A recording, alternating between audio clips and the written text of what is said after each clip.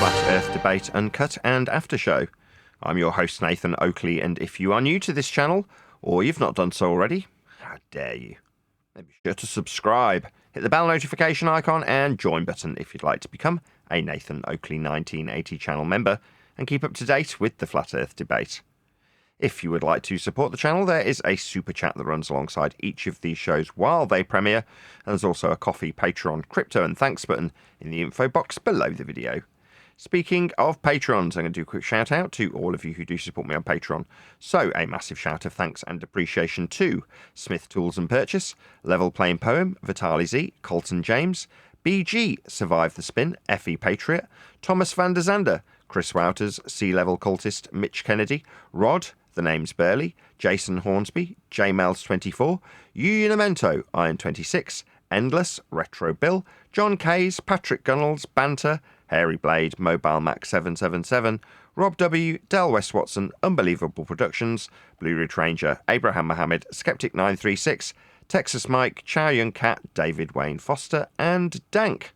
So another massive thank you to all of you for supporting me on Patreon. And with that, I'll hand across to whoever is in Discord and Google so you can enjoy their dulcet tones while I set up for today's live show. Should extend to R1 too. I don't see why it doesn't. Well, it depends how hard and fast he comes back. He comes in quiet at first, but it ramps up pretty quickly. And once it ramps up, then it's pretty hard to get back on track. And I think that when it gets off on all the past stuff, then it just quickly goes off the rails and things like that. And I didn't hear him apologize. I did hear Neil say that he didn't really apologize. He just said, "I'm sorry you feel that way." And based on some of the things he told me and called me, and I don't give a shit. He's not coming back in. Don't let him deceive you. Yeah, well, I was finishing, and basically based on his actions yesterday, I'm inclined to agree that it's not very conducive for him to come back. There's not really anything he can contribute, and he wants to contribute, and he doesn't allow anyone else to have an opinion, even about his opinion. So I agree, Neil, that he shouldn't come back. Unfortunately, that I think the way the servers run, and since we don't have actual moderator privileges to make those decisions, that unfortunately we have to go with the "you'll be welcome back" tomorrow. You'll be warmly welcome back the next day. Right. So technically he could come back today. Yeah, and I could throw him out again. Tell him to get lost. Nobody wants to hear from him. Right, but you can't really throw him out. You can only just say, "Get out, get out, get out," and he didn't. Yeah, I mean, Neil, you technically can't do anything, dude. So the best we can do is what we should have done. I could do what I did yesterday, and he left, right? Eventually, but he came back. Yeah, he left like 3 hours later, so you technically did nothing. Arwen's weird because like he'll be at like a 3 for like an hour and a half, and all of a sudden he'll just jump to 10, and it just goes bananas. Like he started calling people who believe in the Bible cultists. Hold on. Instead of you guys just telling him, what are you doing here? Use freaking entertain him. So he's going to keep coming back. I won't. So what? So what? I'll talk to whoever I feel like. Arwen, I don't know. I've had okay. Arwen's okay. He doesn't. I don't know. Listen, like he was a little out of line yesterday, saying he was out of line yesterday calling Sir F Daddy a cultist.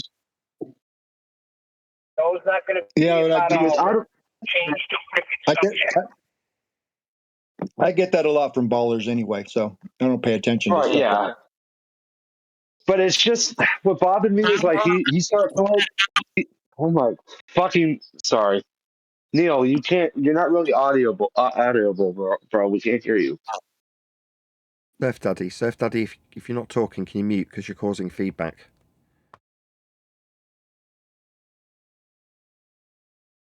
But yeah, he called Surf Daddy a cultist, but didn't quite understand why that's offensive. So I thought that was a little strange on Arwen's part.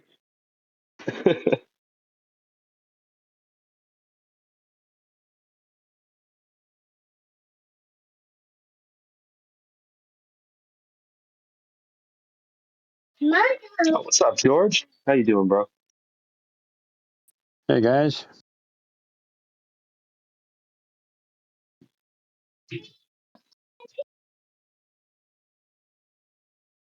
I got banned from 24/7 for 3 days again for no reason. I'm sad.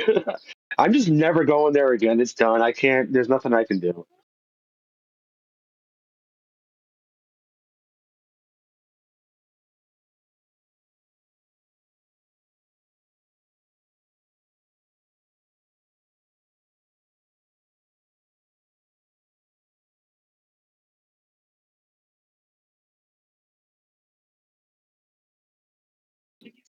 Edgewise, did you get that 24-hour time lapse video of Polaris yet?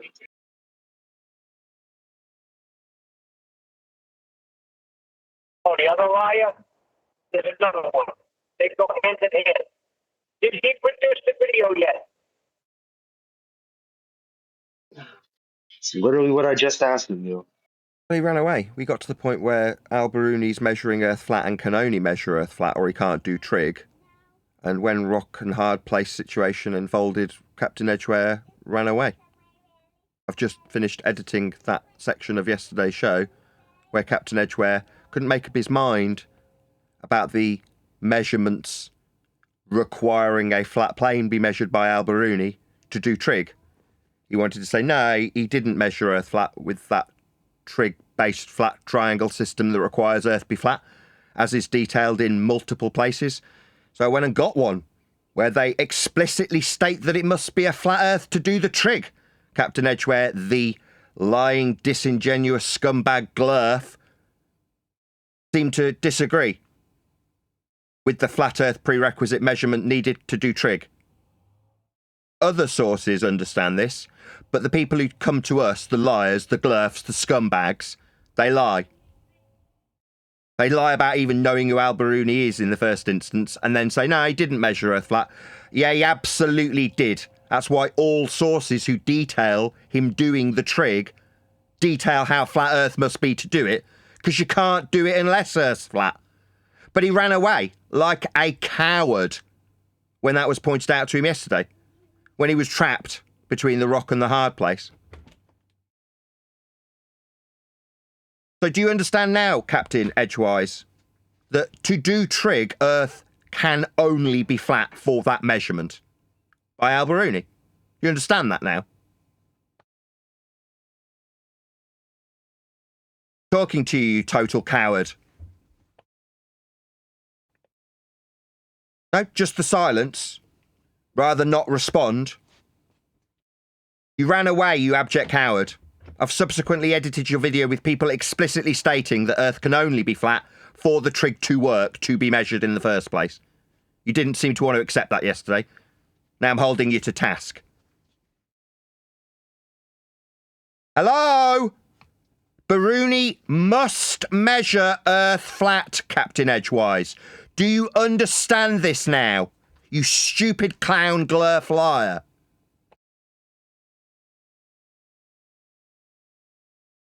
Just the silence from a scumbag glurf lying wanker then. Well, he's pinging me and Nobody spoke to you, saying he Vaccine. can't Nobody talk. spoke to you. Captain Edgewise. Huh? He apparently can't talk. Shut up! He's bothering me. Shh. Captain Edgewise. No. Biruni must measure Earth flat to do trig. I'd like you to confirm you understand this now, given you only found out who Al-Biruni was, according to you, 48 hours ago. Do you now understand that the only way he can perform his process is to measure Earth flat so he can get the height of the mountain with Trig? Do you understand now, Captain Edgewise? I am telling you. No? Just a coward sat cowering in silence, then? You've got 5 seconds to answer, then I kick your cowardice ass out of my show, you pathetic, glurf, scumbag liar. 4, 3, 2, piss off. Get out of my show. If you can't even communicate with me, you can get lost. That's what you get when it comes to the point where you cannot win as a glurf. Yeah? When it gets to the point that you have to accept and acknowledge how Earth gets measured, you either cower in silence or lie. That's all they ever do. Captain Edgewise is no exception. That's what he did. Lied about knowing who Al-Biruni was, and then denied how flat Earth must be in order to take horizontal distance measurements to acquire heights of mountains. It can only be flat, and we are met with silence and lies in the face of these facts of flat Earth measurements. That is the reality of how Earth gets measured. Always, without exception. Al-Biruni must measure Earth flat, or he can't do Trig. Now you can talk, Vaxi.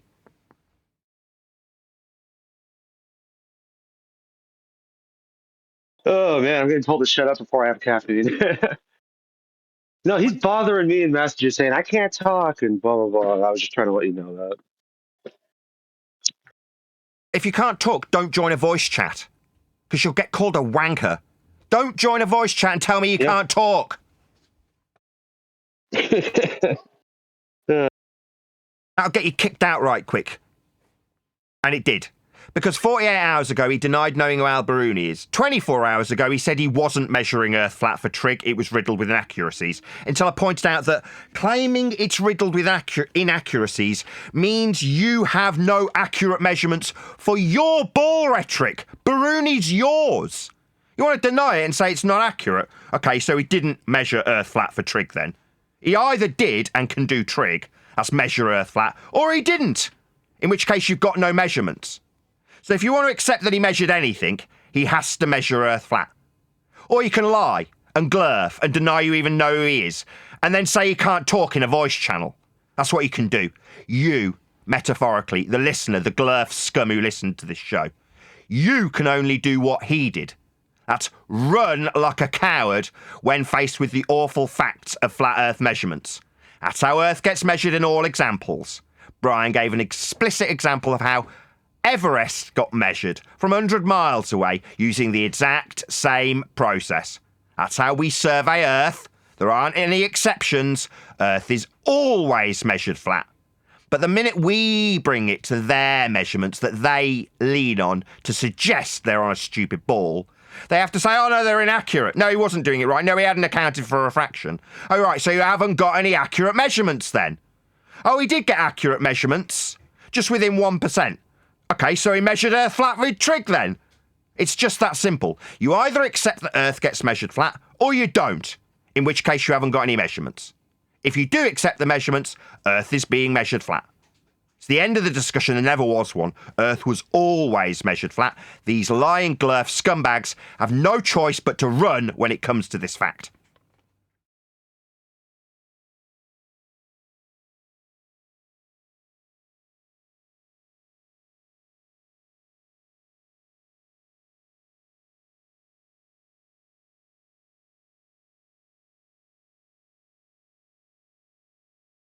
They really don't like it when it's their measurements that are suddenly being decried as inaccurate and wrong and not having to measure Earth flat, and it can't be correct because you can't be measuring Earth flat, it isn't flat. Oh, well, then you've got no measurements. Oh, he did measure Earth flat for the measurements of a ball. Well, then he's measured Earth flat. Oh, no, it wasn't flat. Well, then he hasn't got any triangles to do Trig. Oh, he definitely did do Trig, he just didn't account for refraction. So he measured Earth flat. and then accounted for a ball after measuring Earth flat. Oh, he didn't measure it. And so we go round and round and round with scumbags. Nathan was surrounded by them. Liars and shills. Why what? I said we're surrounded by liars and shills. Yeah, we are. While we are heavily suppressed so that the rest of the society that surround us can be told there's going to be an alien invasion. No, there's going to be no alien invasion. If you're listening to this, you're privileged enough to have found your way to my channel in spite of the absolutely ludicrous censorship that I'm currently facing. Then you found your way to a place that'll tell you don't need to live in fear of a nonsensical invasion from a sky vacuum by aliens. Nah, you're an idiot if you believe that nonsense. There is no sky vacuum and men coming from outer space, because outer space isn't real. It's a sky vacuum. A violation of a law of nature. Gas fills space. If there was a space, outer space, a sky vacuum above our head, we'd have no oxygen to breathe. We'd all be dead. We'd have never developed gas pressure in the first place. There is no place for these aliens to come from. And me saying that is the very reason I'm pissed off, irritated with the fact that I'm heavily censored as a YouTuber. It's unreasonable. Why should I have to suffer? Why should I have to suffer financial loss? Because there's a rhetoric about bleeding aliens. It's absolutely pathetic. It's an outrage, frankly. So your controllers can tell you there's going to be little green men coming to get you. Put the fear of God into you with aliens.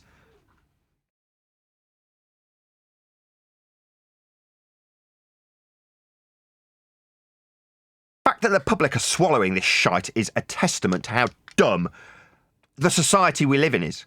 We live in a society with morons making up the majority. Morons that will buy and swallow whole that which 50 years ago was ludicrous and considered absolutely outrageous. The idea of having aliens was something that used to end up on the front cover of the Star newspaper and mocked by the masses. Now, because what the overlords have told you the complete opposite, you accept it. And you need to censor me so I don't point out the bleeding obvious that there aren't any little green men coming from the sky. There's nothing coming from the sky. It's the sky! Nathan, the test was when they told everybody to stay in their homes and do not open their stores, and everybody obeyed the lockdown. So now they can tell you whatever you want, whatever they want, and everybody will follow. Yeah. Little test to see how dumb you all were. How ignorant are the general public? Will they just do whatever we damn well tell them? Yeah, you will. You'll do exactly what you're told because you're a bunch of pathetic cucks who will cuck to your overlords. The liars and scumbags who have not got your best interests in heart, and deep down you know that, but you'll still do exactly what they tell you and believe every bullshit word they feed you. That's what you'll do. The general public that surrounds us, the idiot masses, easily deceived, will buy that there's an alien invasion. That's why we have to be censored. Because hearing that, no, you can't have a sky vacuum, we'd have no gas to breathe, isn't conducive with you being scared the living crap out of that there's going to be little green men chasing after you soon. It's sad. It pisses me off. I don't want to have to eBay. I don't know what you mean, Nathan. I mean, when I do a search on YouTube for flat Earth, I get hundreds, even thousands of results. Dan Man Sai and oh my God, I mean, it doesn't stop the list of anti-flat Earth, or actually they're globe videos, but you know, they prove how the Earth is not flat and ridicule you and ridicule anybody that speaks up. And by God, Captain James T. Kirk and Captain Picard, I mean, haven't we seen hundreds of hours of footage from space and NASA? What are you talking about? We got one bit wrong, which is to say that the Fugly Daves and Simon Dans of this world tell you that you're on a globe. No. Of recent times, Fugly Dave went out to Antarctica, and but for the fact that he was outsmarted by a tripod, measured Earth flat with elevation angles in Antarctica, Simon Dan instigated a plane-wide survey utilising elevation angle measurements to the sun thousands of times. So Simon Dan measures Earth flat with elevation angles, as does Fugly Dave, as you listed those two particular individuals. Yeah, they're both measured Earth flat.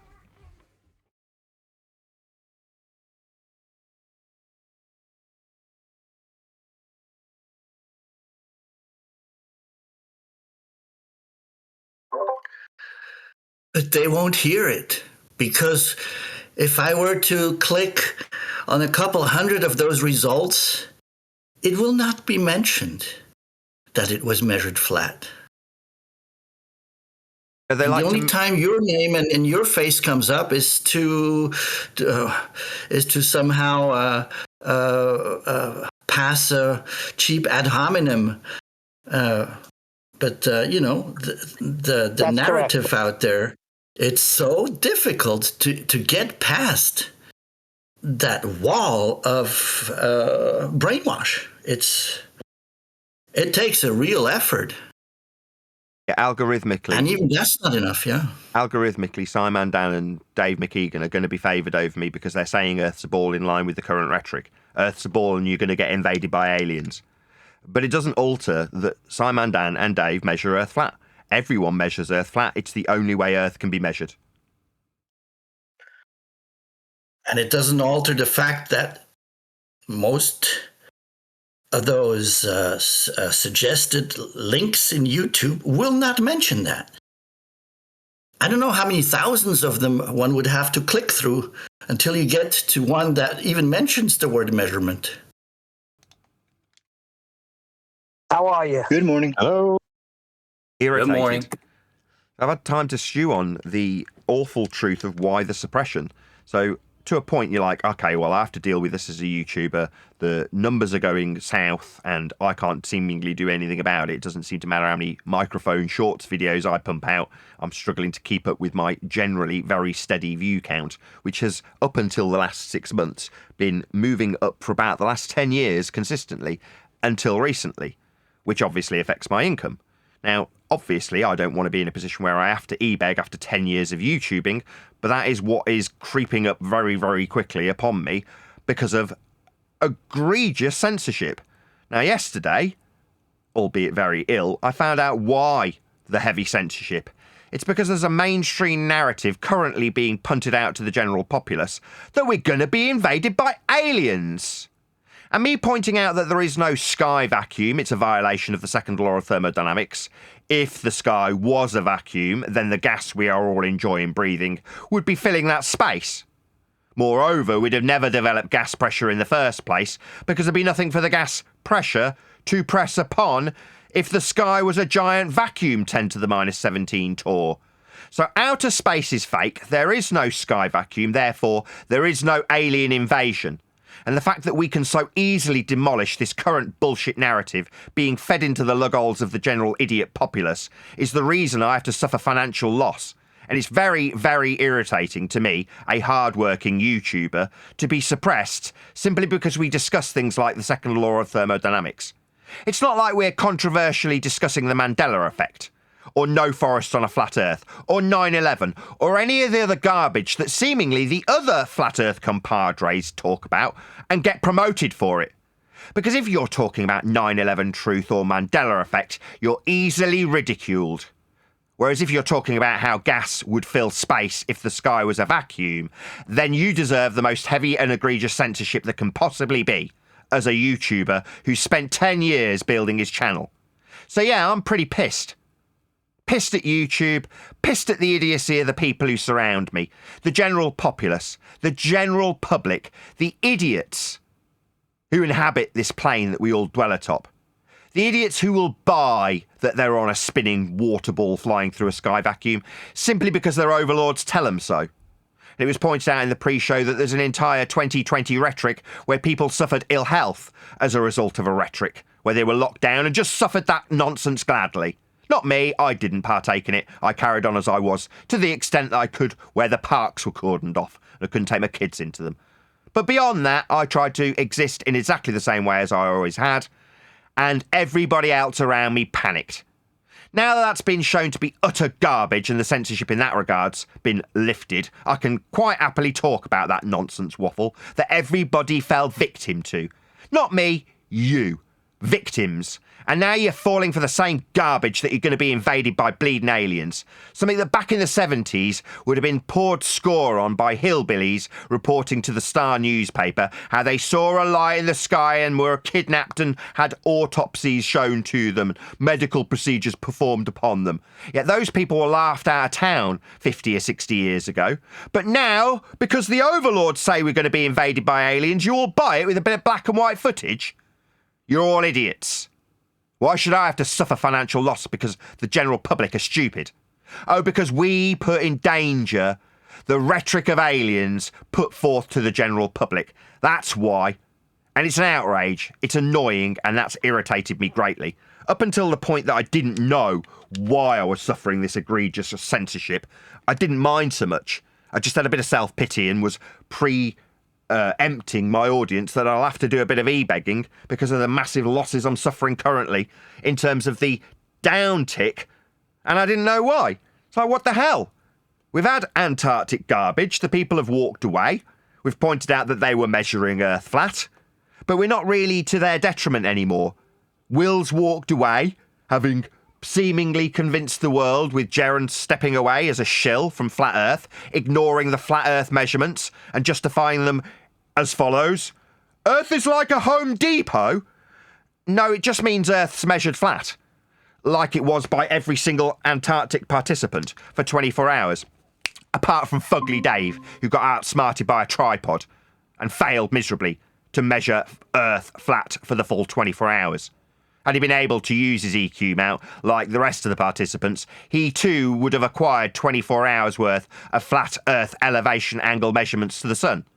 But he was too stupid to use a tripod.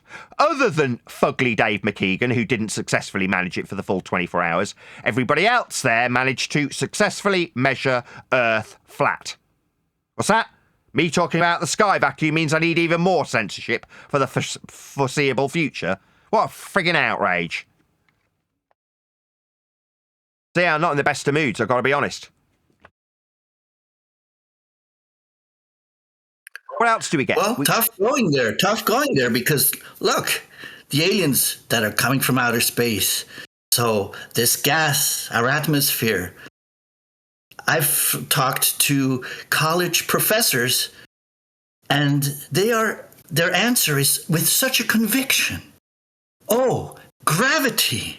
Gravity keeps the gas tied around the ball, and even to question that part of it, just that part of it, gravity, is sacrilege. And yet, where do you go with that? Point out what gravity isn't. Gravity is not a force. It's labeled as common knowledge. What, you don't believe in gravity? I mean, it's worse than believing in flat Earth. The standard rhetoric is gravity is not a force to hold anything anywhere ever. It's a bent pseudo-Riemannian invented geometry by a man named Einstein as of the last 110 years. So no, gravity is not a force to hold gas anywhere. To describe it in Newtonian terms, you will also require Earth be measured flat. It's a downward vector, perpendicular to a plane of reference. Gravity, 100-year out-of-date version, requires Earth be measured flat.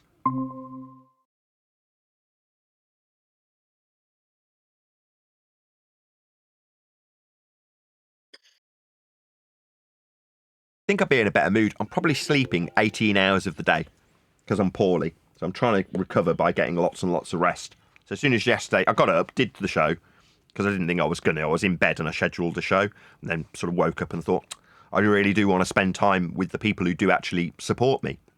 Now, I've got an exceptionally good community. It's the only thing keeping me from going completely bonkers, if I'm perfectly honest.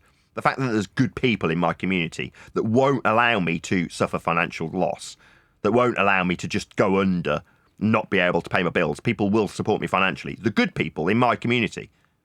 Yeah, that's the only saving grace here.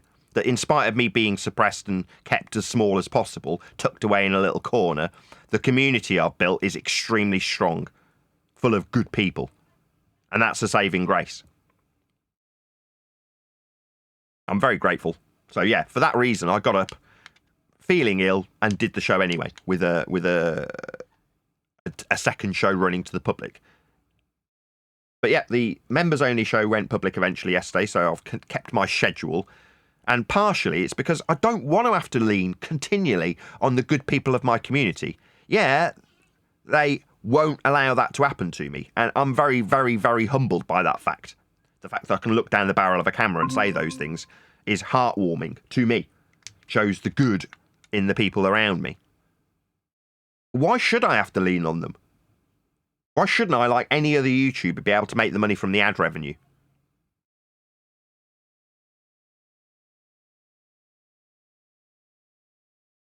But there we go. At least I can do that. I'm sure there's other communities that are suppressed for whatever reason. They might not be righteous in their endeavours, but by comparison, if they're suppressed, they may not have communities around them that will go out of their way to make sure that they don't go under. I do, so I'm very privileged in that regard. In many ways, who cares that I'm not getting the money from the ad revenue if I am supported by people financially? As long as I'm still keeping the lights on, what difference does it make the source? It just annoys me that the videography aspect isn't actually paying the bills anymore. It was close to for a long time, and it's been like a swap over. So as the subscriber count's gone up, the view count has gone down on average, but there's more people watching and I'm producing more videos. So it's consistently climbed through me doing proactive work to mitigate any perceived losses. But back when I had less than 10,000 subscribers, the view counts for each and every video I put out was massively higher. Well, I know exactly why. Because back then we were talking crap. We talked nonsense a lot of the time on our journey through Flat Earth. We were the ones talking about 9/11 truth and Mandela effect. Admittedly, I was a skeptic and talking to the detriment of the subject matter most of the time. Most of the time there was people around me that I was irritated with while I disagreed with their garbage waffle about there being no forests on a flat earth, or there being mud floods, or there being a Mandela effect, or there being clone centres. All the stupid shit that the people around me seem to have grown by talking about. That annoys me too. So if I carried on talking about it, even if it was in the negative, the people around me obviously promoting it in the positive sense, my channel would have probably grown at a much greater rate. Because then I'd be worthy of ridicule. If I was to say, oh yeah, of course we had clone centres. Taylor Swift's been cloned multiple times. Yeah, that would get me growing. That stupid nonsense that people around me spew. But just sticking to the facts, just sticking to things like the second law of thermodynamics dictates that the gas would fill a sky vacuum. Ergo, there is no outer space, it's fake. That's an appeal to a law of nature. So I'll get heavily suppressed. But if I start talking about there being no forest on a flat earth or mud floods, then I'll get promoted. Making me easier target to ridicule. You heard the no one. What, the latest and greatest shit that flat earthers are encouraged to talk so they can get promoted in the algorithm to benefit those who want to ridicule them? No, Neil, I don't tend to pay attention. What is it? All of these prominent people like Charlie Kirk and others that may have been assassinated or disappeared or whatever, they're all in the hot pots in Antarctica that Admiral Byrd discovered. I see. So these... Oh my God, I can't believe my friggin' ears. So people are on our side of this discussion talking about people who've been assassinated actually existing in the Bahamas. Wow. I just can't believe my ears. It makes me want to cry. I mean, come on. I know it's tough. And with the censorship going on the internet, this purge that's happening and everything, it's getting harder and harder. And, none of us got here. We didn't grow up believing and understanding these realities, these law of nature, and all these things that we're talking about here, that the flat Earth movement around you is coming to. But what we're doing is we're destroying the heart of a closely guarded religion. Facts. And that's very tough, How They don't want that. They don't want that religion to be destroyed. And they will, with a great fury, they will try That's to. true. That's very true. Is Vax Wax here? Yes. I just saw that this was open, Yes. and Vax Wax is one of my personal friends, so I wanted to speak to him personally Yeah, he is, on yeah. this account. I just want to shout But out a just super chat. interrupt everybody. Just give me a sec. LJ, thank you for Well, the yeah, super chat. I am Just give me a interrupting. second. You Just give wanna me a sec. carry on, you can Hello, carry can you hear on. me? Just give me a second. Yes, he is here. I've answered you. Can you just give me a sec to shout out a super chatter? Thank you for the super chat, LJ. It says, thoughts on the fake Charlie Kirk shooting hoax? You got them. So by coincidence, you've made that super chat after we've just literally discussed it, right? You've got no business talking about this. You don't know it's a hoax. Yeah? So going around saying that what could potentially be the loss of a man's life is a hoax is egregious. Now, number one, you don't know that's the case, so don't say it. If you know, present your evidence. But not here. Here we talk about flat Earth.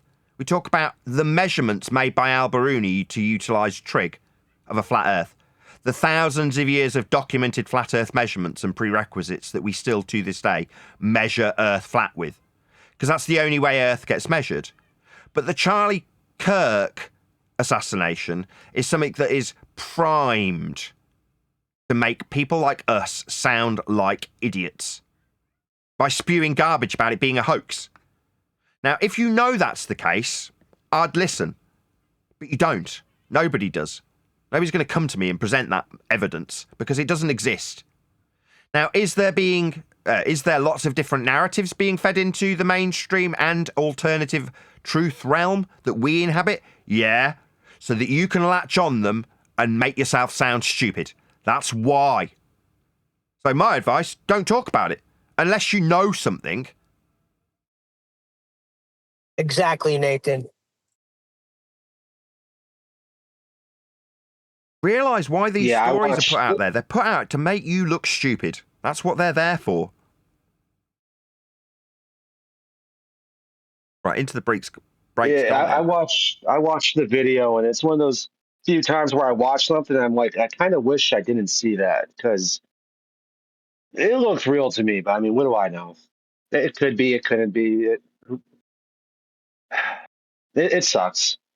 There's things that we can point out are definitely lies, definitely not real. I'll give you an example. Men travelling into a second law of thermodynamics violation sky vacuum. Why is that not real, you say? Well, because it's a violation of the law of nature we know as the second law of thermodynamics. Gas fills space.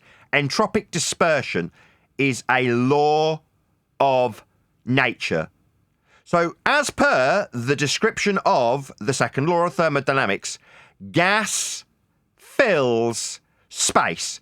So if men are claimed to be in space, then we've got no gas to breathe.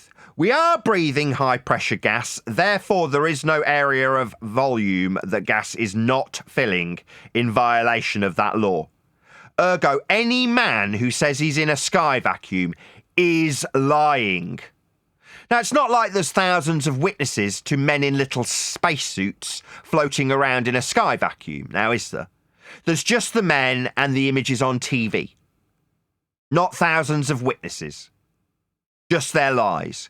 I'll call them what they are, because nobody's going to witness anybody in a sky vacuum. It's a violation of natural law.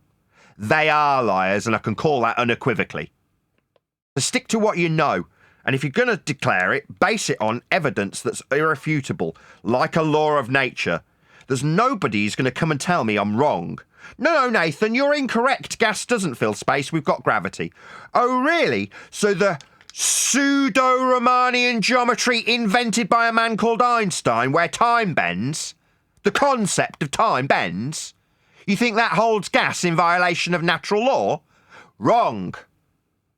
The assertions of bent pseudo-Riemannian geometric bent space-time was invented by a man called Einstein and has a concept, that's time, bending as a fourth dimension. Nonsense. A concept bending isn't going to hold gas in violation of natural law. What's that? It's actually a force of down? Oh, well, then you'll need a flat plane to describe down perpendicular to it. But that rhetoric of Newtonian forces was debunked by gas behaviour. That would be mass attracting mass. Oh, really? Is that a cloud above my head, or is that the mass of the gas moving towards the centre of Earth? No, it isn't, is it? Gas isn't attracted to Earth. Mass doesn't attract mass. It's been superseded by an invented fourth dimension, bending. You can't bend concepts, and it ain't going to hold gas in violation of a natural law that describes it dispersing. Because that's a natural law. So you're never going to overcome the facts that I use to call men who go around in space vacuums liars. They are. But as for claiming that there's thousands of witnesses to a pretend event, I've heard it too. People suggesting that, oh, well, because we've got special effects where men can have hoses run at their shirt, that means that Charlie Kirk wasn't killed. You're idiots. And if you're on my side, get lost, get out of my arena. I talk about Earth being measured flat. You talk about special effects with thousands of witnesses. You're idiots. We debunk men in sky vacuums. We describe how Earth gets measured flat always. You pretend people weren't killed. So get out of our arena if you're those people. I don't want to associate with you. You're disgusting. Did you see the video, Nathan, of that thing taking place? No. Don't do it. Okay. Yeah, it's not worth it. It's still bumming me out. Like, because I've gone deer hunting and stuff, and I've seen like what happens when someone gets hit with a bullet like that. It's just not a person, but an animal, and it's just the reaction was the same. It was creepy. But people want to talk about this because Anyway. it is injected into our narrative so that we can talk crap about it. And why? Well, because we are over the target. We are the ones with the absolute unequivocal truth about how Earth gets measured. Flat. Like on screen. This would be what Fugly Dave McKeegan was measuring in Antarctica with the sun. It's called an elevation angle. Now, there isn't going to be a single soul on this plane that we dwell atop that's going to disagree with this. It's a fact. They measured Earth flat with elevation angles. They've got little numbers with a degree symbol after it. So you're going to tell me they're not measuring Earth flat? Well, then they didn't get a measurement with a degree symbol after it. They did because they measured Earth flat. So there is no contesting what I say here in regards to Earth being measured flat. What's that? Charlie Kirk wasn't really killed? Yeah, that makes me sound like a really stupid idiot, doesn't it? It kind of undermines me pointing out the absolute stone-cold fact of Earth being measured flat with this angle on screen that was measured for a 24-hour period in Antarctica. Well, other than Fugly Dave, who didn't quite manage it, he was outsmarted by a tripod.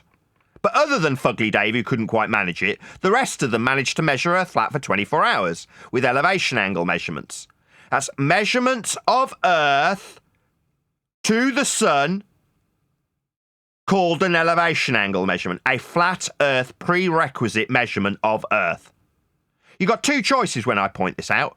Three if you include claiming Charlie Kirk didn't die. Number one, deny that he measured Earth because you're measuring it flat, in which case you've got no measurements anymore. Or accept that Earth's measured flat because that's exactly how it's measured. That's it. Those are your choices. Better to undermine it with Charlie Kirk nonsense, right? No, I'm not going to do that.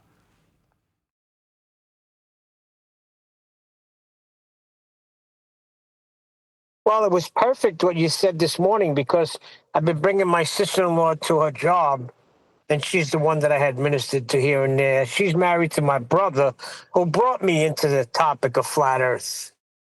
And the way you were breaking down gas pressure, Nathan, perfect. I just wish you would have gone into that Einsteinian pseudo-Riemannian force space with the gravity while she was in the car. But the fact that you spoke about aliens and how you sense it and how we look like idiots, and that was perfect. Well, I don't know about being perfect. I was expressing my irritation, Neil. I'm extremely frustrated with this. Like, it was... If anything, I'd prefer that I didn't know. So yesterday was a real eye-opener. I'm like, why are we censored? What's going on? It's 6 months, 8 months, 9 months since Antarctica. What's the point? Why censor us still? There's no need, right? They obviously are going to keep us around. They need us around to be ridiculed. But why the censorship? Why the most heavy censorship I've ever experienced to date? Well, because there's an alien invasion coming. Now, there was a certain number of people that were talking about this years ago. several years ago on the flat earth side. And I go, how the hell did they know this was coming down the pipeline to promote it years before it came? How did they know? I don't know. It just seems very shilly to me. But someone on our own side talking about how there's going to be an alien invasion coming down the pipeline. You're like, how the hell would you know? And then here we are, us talking about Earth being measured flat and how space is fake, getting the most egregious censorship ever. And those people get promoted. And what are they talking about? Oh, what, the fakery of Charlie hoax? What? 9/11 being an inside job? What? Mandela effect? Clone centres? What? Mud floods? What? No forests? What? This is the shit that we have to put up with from our own side, making us all look like idiots. Very irritating. But the reality, now I know, is that we undermine the current rhetoric that's probably having millions pumped into bullshitting you, the general public, with. About aliens. Go on, whoever that is. Junk food. Can I just suggest that those spaceships would be traveling extremely fast, and if there's any movement in the ground from the level, they could crash very easily if they haven't got a good direction and measurement to get them away from the ground. I like that in the narrative of aliens, how they're always running along the same narrative story, right? They're extremely advanced, far more advanced than us. Therefore, they can travel the vast... You've already got to the conclusion. They can travel the vast distances from an alien civilization out in a sky vacuum violation of natural law. Bullshit area that doesn't exist. And when they get here, they crash. Well, they have to be more advanced. Neil. Okay, it's good timing, though. I mean, because the whole Antarctica thing that they didn't really stick. So now they're like, oh, shit. Okay, now we got to do aliens. All it did was expose the shills. So Jaron was an egregious shill. There's a reason he was constantly opposing me when it came to talking about science and the scientific method. It undermined every single globe Earth rhetoric from 2014 onwards, where they told us, quote, science proves we're on a globe. No, that's a category error. Science establishes cause and effect based on natural phenomena through systematic experimentation based on hypothesis. That's what hypothesis is. That's what science is. It's called physics, the study of the physical and natural world. What did I get from Jaron? No. What do you mean, no? That's the scientific method. What are you talking about? No, science doesn't prove things. Yeah, Jaron was always a shill, primed to go to Antarctica to tell his audience that Earth's measured like a Home Depot. What, flat? And being in Antarctica means the azimuthal equidistant projection doesn't work. Okay? It's just a map. That's a reification fallacy debunk. Meanwhile, they all measured Earth flat in Antarctica. Did that get aired? No, we were just told that Earth gets measured like a Home Depot by a man departing the flat Earth based on his trip to Antarctica. Yeah, Jaron was always a shill. That's why he opposed me and called me a scammer. Yeah, because the people who actually punt the truth about flat Earth and how it's measured flat, always without exception, are shouted down and cast down and called scammers by the shills who eventually came out as globers.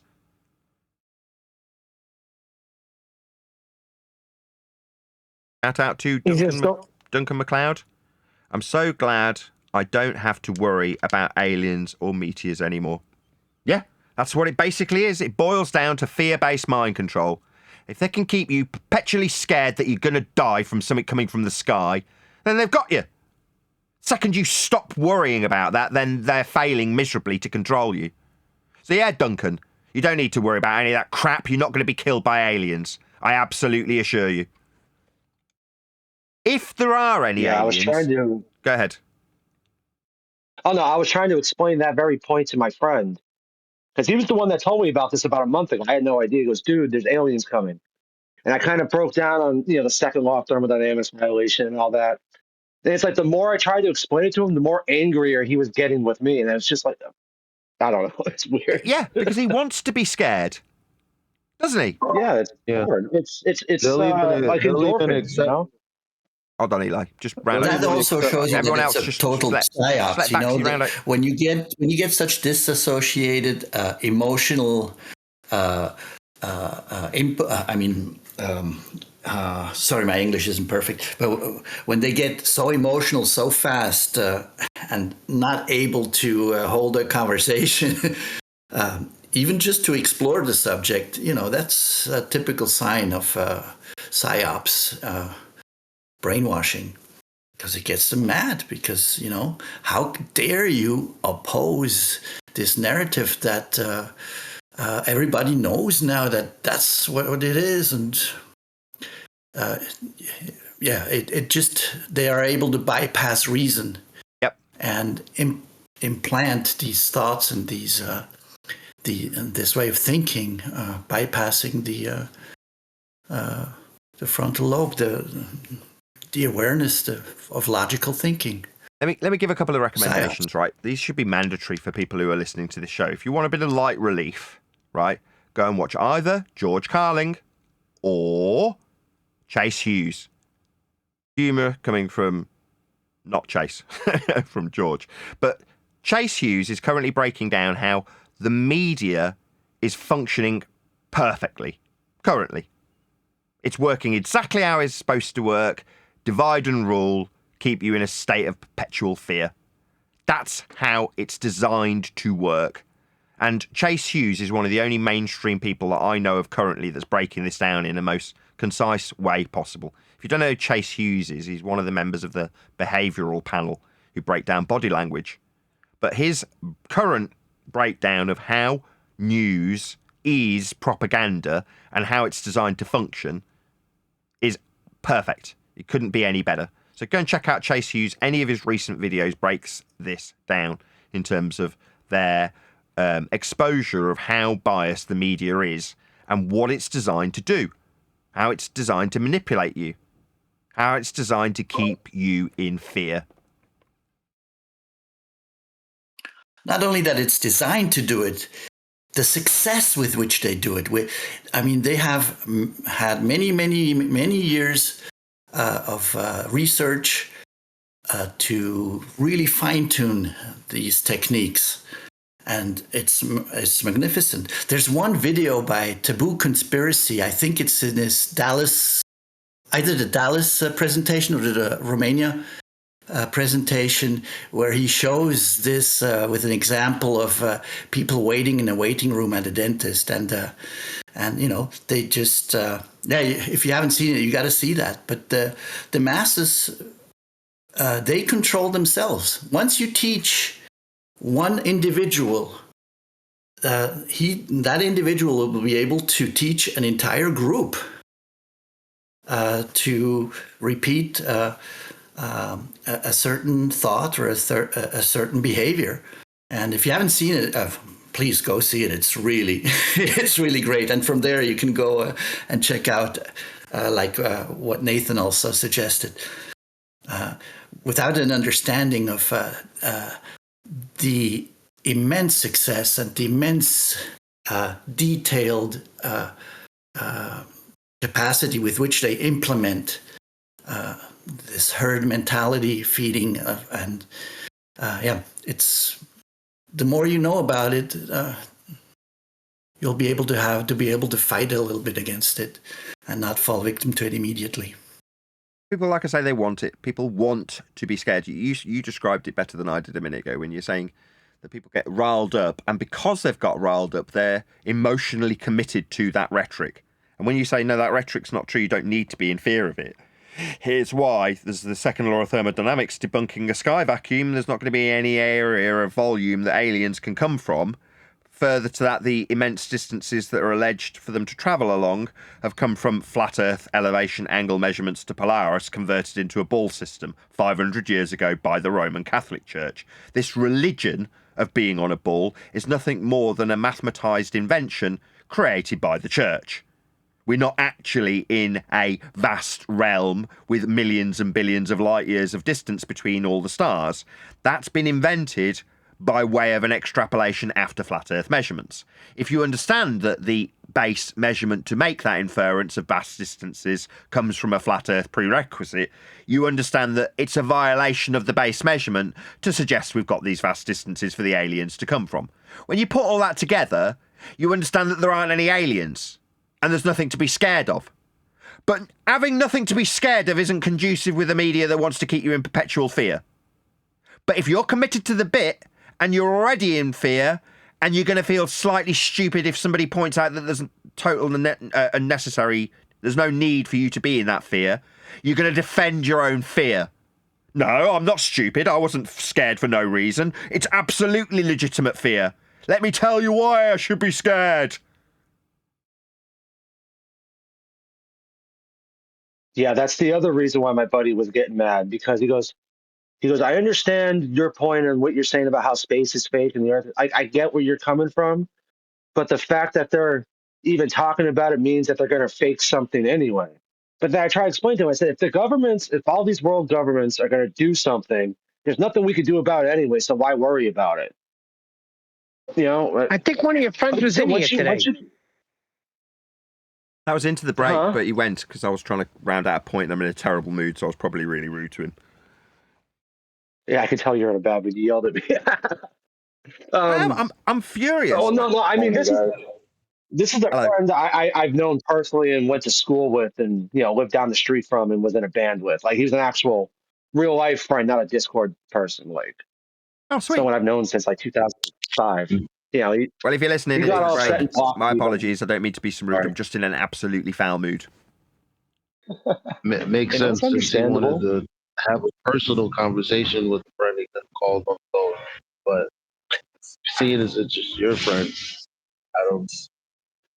it doesn't surprise me how he came in. Uh-oh. Oh, Here we go. No, not on this live show. Maybe in the after show. I'll try again. I was going to say that may have sounded insulting, but I had no idea what he was saying. He came in like, yeah. Where's my personal friend that I could have called on the phone? I mean, come on. Yeah, that was weird that he said I'm his personal friend. I mean, whatever. I guess he thinks I'm his friend. That's fine. I'll be his friend. I don't care. You are. You grew up with him, you just said. Hold on. So wait a second. Not into I'm the party. confused because Eli's not my real friend because he's on the internet. No, that's not what I meant, Neil. Jeepers. I consider you a friend, but we've never actually met. I mean, I know. like, no, this kid that was telling me, but the one that told me about the aliens, he's just someone I've known in my actual life before Discord was a thing and before I knew what YouTube was. Just someone I grew up with. The question becomes, should we care? As we're talking about friendships, right? Let's just take it as read. We're all friends here. Eli loves Vaxi and Vaxi loves Eli and all that good stuff, right? We'll pretend for a moment that we're all friends. Given that we're all friends, should we care that the rest of society is being duped with this alien nonsense? Should we care? No. Yes and no. I try not to care, but it's hard not to at the same time. One at a time. Vaxi first. I said it's like a yes and no. I try not to care, but I do care because it's irritating. But at the same time, you can't control what other people are going to do or how someone's going to react to something. Fair enough. Who else tough. wants to answer? Yeah, it's a entertainment factor. I don't really care. Anyway, good morning, guys. Good morning. Friends. I'm with you, Chuck. You I guys don't want- care for the people. I only care for my selfish self. New York. I only care because it means censorship for me. So you could say, oh, well, that's very selfish. Yeah, it is.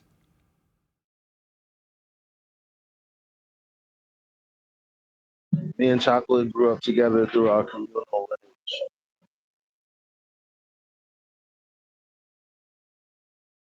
Any more on this alien subject? Yeah, I mean, like, it's just like the emphasis being put on, you got to wake these people up to flat Earth. Like, it's the same thing with the aliens. It's not, you can't save a person who literally stepped to the ledge to jump off. That's the experience that they're in the middle of a game, and you're like, yo, turn that crap off. And they're like, what are you doing? That's where they're at. They want to be there.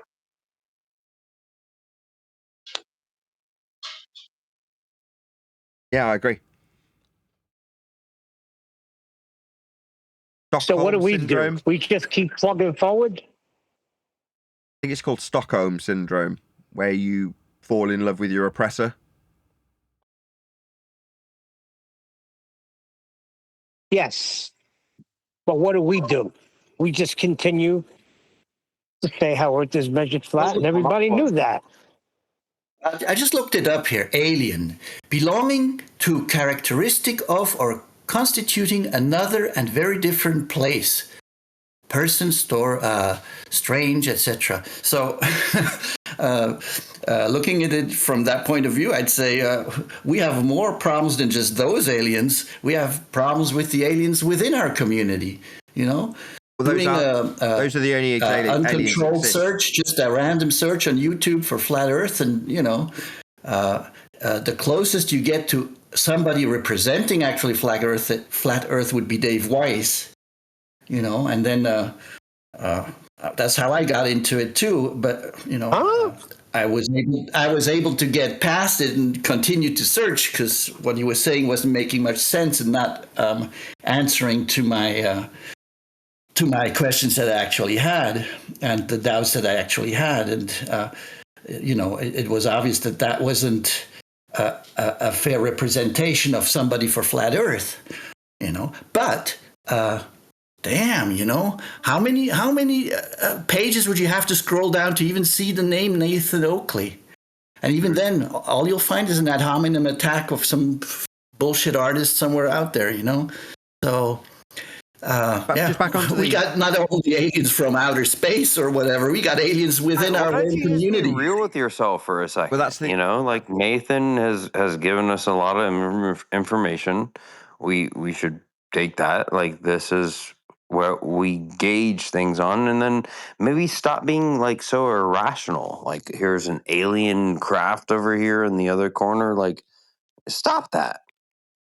Stop that shit, please. That's what I tell my friends. Stop that. Aliens, come on, stop. No, you're the embarrassing us. The footage they're presenting is no better than the war footage that I walked away from the news from 30 or 40 years ago now. Man, it seems like a long time, and it is. But back in the day when I was seeing footage claiming to show entire towns get obliterated, and you're like, what you're showing me is grainy black and white footage through a viewfinder that you're alleging, and I can't make out anything in this crap, but you're saying that that's the laser-guided missile destroying an entire town, is it? According to this news report, yes. So you go, okay, I don't believe this. It's because it's so unbelievable. It's not showing me what you're telling me it's showing me. It's only because there's words alongside it that I'm associating what you're saying is with what's on screen in black and white, grainy, crappy imagery.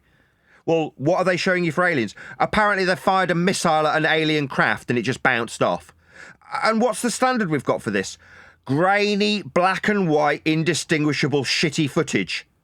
You're like, really? So based on a verbalization of it, you're going to accept that. It's akin to when people used to say that playing a record backwards contains satanic imagery, satanic wording. So you play the record backwards, and it just sounds like gobbledygook. But if you put subtle subtitles underneath it that say, "All hail Satan, I will kill all people," then suddenly you hear that in the garbage that's being played backwards. But only if the subtitles underneath it. But if you can do the same thing with crappy, grainy, black and white images, you can say that's an alien spaceship, is it? I just see a little grainy black and white dot moving along and then another dot coming to it. And everything else in this massive image, the 3 or 4 pixels of light that you say is an alien spaceship, being completely indistinguishable from everything around it. But that's it. That's what you say is the evidence for this shit. No. Anybody with an ounce of discernment would look at it and go, that's not good enough. What I want, given it's 2025, is 8K footage of it. I want 8K footage of that spaceship. You haven't got any? Oh, it's akin to the Bigfoot footage, is it? It's only in 240p that we get to see this stuff.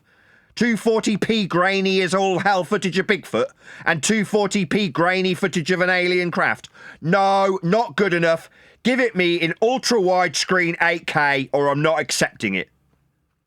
Is there even a single cell phone out there that still does 240p? They all do. The thing is, it enrages me that you still believe in these absurd, goofy lies. Like, what is wrong with your brain?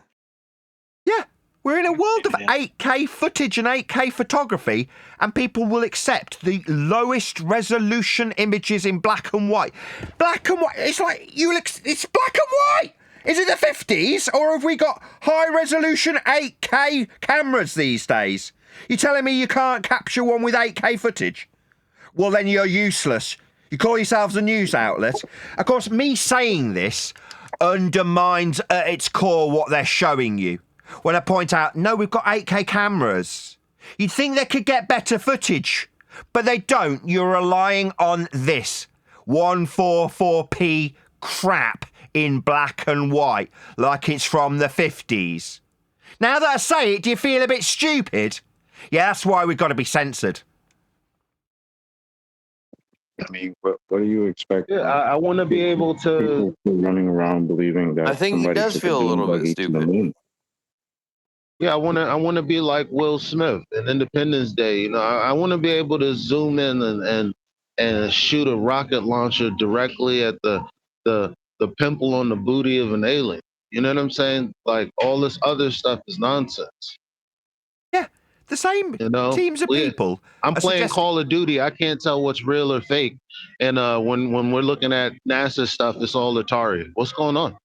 We have got currently in the same vein, in the same rhetoric, amongst the same stories, NASA are claiming that they've seen city lights on a planet light years away.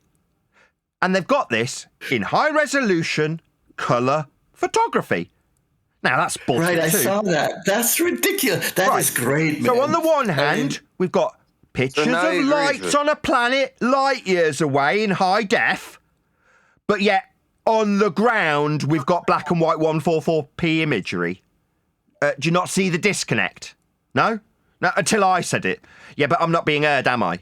How many people are currently watching this? 69 people, less than 100 people watching.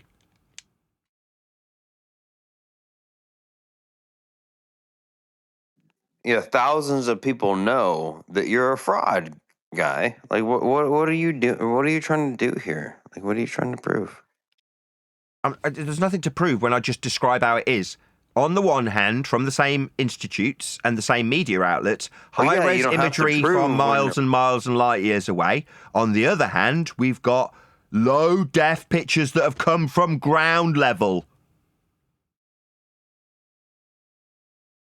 Those are just facts. I know you were saying it in the facetious reverse, but yes. No, I'm just wanting a rebuttal. Like, where does he think he is? Place himself down on that map. Like, where does he think he is? Who's he? Whoever was bringing the hate. I have no idea what you're talking about. I don't either. Sorry. Vax. I'm so glad that you're still alive, brother.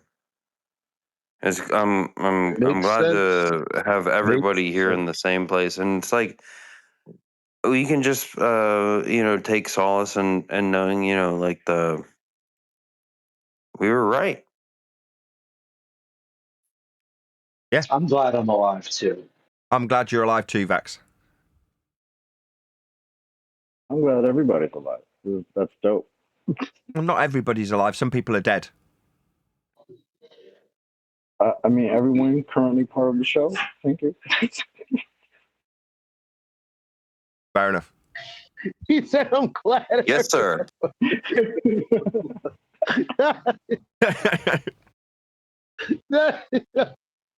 I mean, if we're part of the show, it's safe to say that we're alive at least an hour or so ago.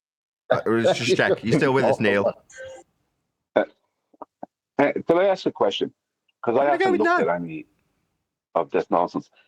The thing you're describing, hey, John, hey, everyone. The thing you're describing, Nathan, is that the thing everyone is talking about? This 31 Atlas, this spaceship thing. Yes, that's claimed craft that's coming around. So. And it's black and white like grainy footage. Yes. That tells you how desperate the minds of the public are. That they latch onto this complete and utter rubbish. Because Brian, yeah. Go on, yeah, Chuckle. Well, people, you guys people still remember that believe. thing that they discovered a couple years One ago? second. One It had, second. Just Chuckle say sorry. something. One second. Brian, you remember we still live in a world where people believe that the grainy footage of what they call the moon landings, where people supposedly took a dune buggy to the moon, people still believe that. Yeah, but it seems to me that they're actually accepting even less quality now. Correct. Like Correct. they decided to start accepting even worse quality. Go ahead, Right, Vaccine. right. Go ahead, Vaccine, then I'll just... Well, yeah, you guys remember, but it may have been longer than I think. It may have been closer to a decade ago. But remember that turd that they found floating? It looked like a big cigar, and it was called like Okamono Nui, or it had some weird Hawaiian name. And it was like a big oblong rock that they found that they said was like the furthest thing that's ever come to our area. Huh? A mua. Well. Anyway, Some shit like that. yeah, that's what it is. Yeah, the same guy that claimed to discover that, who originally tried saying that could have been an alien, is also the same guy. His name's Ari Loeb. He's the head of astronomy in Harvard. He's the same one pushing this new nonsense. I think that's just like his Yeah, hobby. Every couple of years, he'll find It's something just and a claim it's an joke. alien. It's just a joke. You're not supposed to believe in it. Like, this is some hippie weirdo's prescription for life. That's it. Like I said, dude, I believe in aliens because they personally affected me. My favorite You Mexican believe in restaurant aliens that affected you? Yes, Really? my favorite Mexican restaurants temporarily closed because they took all the aliens away. Because Yeah, well, oh that leads us nicely. God. Right, hold on. Let me just You're summarize that. crazy, dude. I like that. Okay, aliens, as was defined earlier by Mickey Mess, are people who are different to ourselves. And in terms of the discoveries of new worlds, that's real. In our recent history, new worlds were discovered. They just weren't discovered up. They were discovered out towards the horizon and then mapped and charted and surveyed flat. And they had aliens on them. So if there are any aliens, guess where they'll be found? That way, out towards the horizon. If there are more lands, new worlds as they used to be called, like third world countries. Sound familiar? That's what they used to be called, new worlds. Then that got hijacked, and now new worlds are lights in the sky based on flat Earth measurements converted into heliocentric vast light year distances. Garbage, inconducive with the actual measurements of Earth that are flat. And that's how Earth's measured. So the aliens from the sky are garbage. But we may very well find other people with different colour skin on a new world, aka different continent, yet to be discovered. Exactly as can be shown in recent history to have actually occurred. We did find new worlds, we did find aliens, then we changed the terminology.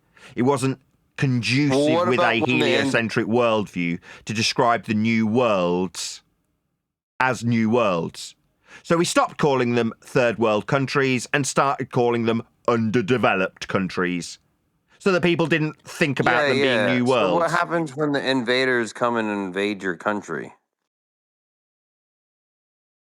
What are you going to do then? Twice interrupting me. How are you going Will to that be define it? aliens invading aliens? Yeah, aliens came and invaded your country. So what do you call it? Just that. That's Poor what it is. border security. That's what it is. But those an aliens have come invasion. from Anyway, moving on. horizontally, not vertically. Brian, you should know what we're talking about. Brian, you're just Yeah, gonna it's give it called up? an Give up invasion.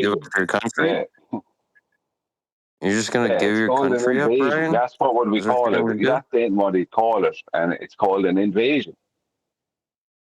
It's an invasion. Yes, it is. That's why that's why it's like Nathan's trying to call it like a peaceful, like aliens coming from another Makes world over sense. across the horizon, and it's like no, it's just an invasion. Like You don't need to pretend like it's anything other I'm not than trying it to summarise is. it in It's an terms of the way that the people invasion. behaved. That's not what It's I'm an doing. I'm saying abject we and- did find new worlds. That's just a fact. I'm not trying to politicise it into how those people behave or how we behave towards them. We found new worlds out towards the horizon. That's it. That's just a fact. I No, live in one of actually, them. yeah, the civilized humanity like discovered that there was like low IQ like ape species out there, and then they brought them in to try to take care of them because we have a Christian society and we want to spread Christianity to the low What IQ are these ape savages. species? What the hell are you talking about? I don't know. Look. Somebody You know what I'm here is talking about. What and do you it's think not I'm me. talking about? But I'm talking I mean, geographically, and you're he talking. heard something Stop that a sec. Nathan didn't Stop. say, Hello. just like his friend. Not. Yeah, there's a We're not couple talking. of fellas there. Hello.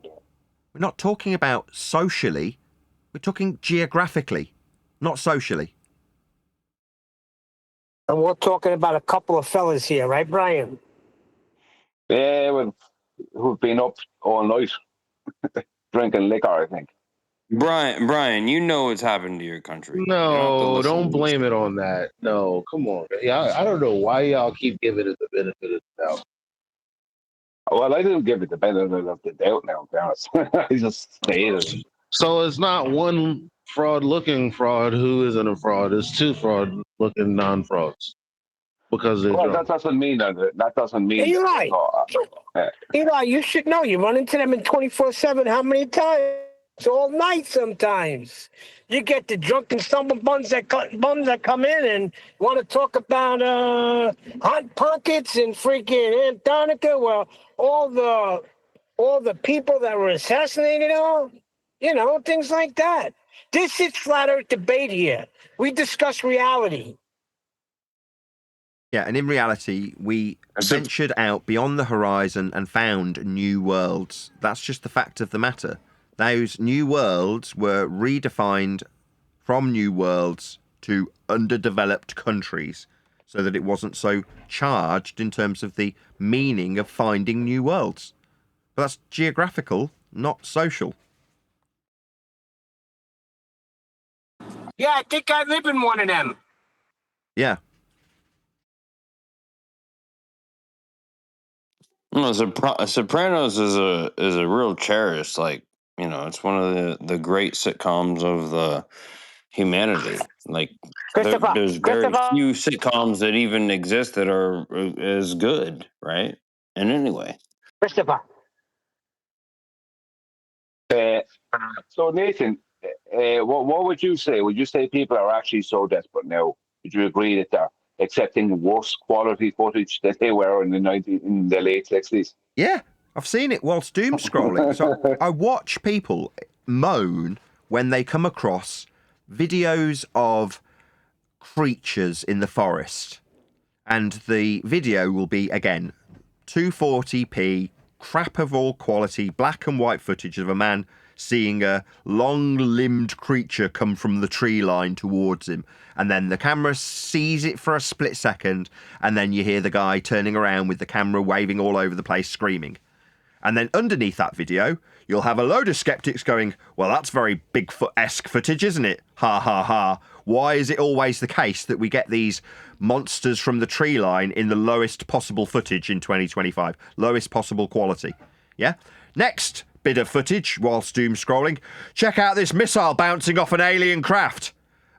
This is worse footage than the stuff that people were criticising for being Bigfoot-esque. But you'll swallow it whole because the government tell you. Have you seen the long legs? What? It's the fourth time you've interrupted me into the break. Stop doing that. Oh, my bad. The fourth time. Yeah, stop pretending you're not Trying to irritate me. Stop doing it. Yeah, stop trolling us. We don't need you. We don't need your trolling. If you have nothing good, just shut up. Go ahead, Nathan. So the same people who will criticise the crap footage that's alleging that we've got monsters coming from the tree line will swallow whole every bit of black and white crap in the lowest possible grainy footage where you literally cannot make anything out. Oh, yeah, we've got aliens coming to get us. Really? No, I want 8K footage of it. It shouldn't be hard to get either, if it's real, right? Should be easy. I noticed that too. Would you believe it or not, Nathan? Right? It's funny you're saying this because I just remember within the past couple of weeks, I saw some guy doing a breakdown of the Patterson Gimblin Bigfoot footage from the late 60s. You know that one I'm on about? I don't, but carry on. Well, you know that famous footage of a Bigfoot across a river walking along? It's the most clear, clean footage of Bigfoot. Anyway, the point I'm making is I didn't hear. I went in and I read some of the comments. And there was these guys being complete a-holes in the comments, being real smart asses. Oh, right. One guy tried to say, right, and this I had to leave a few comments. One guy was trying to say that through the use of LiDAR, we know that there was a man in a costume who was about 5 foot tall, right? So using LiDAR, he can measure the height of somebody from the 60s. Like, no, you're completely like this fellow was just like a baller, right? Some of these fellas. And I went in and I just asked some straight questions. So I just went, well, in that case, then I first of all I said no, LiDAR can't do that. You're talking rubbish. And then I said, if I'm not claiming either way, but if people are claiming that this is all being debunked and blah blah blah, then you'll be able to replicate the footage. Right, because nobody has ever been. I will have to say, nobody has ever been able to replicate the footage. And there was all these people in there lying as well, saying that the best in Hollywood think it's a joke and all the rest of it. When they don't, the Hollywood's #1 special effects artist only a couple of years ago, I think it was 2018 or 19, said that he wasn't able to replicate it. Right, so something's amiss, right? They're not claiming Bigfoot's real, but I'm saying that they can't replicate that footage from 1967. Now, the point being is that I'm getting to you is there was a load of these smart asses in there trying to be like the ballers, trying to throw bullshit as if being really condescending and arrogant to the other people in there. And I put about 5 of them. I left comments and some of them replied, and I just put them all in their place. They just all shut up. None of them replied back because I wasn't putting up with their crap. I wasn't like everyone else in there because I just knew the mentality I was dealing with. But I guarantee you, these exact people would swallow that bullshit that you're talking about. Those exact people would be swallowing that grainy black and white footage. I guarantee you they would be. Because they want to be talking about how Bigfoot's a heap of rubbish, right? But they'll absolutely take that as proof of alien life. Yep. Those type of people. Yeah, exactly. Imagine telling someone, Nathan, the height of somebody, right, or something in 1967 because someone used LiDAR in 2024 or whatever. Like, what level of lies are you used to using and getting away with? It's LiDAR, not magic. Yeah, Baxi. It's about who's furnishing the grainy black and white footage. It's not just coming from some fat slob in the woods. It's coming from the government, right? So that's why people buy it. Precisely. So I was trying to summarize that earlier when I'm saying in the 70s is summarized by Men in Black. So in the first Men in Black, you've got the two characters discussing the kooks from the 70s and saying, you know how you used to have people describing being beamed up to a mothership to have medical procedures done on them by aliens, and how they are on the front cover of the Star newspaper, and how everybody saw them as idiots? Well, consider them all true. We had to ridicule them to suppress the truth, right? That's the Men in Black narrative. That is to say, up until a point, it is accepted that anybody punting the idea that they've been kidnapped by aliens are kooky and idiotic and worthy of ridicule. Fast forward to when the government says the same thing, and of course it's true, the government are saying it. And they've got black and white footage, of course it's true. You're like, really? So because your overlords have said it, it's true. Wow. What a turnaround in mere 50 years. The complete polar opposite of what the government told you to ridicule is now being punted by them, therefore acceptable. You're idiots. The public are idiots. You remember, one thing that stood out for me in 2015, when I was listening to Eric Debate, he said something that so many people were thinking, so many, and including me, and were angry about, right? Was that all of these people who claim to see all this stuff and can see off out into this heliocentric aerospace, right, at these observatories, right? No normal people are allowed to go to these places, like, and have a look at what they claim to be seeing. Like, you can't just phone up and have a look. Do you know what I mean? It's like all security and everything else. I'm not saying nobody can go, but they make it very difficult. Like, because a lot of these places are in obscure locations, and like you could place them, closer to cities where people could go, but they don't. They place them in obscure locations, and nobody's welcome to come along there. Like, you don't hear about busloads of kids on a school trip going there and having a look. You don't hear about that. Or if they do, they show them a load of nonsense, and they don't get to actually look through the claimed apparatuses that they're looking through. That doesn't happen. Like, what is the chances of you being able to go and look through the ones in the UK? Like, are they just going to allow you? Well, I just phoned up there. I want to have a look through that thing that you're looking at through to see off out in this outer space. Nah, you won't get to see it. Well, it's interesting you should say that. That was one of my first experiences, like the first year in this subject. So a guy I used to live with called Robbie, he was actually a tutor at the college I was at, and he was also a housemate. But he approached me many years later when I started talking about flat Earth. And at the time, I was talking about the moon landing being fake. And his exact words to me were, I have seen the moon landing site, the lunar rover, with my own eyes from Goonhilly, which is an observatory here in the UK. And I immediately called him and said, no, you didn't. You can't. He said, yeah, I did. We went on a school trip and they showed us via the telescope the site where they landed, and we got to look at the lunar rover on the monitors. Like, oh, really? That's really interesting. I'd like to do the same. So I got in touch with Goonhilly and said, I would like to do as my friend did on his school trip and look at the lunar rover with my naked eye through your telescope, please.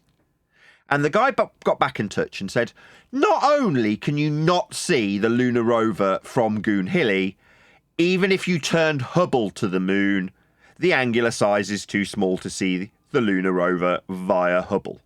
So no, you will never see the landing site from Goonhilly. So I went back to Robbie and said, here you go, Goonhilly's own words, it's not possible, you're mistaken. And he was aghast. Why?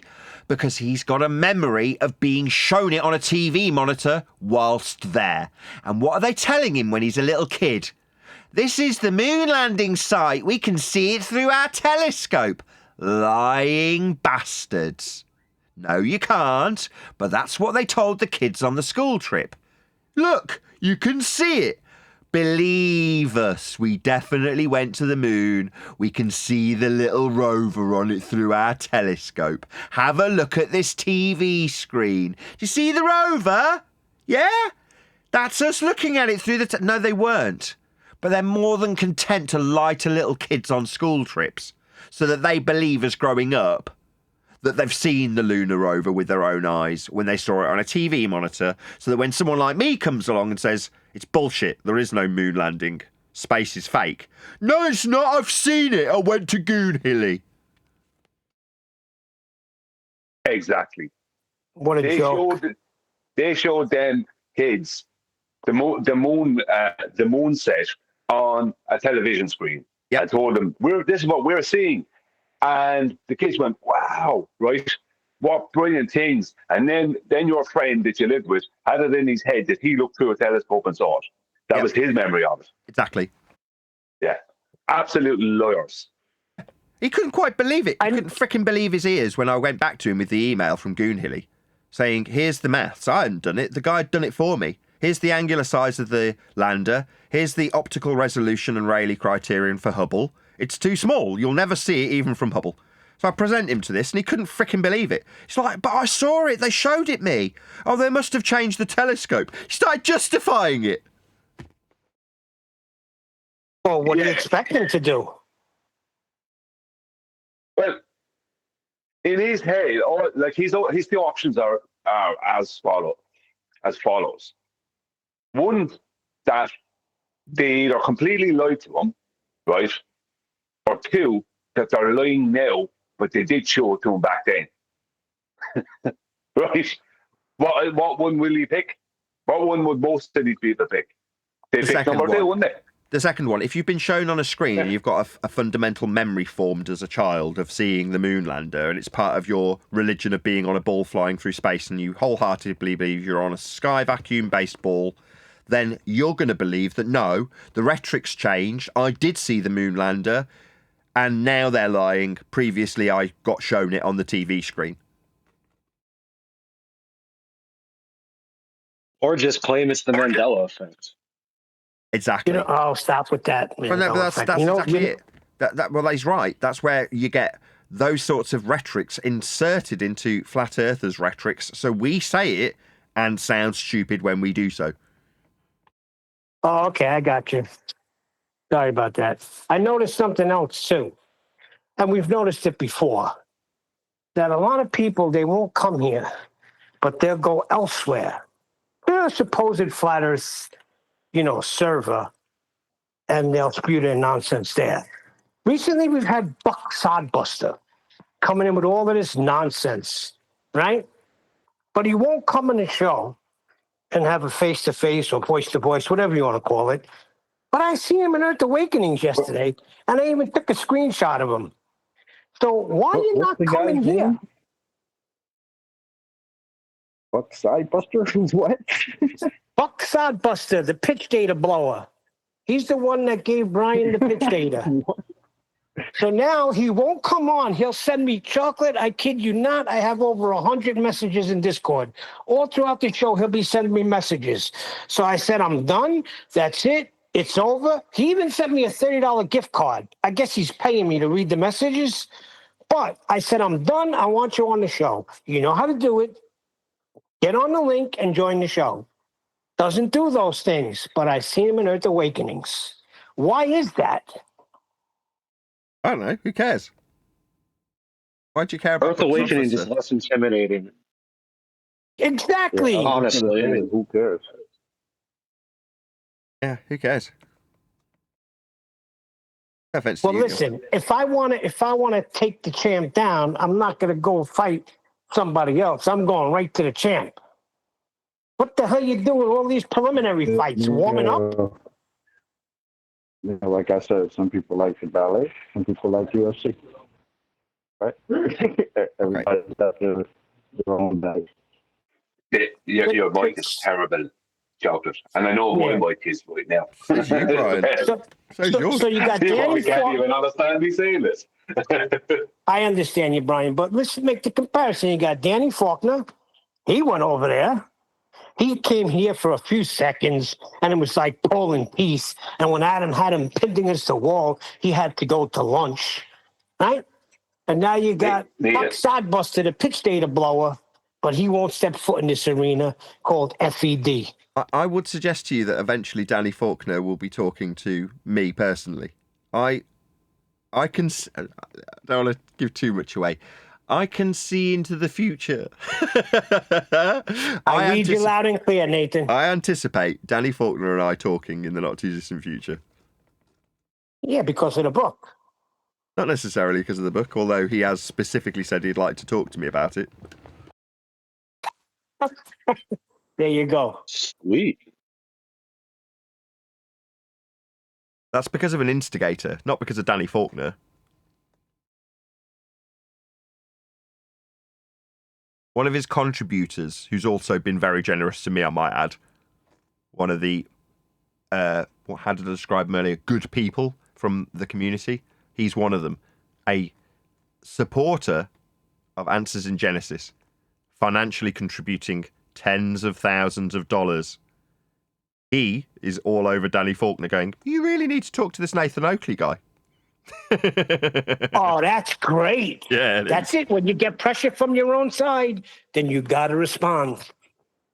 Yeah. And it's not like this is just some dude. This is, like I say, this is a dude that's dumped tens of thousands of dollars into their cause. It's not because Nathan is a soft spot for Faulkner. So he's going to give him a total softball interview. Nathan will not hold let me back, just give trust Brian me. credit. Let me just give Brian credit. No, you're not wrong. This guy has picked up on that. Yeah, he's picked up on the fact that I tend to be a little bit more sympathetic to Faulkner. And when he's been on the show, I've shut it all down and made sure he's got as much time as he wanted. I've left the long silences. In other words, you could call me a Danny Faulkner sympathiser. But he's picked up on that and gone, I reckon I can leverage that. That might be useful. And then he's taken that fact of me being sympathetic towards Danny Faulkner and run with it. And he's getting somewhere. That's good, because then it all worked together for good. That whole encounter, as short as it was, as painful as it was, but that worked out into our benefit. Well done. I don't see Danny Faulkner as a bad guy. A lot of the people on the Globe side I actually think are bad people. I just don't have the same attitude towards Danny Faulkner. Nathan, he's a lying sack of shit, Nathan. Here we go. Who uses the scriptures as his own personal freaking playground, okay? I could tolerate a few things, but I can't tolerate that. I can't tolerate when something's written in black and white and you say, oh, no, well, what really happened there was God stopped the earth from rotating. When it clearly states that Joshua bid the sun to stand still in the sky by the power of God, and there has not been another day like it ever. And he's going to tell me something different. I cannot tolerate that. Fair enough. That's your grievance with him and his use of the Bible. Fair enough. Well, good luck with him. Well, he's got power of influence over a huge group of people. So for me, it's beneficial to be discussing things with him. That's my attitude towards it, and I'm not going to change that attitude. Not in a hurry, anyway. Anyway, I've got an edited video that I want to play. So for the last 10 minutes of the live stream, I'm just going to play out an edited video that I've made, mainly because it was part of yesterday's show, but buried in a 4-hour live stream at about the 2-hour and 20-minute mark. So if you do want to listen to it unedited in the context of a live stream, feel free to check out yesterday's live stream at about the 2-hour, 20-minute mark. And prior, maybe 2 hours 15, and it went on for about 25 minutes. But it's been hacked down to about 12 by me, and I'm going to play that out before we round out this live stream. So is there anything anyone wants to add before I do that? Hit play. Let's see what we got. All right, so you want the height. You want to work out the height. Okay, so here's the height. Old school. This is the height that we need. H. Okay. Yep. We're close enough to the shot that the Earth can be flat. Gotcha. So now. Oh yeah. I'm happy to assume that. Measure that angle. Aye.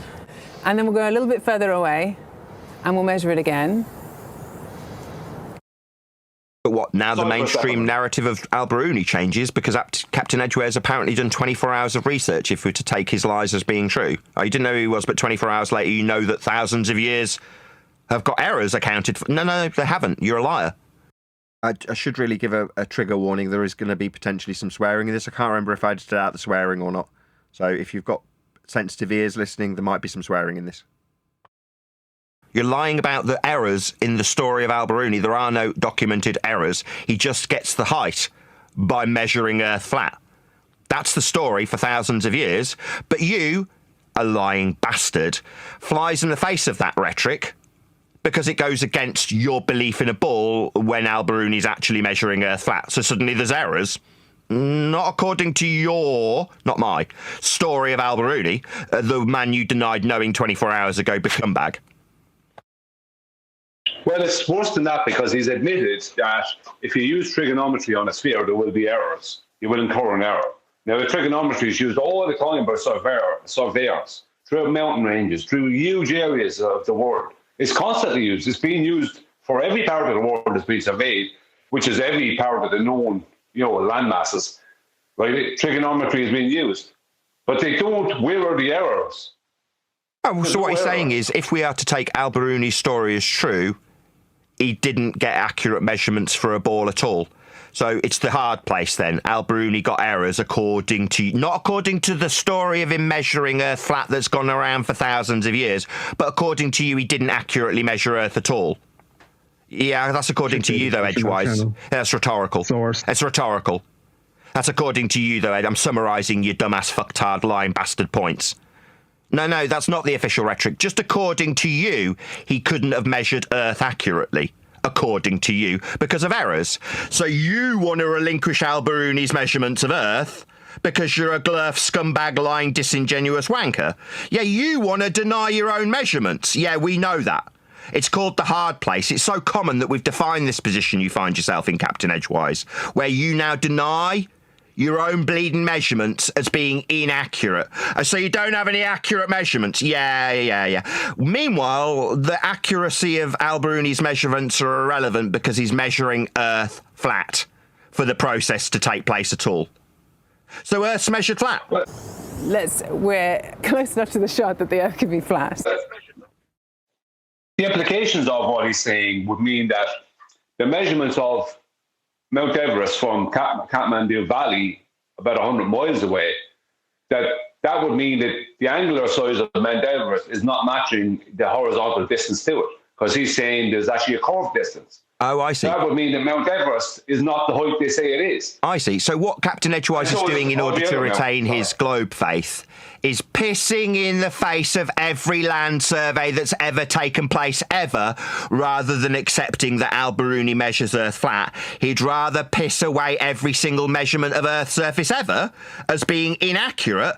No, Captain Edgewise, you just got to lie to Glurf. We've defined this position. It's called the hard place, where you deny your own measurements rather than concede how flat Earth must be for them to be called accurate. That's to say, for Trig to take place, it must be flat. If it isn't, then you don't have any measurements. They don't have any measurements then. They're flawed, inaccurate, says you. Good job we got thousands of years of documented facts of flat Earth measurements, and you're an insignificant twat. Otherwise, this would have some consequence. The words you say, you stupid retard, have no consequence here, or ever. We just have thousands of years of documented flat Earth measurements by Al-Biruni, Captain Edgewise. You were unaware 24 hours ago. Now I've told you 13 times. Earth got measured flat whether you fucking like it or not. Check the educational channel for a source of errors. So it's wrong. Errors. So Al-Biruni was wrong about radius then. Says you. Not the official rhetoric of Earth being measured flat for Trig to take place to accurately measure the height. No, according to you, no globe Earth measurements, all inaccurate, riddled with errors then. So you don't have any Earth measurements then? No radius value then? Al-Biruni was wrong. Why isn't that documented in any official story for the last 1,000 years then? Tell me that. Why isn't that in any of the 1,000 years worth of documented stories about Al-Biruni? Because everyone else knows it's But no one else noticed? Oh, you're a fucking genius! It's only Edgewise who noticed that for thousands of years, Biruni's documented flat Earth measurements were wrong. So it's only you that knows that the globe measurements are wrong. against Rome, and we didn't say that. Right, the inaccurate measurements are riddled with errors, says you. So it's only you that knows that globe measurements are riddled with errors then, Captain Edgewise. Didn't say that. So you didn't say that they're riddled with errors, so you appreciate and understand that there are no errors when he measured Earth flat for Trig then? Okay. Can you measure an angle? So you're asking me a question. So you know there's no errors when he measured Earth flat for Trig then? Okay, then man make a statement. Don't ask a question. You can't. It's a question. It requires a yes or no answer. No statements will be accepted. A yes or no only will be accepted. So you know there's no errors, contrary to your last statements. Lying glurf scum.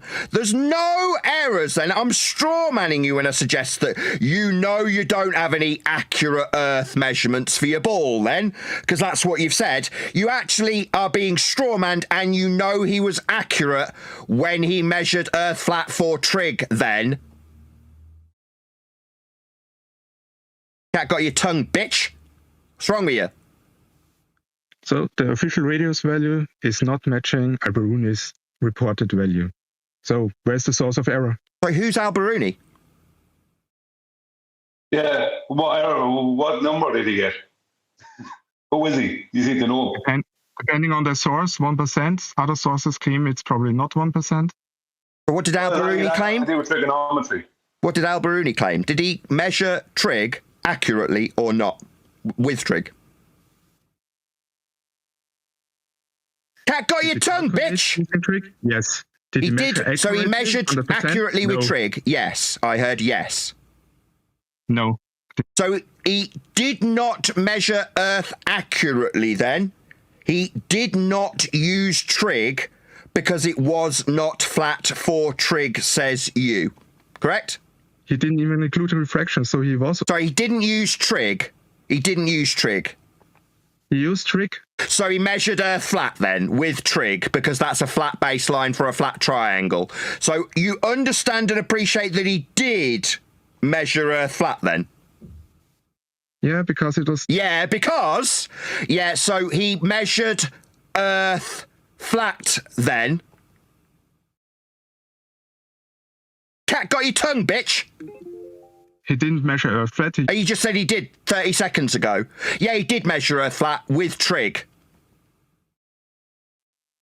No, it's not. So he didn't measure Earth flat with Trig. Shot that the Earth could be flat.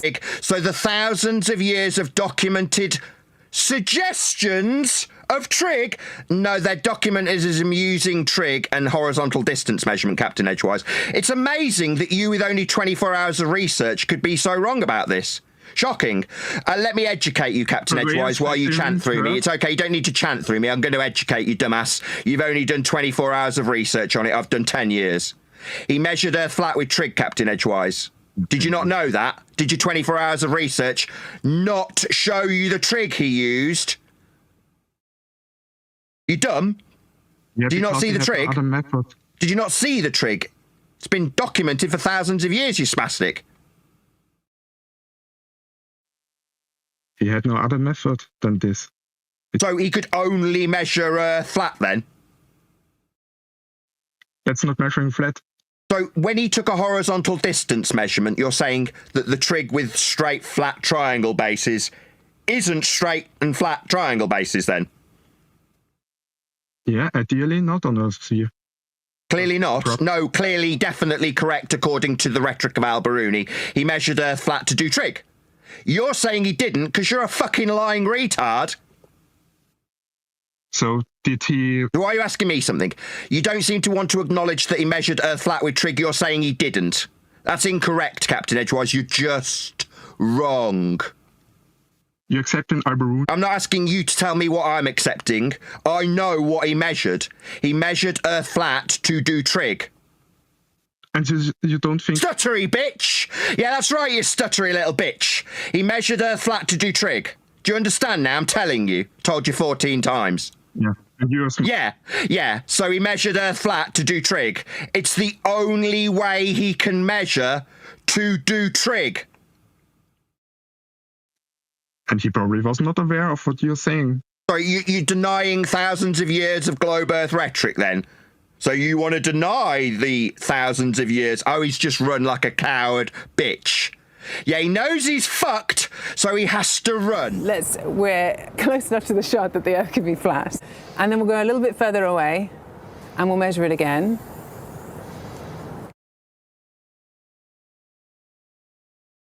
That's it. Here's a different example on screen now. The Greeks all knew it was flat too. They measured it with sticks and shadows flat. Same principle, elevation angle measurements with respect to a flat planar surface. It's the only way it can be done. So for thousands of years, Earth was measured flat. Al-Biruni's just one example. The well in Alexandria and the shadow in Cyan is another example of Earth being measured flat as depicted on screen. If it isn't flat, then you haven't got a measurement. We call this the rock and the hard place. Either you accept this measurement as a flat Earth measurement, it's the only way it can be an elevation angle. If it isn't, then you haven't got an angle. Or you can deny your thousands of years of claim to be globe measurements that require, axiomatically, Earth to be measured flat. Because that's how Earth's measured. Now, when dickheads, that's globe believers, lying scum glurfs come here, they find themselves in this awkward position where they either accept that Earth gets measured flat, like this on screen, or they don't. Now, I don't mind which you pick. You can deny your own measurements and say, nah, this measurement on screen doesn't work. So you don't have any globe measurements then. Oh, no, this measurement on screen does work. Well, then Earth's being measured flat then. That was the position that Captain Edgewise found himself in. Either accepting that Earth's measured flat because it is, for his globe belief, or not. Once you hear the word measurement, you know they cannot be talking about a globe. No, to do trig, Earth can only be measured flat. And you can say, oh, well, it's inaccurate. Oh, right, so your globe measurements aren't accurate then. Oh, no, they are. Well, then you've measured Earth flat. Again, you don't have to like the awkward position of the rock and the hard place. It's either accepted as on screen, that's a flat Earth prerequisite elevation angle measurement. It's like you don't like that it's a flat Earth that must be used to get this angle. Tough luck. Earth's measured flat. And has been for thousands of years. Here's another example. This is akin to an elevation angle measurement to the sun, like fugly Dave McKeegan made in Antarctica. I say he made it, didn't he? He failed miserably. He was outsmarted by a tripod. But had Dave McKeegan not been outsmarted by a tripod, he'd be measuring this on screen. It's called an elevation angle measurement to the sun. Now, McToon managed it for a full 24 hours because he's less stupid than Dave. Managed to measure Earth flat with elevation angles, that is. Earth's always measured flat. There are no exceptions. Stop deflecting with measurements, Nathan. What's wrong with you? I should be talking about guns, really. When I point out that this angle measurement on screen is a prerequisite to have a little degree after a number. If it isn't a flat Earth being measured, then you haven't got any measurements. What's that? I should be talking about the guns? Nah, I'll talk about the measurements they made in Antarctica. They were all flat. They all took 24 hours out of their life to measure Earth flat. Well, I say all of them. Fugly moron Dave McKeegan didn't manage it. He's a spastic. He couldn't quite cope with using a tripod correctly. So he failed miserably as a retard who couldn't quite measure Earth flat for the full 24 hours. But fortunately, there were less stupid people there like McToon. Just slightly less stupid than fugly Dave McKeegan, who did manage to measure Earth flat for the full 24 hours. Here's a diagrammatical example of the flat Earth measurement they made there. It's called an elevation angle. If they want to deny that Earth's being measured flat, then they don't have an angle. Or they can accept that Earth's being measured flat for their measurement, which it absolutely, without question, is. What's that, you say? Where are the guns? Yeah, you'd need to deflect to guns when I'm pointing out that you're measuring Earth flat for a full 24 hours. Unless your name's Fugly Dave McKeegan, then you couldn't manage it. I think he expected you to bite on that, and you didn't. That's why he started screaming into the Arctic freeze, if that's where they were. Yeah, he started screaming my frickin' name into the snow when I pointed out, quote, you measure Earth flat, Toon, while he was measuring it. Just on what that guy yesterday, Captain Edge was saying, but I couldn't hear him properly yesterday because he was so low. So I heard a bit more what he was saying there.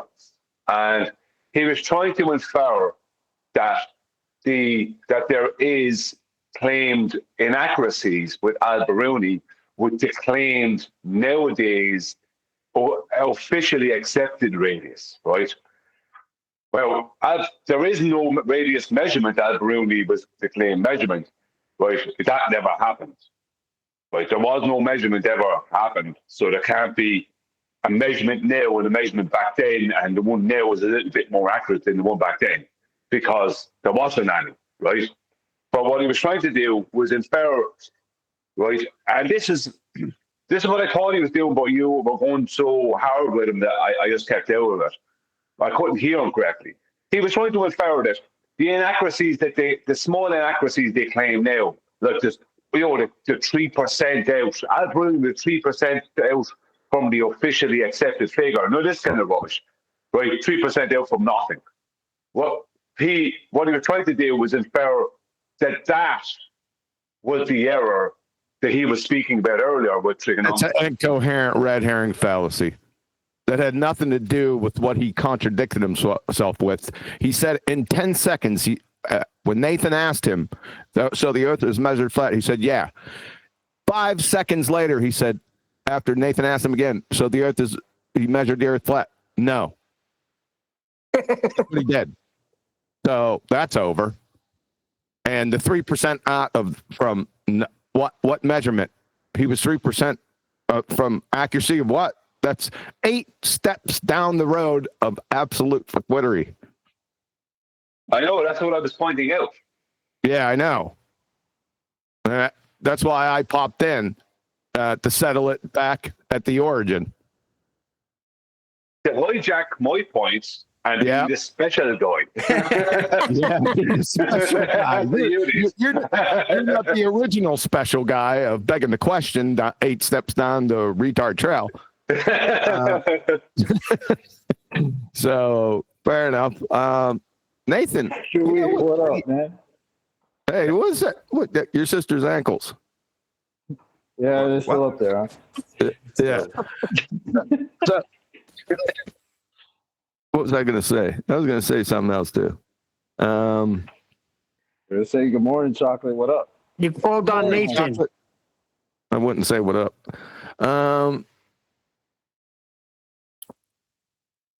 With that, damn, I forgot what I was going to say, man. I just woke up, so. But anyway, maybe you stick your own points. You won't be forgetting them. Yeah, I'm forgetting a lot recently. Let me tell you that. Nathan, you had Liam's video that you wanted to go over. Remember, you said I will do it tomorrow. That was yesterday. Yeah, Nathan. Did I? I don't remember that. I reposted it in Master B. Fine. Let's do this. Excellent.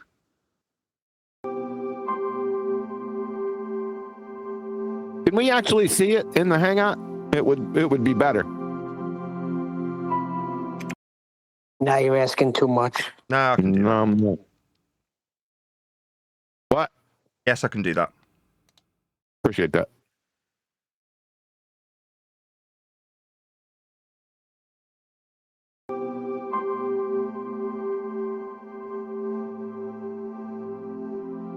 Can't hear anything.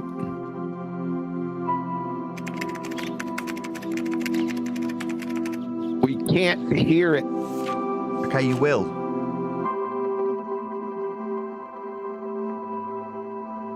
Have you ever wondered who measured the size of the Earth?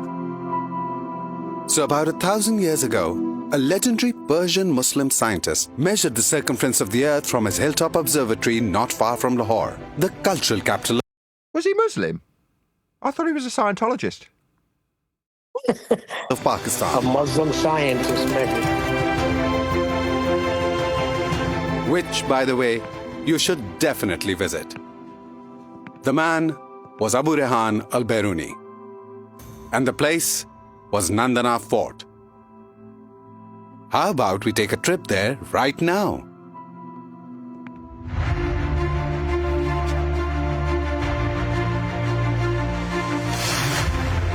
On the magnificent salt range of Punjab, you can see a historical wonder. The ancient Nandana Fort, standing tall on the lush green plateau of Potohar. Is he alleging to actually do a recreation in person of what Al-Biruni measured then? Yes. Oh, cool. Okay. Nandana Fort is strategically located on a hilltop near the village of Baghamwala in district Jhelum, which is on the eastern flank of the Salt Range. Right, eastern flank. Yes, yes. It was built in the 8th century by the Hindu Shahi dynasty and is named after the mythological garden of the Hindu god Lord Indra. It's accessible from both the motorway and GT Road. Excellent access to schools as well. Yeah, Prime can you make location. it bigger? Thank you. The fort was built for the surveillance of the Nandana Pass and as a deterrent for invaders.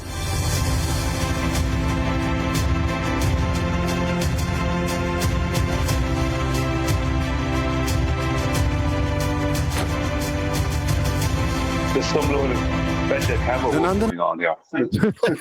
One more time, Brian. I said there's some load of special camera work going on here.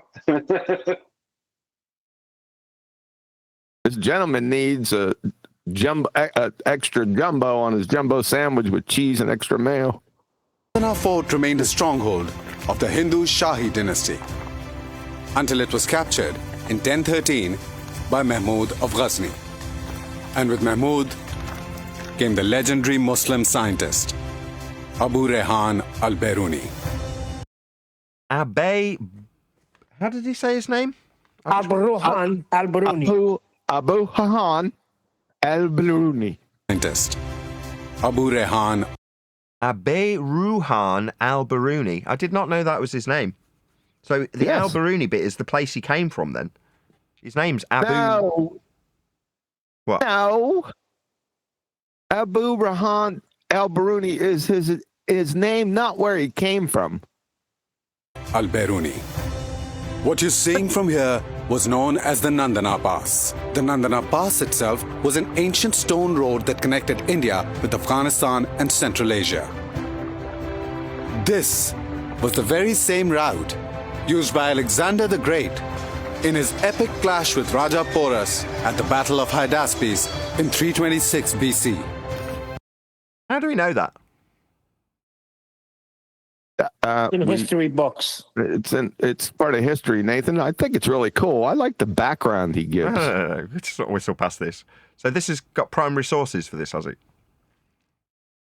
There are primary sources of Alexander the Great, you flat earth Did I say numpty. Alexander the Great? No.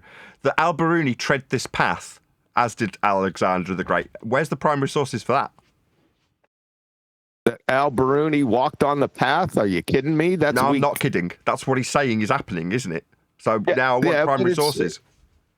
It's weak, man. Roll on.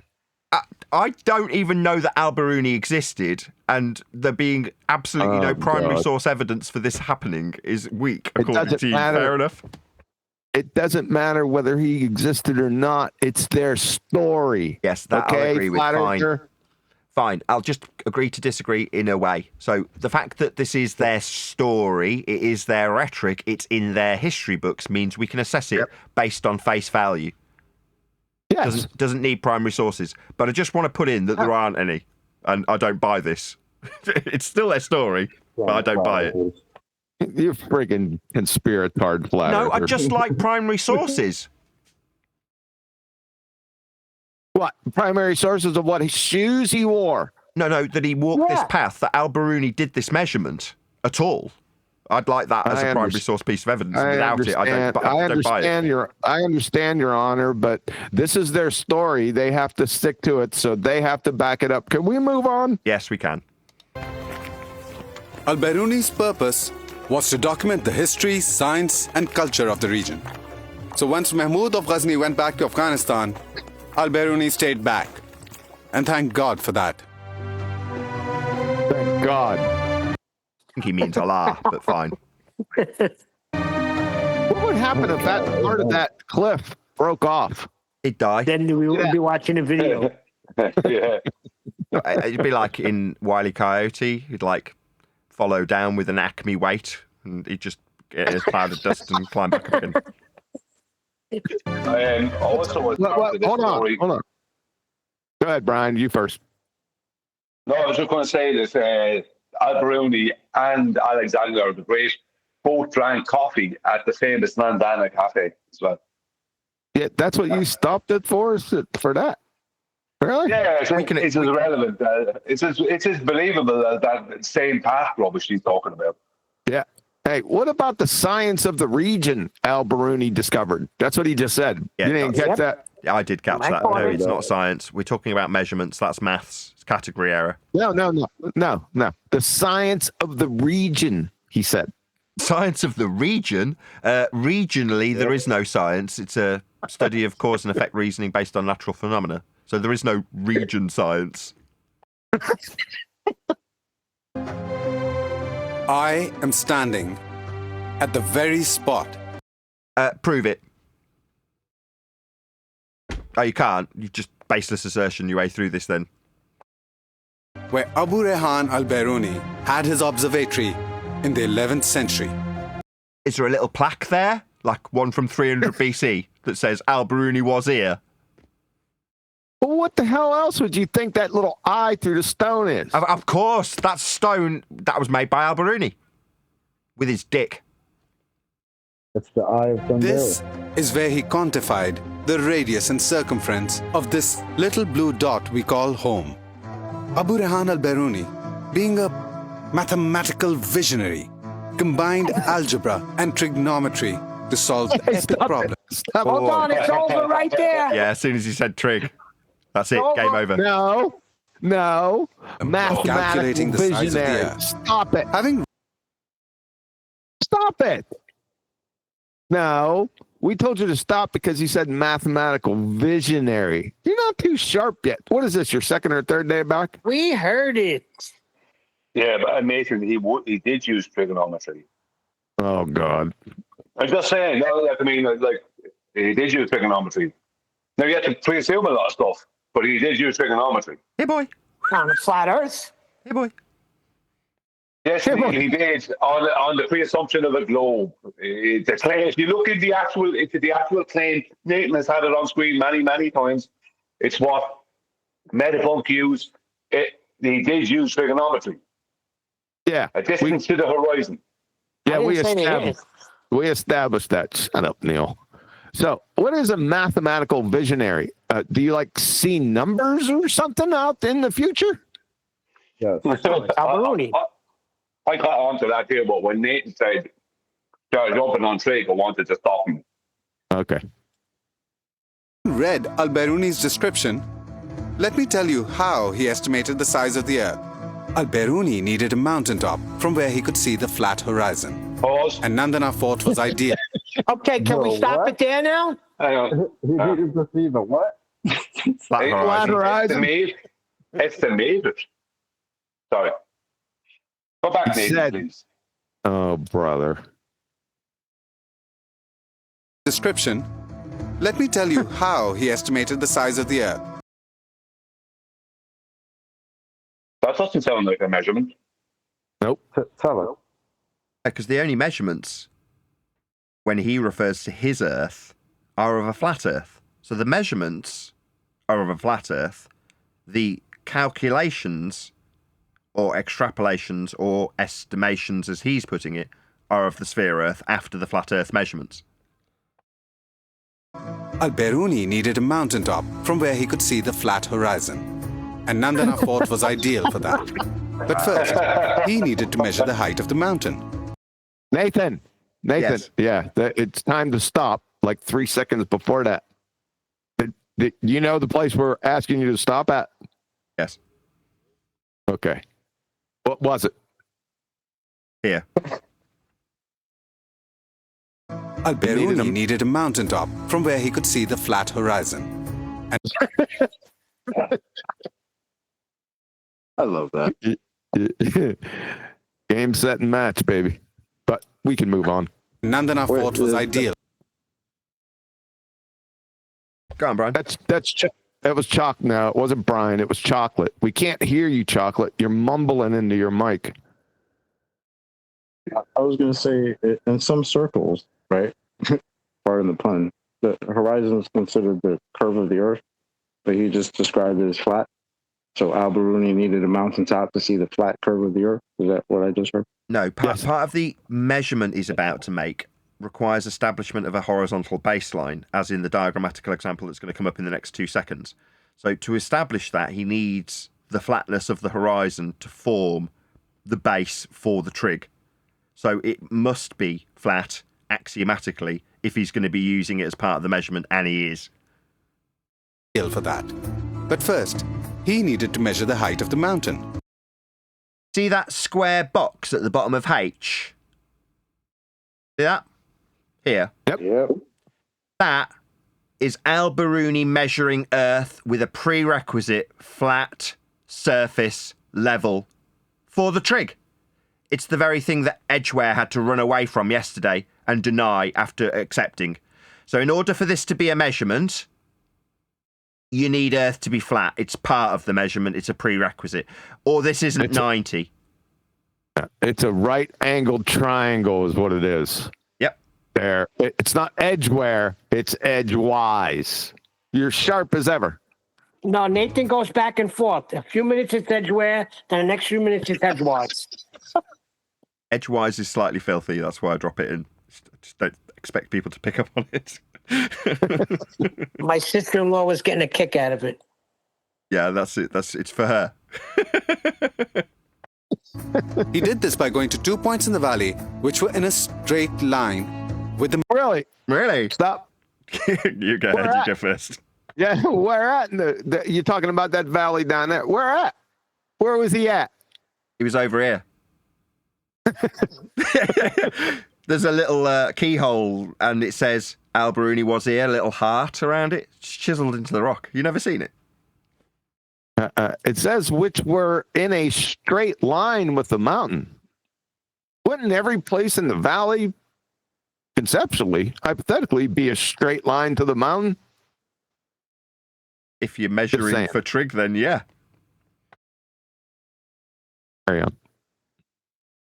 The mountaintop. Then he measured the distance between those 2 points.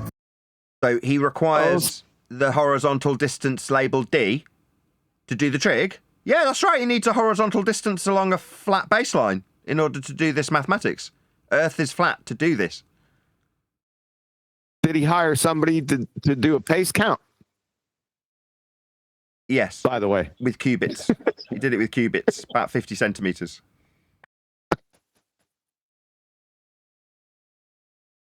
And finally, he measured the angles between those points and the mountaintop. Welcome to Flat Earth. To do this, he used a device called an astrolabe, which is basically a giant protractor with angles and degrees. Look at all these flat Earth prerequisites detailed. Horizontal, horizon, flat Earth, a plumb with the astrolabe. Everything about what he's detailing axiomatically requires Earth be flat. Like it can't be done any other way. And a pointer to determine his line of sight. Now he had enough information. Is it just me, or did he not mention refraction once? Yeah. The reason he doesn't is because if it's refracted, it's no longer a measurement. Because he needs straight lines. Okay, understood. Your point is well taken. You said it was refracted. What's it? The line of straight sight that he's using for his trig. Just the line of sight was refracted. Are you sure about that? Yeah, there's a boundary layer in the air. What you want? Playing. You have got facts wrong, Nathan. I'm not suggesting this is my facts. This is my baseless version of the spew that we get from our opponents.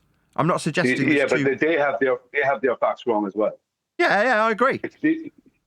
I'm not taking ownership. This isn't my. Let me just clear this up. The globe is unbent. Let me just clear this up. I'm not taking ownership of this argument. I'm begurking what we get in response. That doesn't make it mine. Let's just be clear. You brought it up and you made a couple of claims. So, yes, he's mocking it. Mocking it? No one's on you, boy. Using trigonometry and algebra. He needed only one more measurement to get the size of the Earth. Sorry, a minute ago it was an approximation. Now it's a measurement. What gives? Yep. Angle of the line of sight of the horizon as it dips below the horizontal. What? axiomatically violating the first two measurements you made? Au contraire, definitely not. That would mean that the initial measurement for height was wrong. Because you've just violated it. No, Nathan. No, Nathan. No.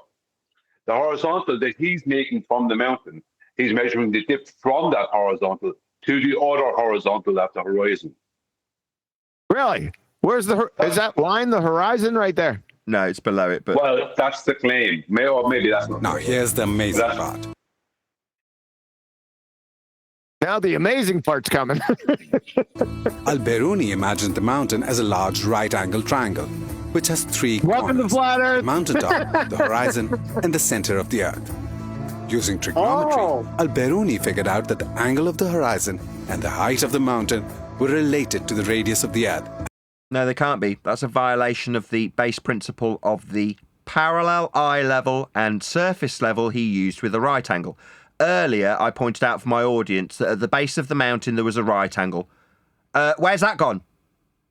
Oh, you're violating the right-angled triangle and bending the surface? No, that doesn't jive. That's a violation of the initial measurement that had a little right angle here. But that seems to have vanished now that you're imagining the baseline that was flat that you used for height is actually moving to the centre of Earth? Definitely not. You don't have a right angle anymore. What he's claiming, Nathan, pause. What he's claiming is that Al-Biruni measured below the horizontal surface that he used to measure from earlier on. Precisely. Yep. He's now measuring below surface level. Correct. Algebra helped him calculate it. This was the formula that allowed Al-Biruni to calculate the circumference of the Earth, which, by the way, let's just go back. Height of the mountain were related to the radius of the Earth. No, they can't possibly be related, and I'll tell you why when we get the formula. Algebra helped him calculate. H. To have H, you need a right angle at the base of the mountain. It's just vanished for the rest of this shite to appear after H. This was the formula that allowed Al-Biruni to calculate the circumference of... No, you violated H. You don't have H if you move to the centre of Earth without a right angle below the mountain. So no. Pause, Nathan. How did he... Because this would be the main part of his whole claim measurement, and the one piece of information that besides the measurement, the angular size measurement of the mountain from a horizontal distance, besides that, the other thing he needs, without a doubt, is to know the distance to the horizon. Where did he get that from? He measured you it in could cubits. get it if you pre-assume the Earth was a sphere after you've measured horizontal distances and vertical heights. You could get it then if you decided that the Earth was a sphere of a particular size, and then claim to measure that radius that you've already given to the Earth without any measurement. Yeah. But other than that, there was no way for him to know the distance to the horizon. Correct. Of the Earth. Which, by the he could know, 1 second, don't be so fast. He could determine a point on a flat plane, but that wouldn't make it the horizon. way, it is within 200 miles of the value that we know of it to be today, about 25,000 miles. Where'd you get that? Where's that measured? Exactly. How can you be within 1% of something you haven't measured? That is an accuracy of 99%. And that too when it was measured almost 1,000 years ago. So in conclusion, for 1,000 years, we've been measuring the surface of Earth flat for right angles and horizontal distances to get heights of mountains. For 1,000 years. Let that sink in. See, but this is the stuff that keeps people in bondage. The Nandana complex comprises of a fort, a temple, and a mosque. I think that's it. Where's the bathroom? Duper duper. Where's the bathroom? Where's the bathroom? The bathtub. To the left. From what I hear, they just walk and squat. Now to the left. Nicely done, Chuck. Yes, sir. Is that a JFK quote? No, it's a chocolate quote. Right, any more for any more? It comes with welcome to flat Earth. Part of that. It's in that vein. Bathroom's to the left. Oh. DJ's playing request, smoke 'em if you got 'em. Yeah, in that vein. Gotcha. With that, I'm going to say, if you are watching this on either Nathan Oakley 1980 or Nathan Oakley Premiering Streams, then stay tuned, as there will be an after show to follow. Landed a misfit toys. They're not dummies, these ballers.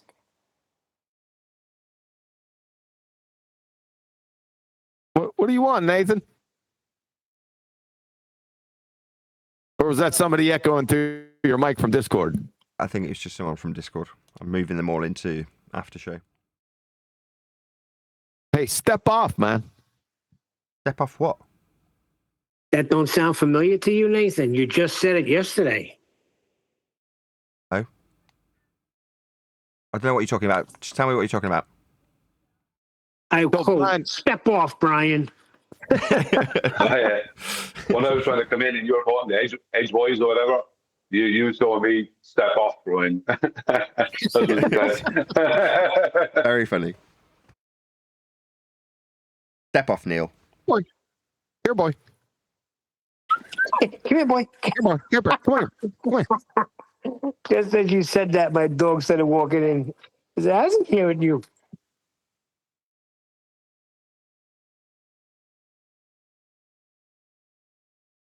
Hey, what happened to any more for any more? You forgot about that part. No, I did say it. No, you didn't. Well, he said it right. I've already ended. But then he started talking himself, and then he ended it. Brian went to say something, and then you ended it. I'm sorry, Brian. That wasn't the point. He didn't say any more for any more. He did not say that. He did not state it. Yes, he did. He did. Yeah, he did, yeah. No, I didn't. Go back. I did actually. Go back.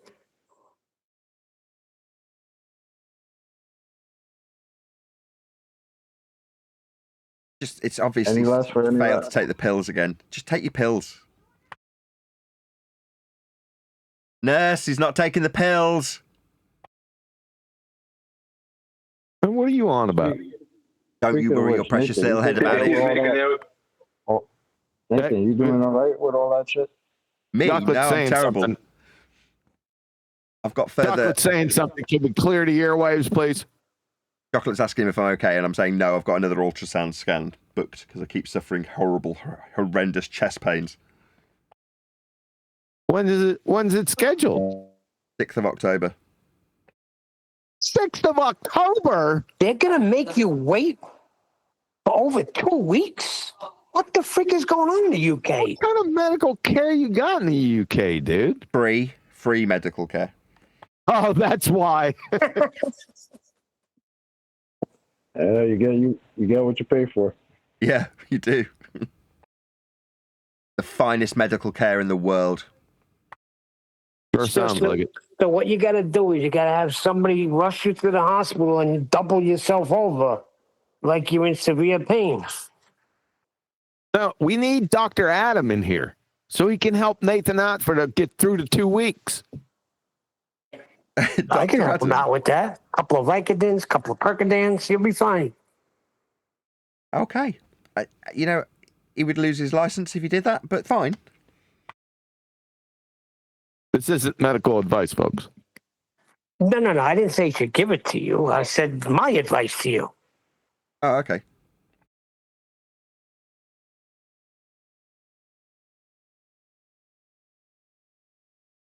I'm sure I'll be fine. I took Vicodin one time. It was a authorized prescription, by the way. I took Vicodin. I took one. I said, what the heck is this little pill going to do? What kind of pill is Vicodin? Is it an opiate? Yeah, it's oxycodone. Oxycontin? Yeah, no, not Oxycontin, oxycodone, oxycodone. Just saying it in a posh accent or what? No, Oxycontin is specifically, that's really powerful. This is just an opiate, sort of like the Percocet or Percodan, same thing. Go ahead, Kiwi, what happened? Percocet, what's that? I don't know what any of these things are.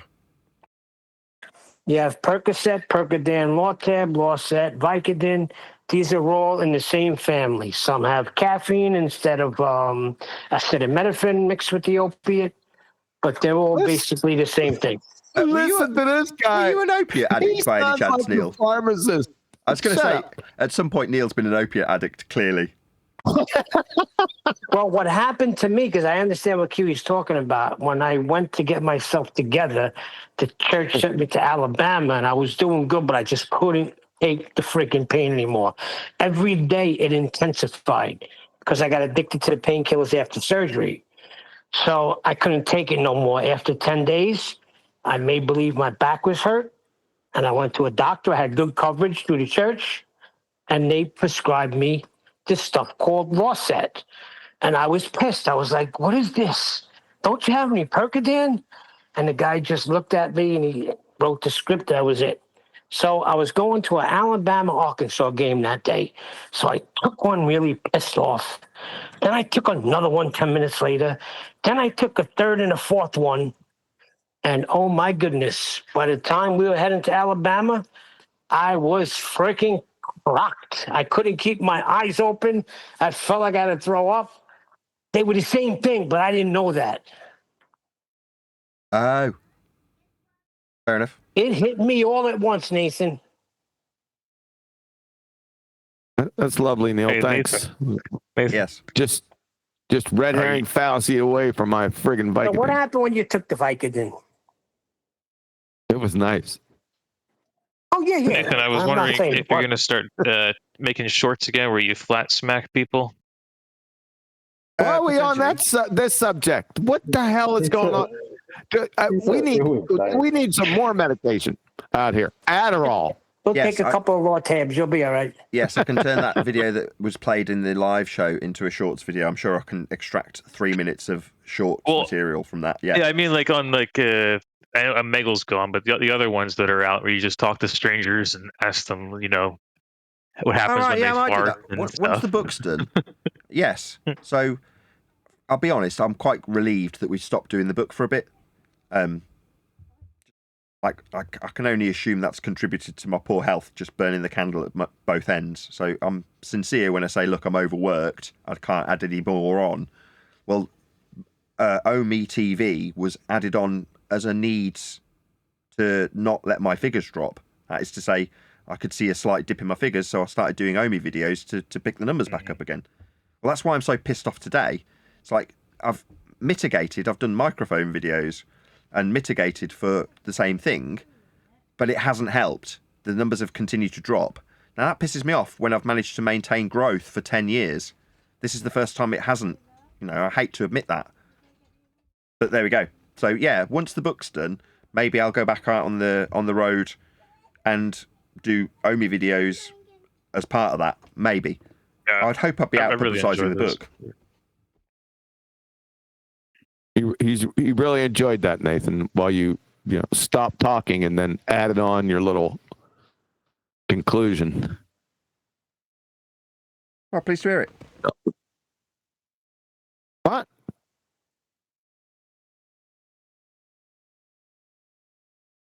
Huh? What? That's what I thought. I said I really enjoyed those. I was referring to the shorts. Yeah, we got that part. Are you saying you really enjoyed those shorts? Yeah, they were better when we were the supervisor, remember? Or the producers? What did he call us, Kiwi? We were the producers that didn't produce anything and got shut down. He muted us.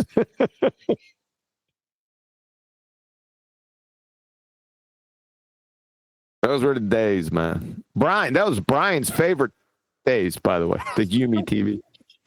Oh, I couldn't stand that on my TV. Couldn't get my band delivery. I was relieved when it stopped. Hey, Mr. Shorts guy, can you ask Brian how much he liked it?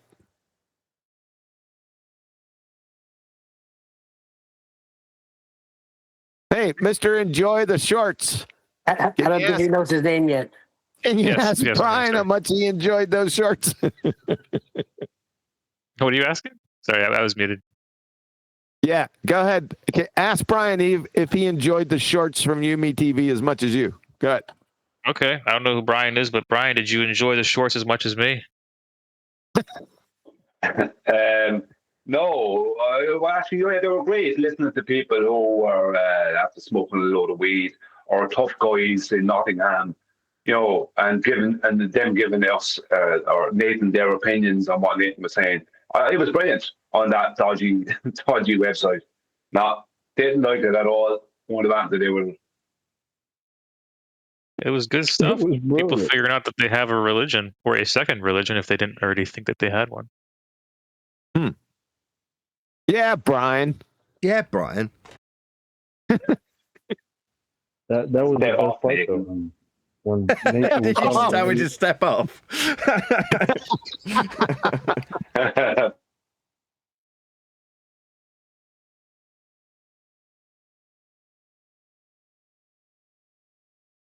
Very amusing. All right, what else we got?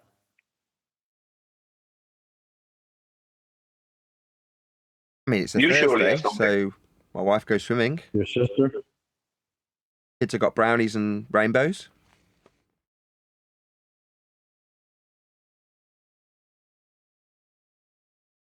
What the heck? Go ahead, Brownies and Chocolate. rainbows. You got any? Hold on now. No one was talking. Shut the hell up. Go ahead, Chocolate. Yeah, before I was saying that was the best part when Nathan would tell them, you're in a religion. And they'd be like, what? What are you talking about? Yeah, the whole heliocentric that's a religion. That was the best part of those little videos that he was doing. Yeah. Yeah. Was that the best part of that thing that Brian didn't like? It might have been. Brian was just looking out for Nathan, and he's always looking at the negative that can happen from something like that. Correct, Brian?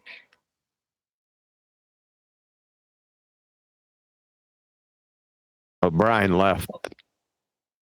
Oh yes, to be sure. Oh my.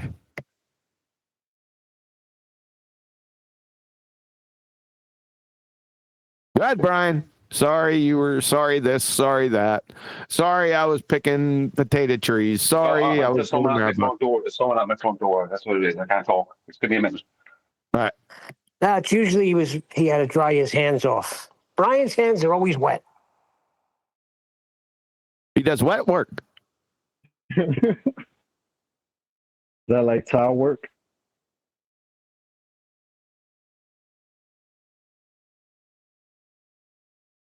Shout out to Virus. Oh, wow. You remembered that? Yeah, man, I remember everything. Was it a Kumu virus that was threatening me literally a couple of days ago? Was that virus? Really? Yeah. Did he threaten you? Yeah. No way. Yeah. I thought he was a pacifist.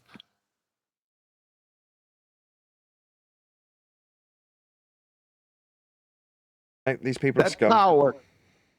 See, you wait too long. The airways were clear.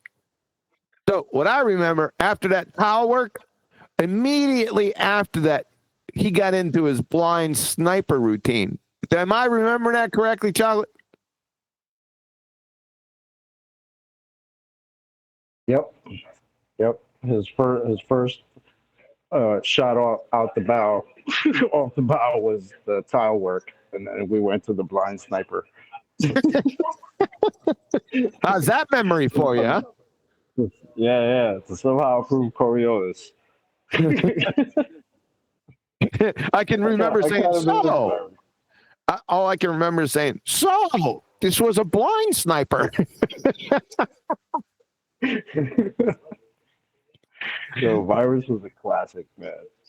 Yeah, he's a stone cold dumbass. Walking in, he just walk in right to ICBMs. Just walk dead straight into one. Line of sight. Intercontinental line ballistic is- missiles, to anybody who doesn't know the abbreviation. Did you say virus threatened you, Nathan? Yeah. Yeah. Why? No way. Neil, When you was were the it- one when was that? relaying the Where threat did to it- me. Oh my god. Yeah. What was the threat specifically, Nathan? I can't Let's remember. get down Neil to was it. the one relaying it to me at the time.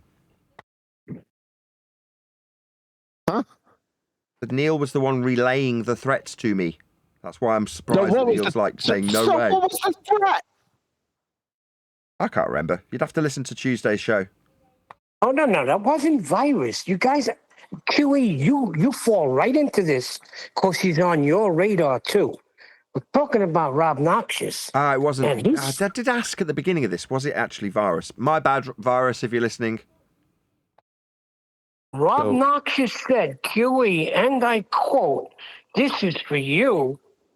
He said, QE too. He's going down as well. Going downtown. Where? On his sister? Don't know if she's out on the streets tonight. She may be. She never charges me. Hold on, let me read it the way he said it. He says, Huey getting it too. He swears. I gotta say it the way it is. Fucking nutritionist army run. Nutritionist. I'm not a nutritionist. What? That's what he called you. Nutritionist army runt. So the word's gone around that in the military you were some sort of nutritionist. Yeah, I remember years ago, Fight the Flat Earth and a few others. I was on the debating somebody or some of them on somewhere, some baller place. And they produced a photo of you, QE, and said QE was a cook in the army. And all he ever was a nutritionist. He learned about nutrition after that. That's what they tried to say you were. I mean, I mean, way back, 2017 or something. They're mixing up QE with Steven Seagal from Under Siege. They're not mixing anything. I was just going to say that too, man. They stole it from me. Damn it. QE, when you start to speak. Can you say it like Steven Seagal? Can you say, I'm just a cook? That's your fault, John. You started so many shows with the food. You start so many shows with the food, and you and Adam, and then people think this guy is something about food. You know, all this your shows was like, what did you eat today? I blame Betty for that. Yeah, they were trying to employ that from memory. They were trying to employ that your military service was just you as a cook. And that's why you weren't saying much about what you did in the military. Correct. Because you were only a cook. And you don't have all these degrees. You're just a nutritionalist. A nutritionalist? Is that like a nationalist? Sorry. By the way, cooks aren't.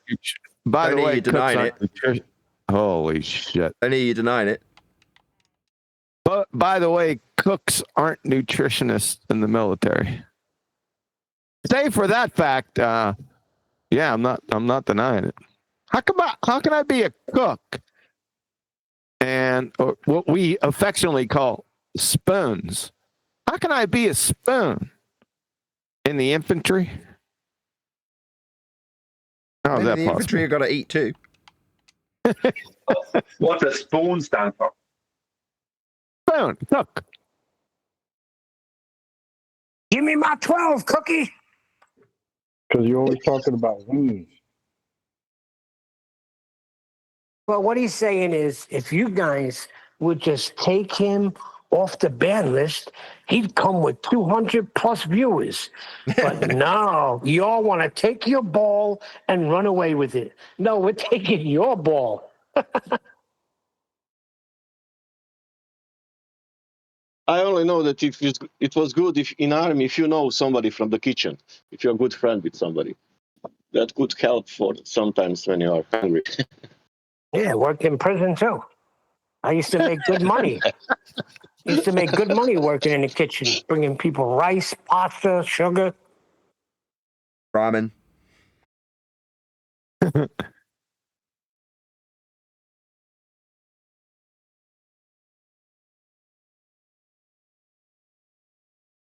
Rice was 2 packs. Sugar was a pack. If you got protein, like protein powder, oh, forget it. They give you a carton for that. Friggin' spoons. All spoons are pugs. Is that true? Spoon's a pug, definitely. He's in the rear with the gear. But Under Siege Yeah, that lied was to me. me. Graceful. I couldn't hear you because Neil had to chime in. And so Under Siege lied to me. I thought all kitchen staff were ex-SAS. Just goes to show what I know. Well, in the Navy, it's a little bit different because they can't be in the rear with the gear if they're on a boat. Now, if you're a cook on a boat, now you're still technically a pug, but you're not in the rear. None of that made any sense. Why do so many different voices come out of Nathan's mic? Are you guys like connected through a different? Because he's a magician. Because I've got many talents. He's a ventriloquist. Talking through myself is one of them. He's quadrupolar. Hey, well, while I have you guys here, I do have a question. I am a flat earther, but there's something that's kind of confusing. I've seen the demonstrations when like the sun is like over the horizon and you zoom in and it comes back all the way, but then if it's once it's like completely gone, you can never like zoom it back in at all. I find it weird. I've heard it has something to do with like moisture, but I don't know. Moisture. I don't know. It's just too far away. Atmospheric lensing, moisture. I think that's the too far away explanation I've heard. I don't know. Atmospheric lensing. Wait a second. Does an atmosphere exist? Hold on. Just the dude that's asking. You appreciate that as things go away from you, right? Eventually they disappear from view. You understand that, right? Yeah. You understand that the sun's going away from you to a different part of the land that it's lighting up? Mm-hmm. That's right. So does it not logically follow that it's just getting too small to see? That's not what he's asking you, Nathan. Hold on. I don't know if you. Hold on. Maybe I could send it. Hold on. Hold on. I'll save at least 15 minutes. I'm going to save you 15 minutes. Okay?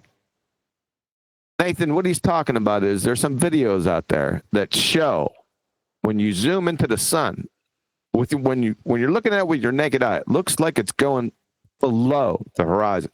There's some videos out there that will zoom in and zoom in and zoom in, and it's well above any horizon. Yeah. Now, gotcha. On the other hand, there are some videos where when you do that zoom in, there's no gap between the Earth and the sun. It's actually, it looks like it's going down below the horizon. Do you understand, Nathan? Yes, I do. So what you're asking is, when you zoom in, you've got an increased resolution limit to the camera. So where your eye would preclude you from seeing it at that distance, the camera's got better lens than your eye. Therefore, you can see further. So yes, you can zoom in, but with any camera, there's a limitation. So at some point... That's not what he's asking you. Not what he's asking me. That's not what he's asking you for, Brian. I got to go get some breakfast. I'll come back in about 30 minutes, and you'll still be in the middle of this discussion, not answering his question. No, let me deal with it, Nathan, if you don't mind. Step up, Let Brian. Brian handle it. So I'll come back in 3 hours, and we'll still be here. That was better than my insult. Go ahead, Brian. Yeah. First of all, what is the sun? This is the question. Are you asking me, or is it rhetorical? No, he's asking you. Yes. He is asking you. It's a light in the sky. Pretty good answer. That's about all we can describe it as. We know nothing else about it.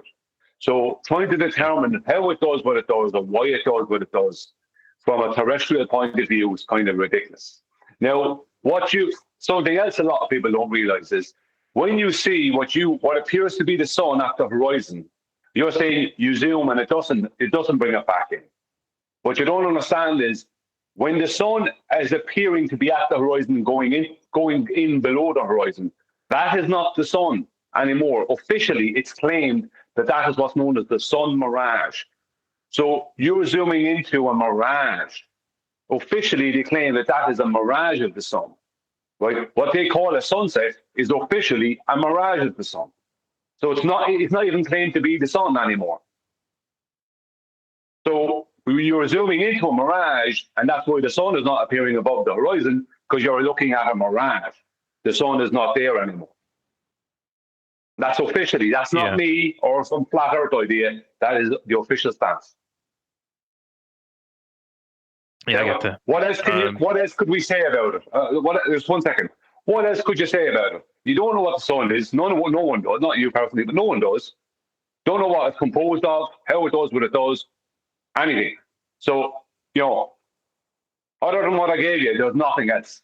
I won't tell you about atmosphere. What's that? Lensing or any other nonsense. That's only made up nonsense by people who also don't know. So don't get lost in questions like that, because nobody knows, technically, is the real answer. Outside of what I gave you. Yeah. That's the only actual information that's out there. Yeah, I agree.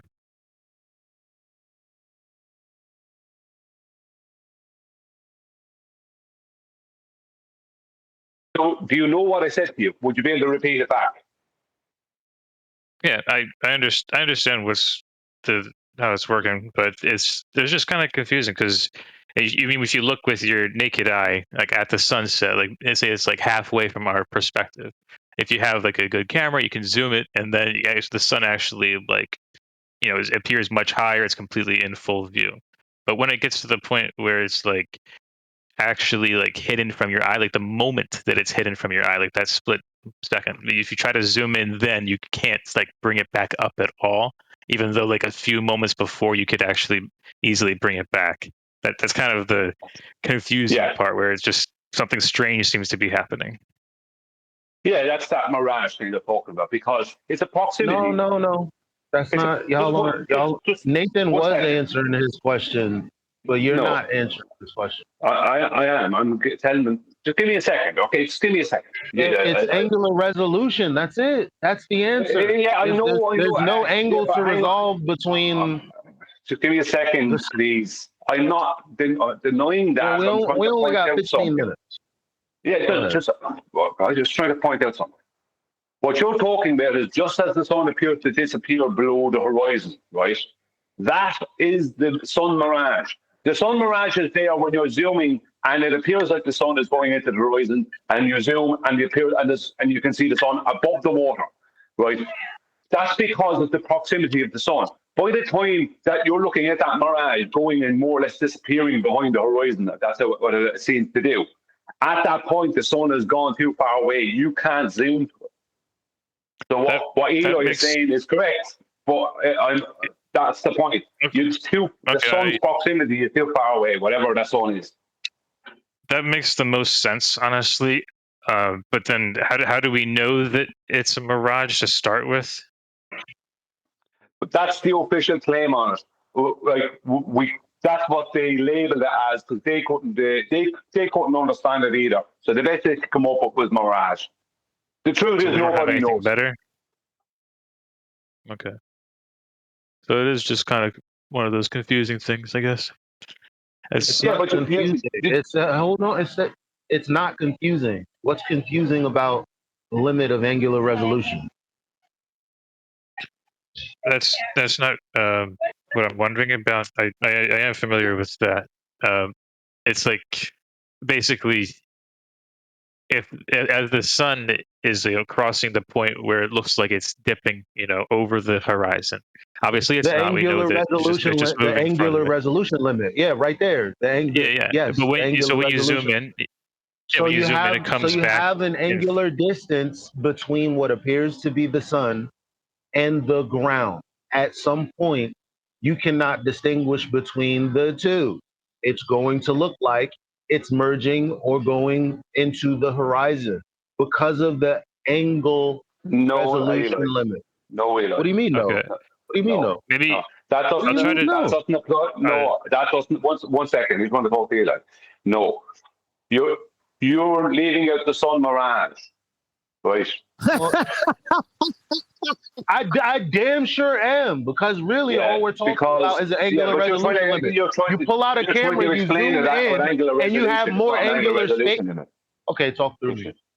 One at a time. So you're looking at the sun, you pull out a camera, and now, lo and behold, magically, there's more angular space between the sun and the ground. Oh, yes, where there was. I'm not disagreeing with that part. I added that into what I was saying, the thing you came in on. All right, but the point is that the sun mirage is also there. I get it, but that's not what he's asking. He's asking why he sees what he sees. Hey, D-Rose, what's up, man? D-Rose is here to clear up. Hey, D-Rose is here to clear everything up. Clear it up, D. Everything was clear until it's now after being uncleared again. I did clear it. The man even said, actually, yeah, that makes sense. What I told him. I cleared it. Off you go. Off you go. And then, okay, my response to that is, and then he followed it up with, yeah, that makes sense, but what I don't understand is, insert what he sees.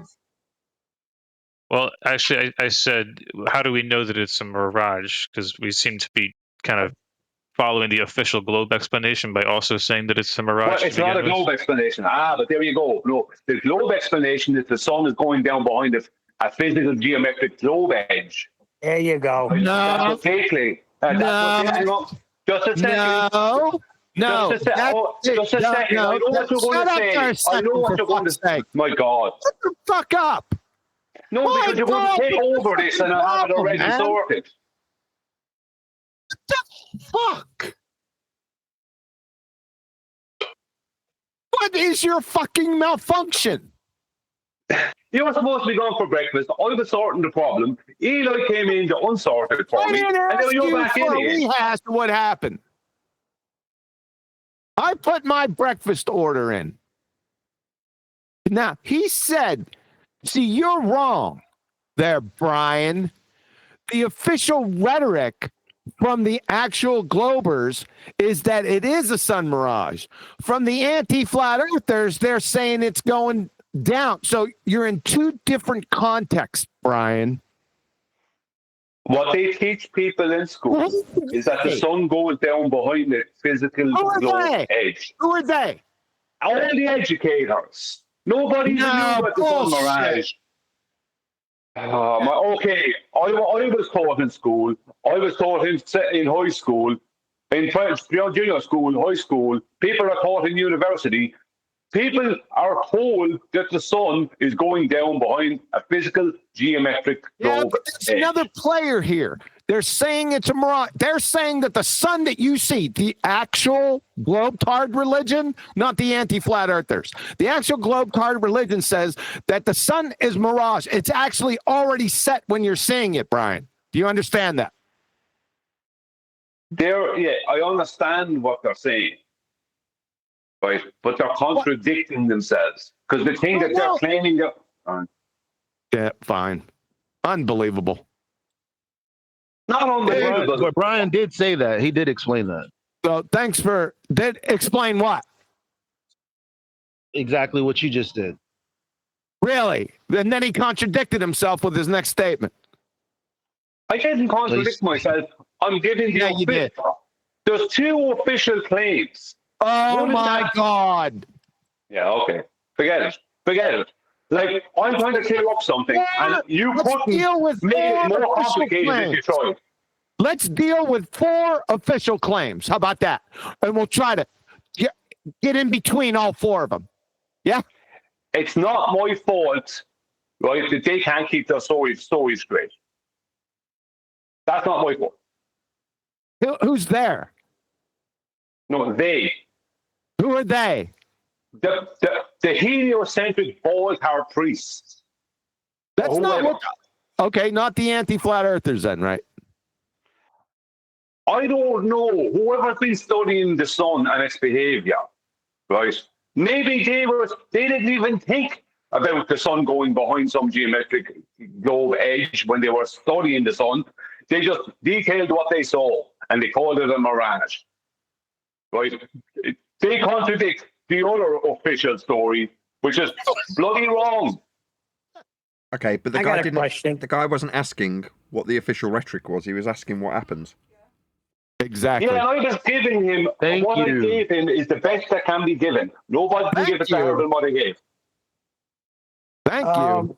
What does that have to do with Earth being flat? Well, oh my God! Now we got D-Rose in here. Hold on, Got what I to would clear like- it up, D-Rose.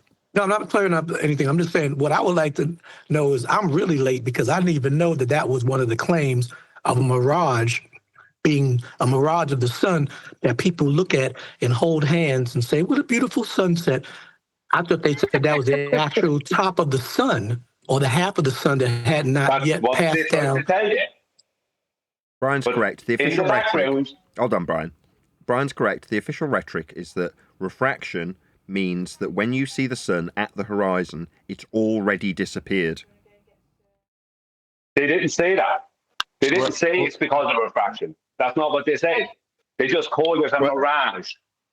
One second. They just called it, I just want to lay it out. They didn't say that it's gone down below the horizon and you're seeing a mirage of it. That's not what the claim was. The claim was, and I've shown it publicly. I have it in my videos. That what you think is the sun going into the horizon is only a mirage. The actual sun is not in your view anymore, or it's not in that location anymore.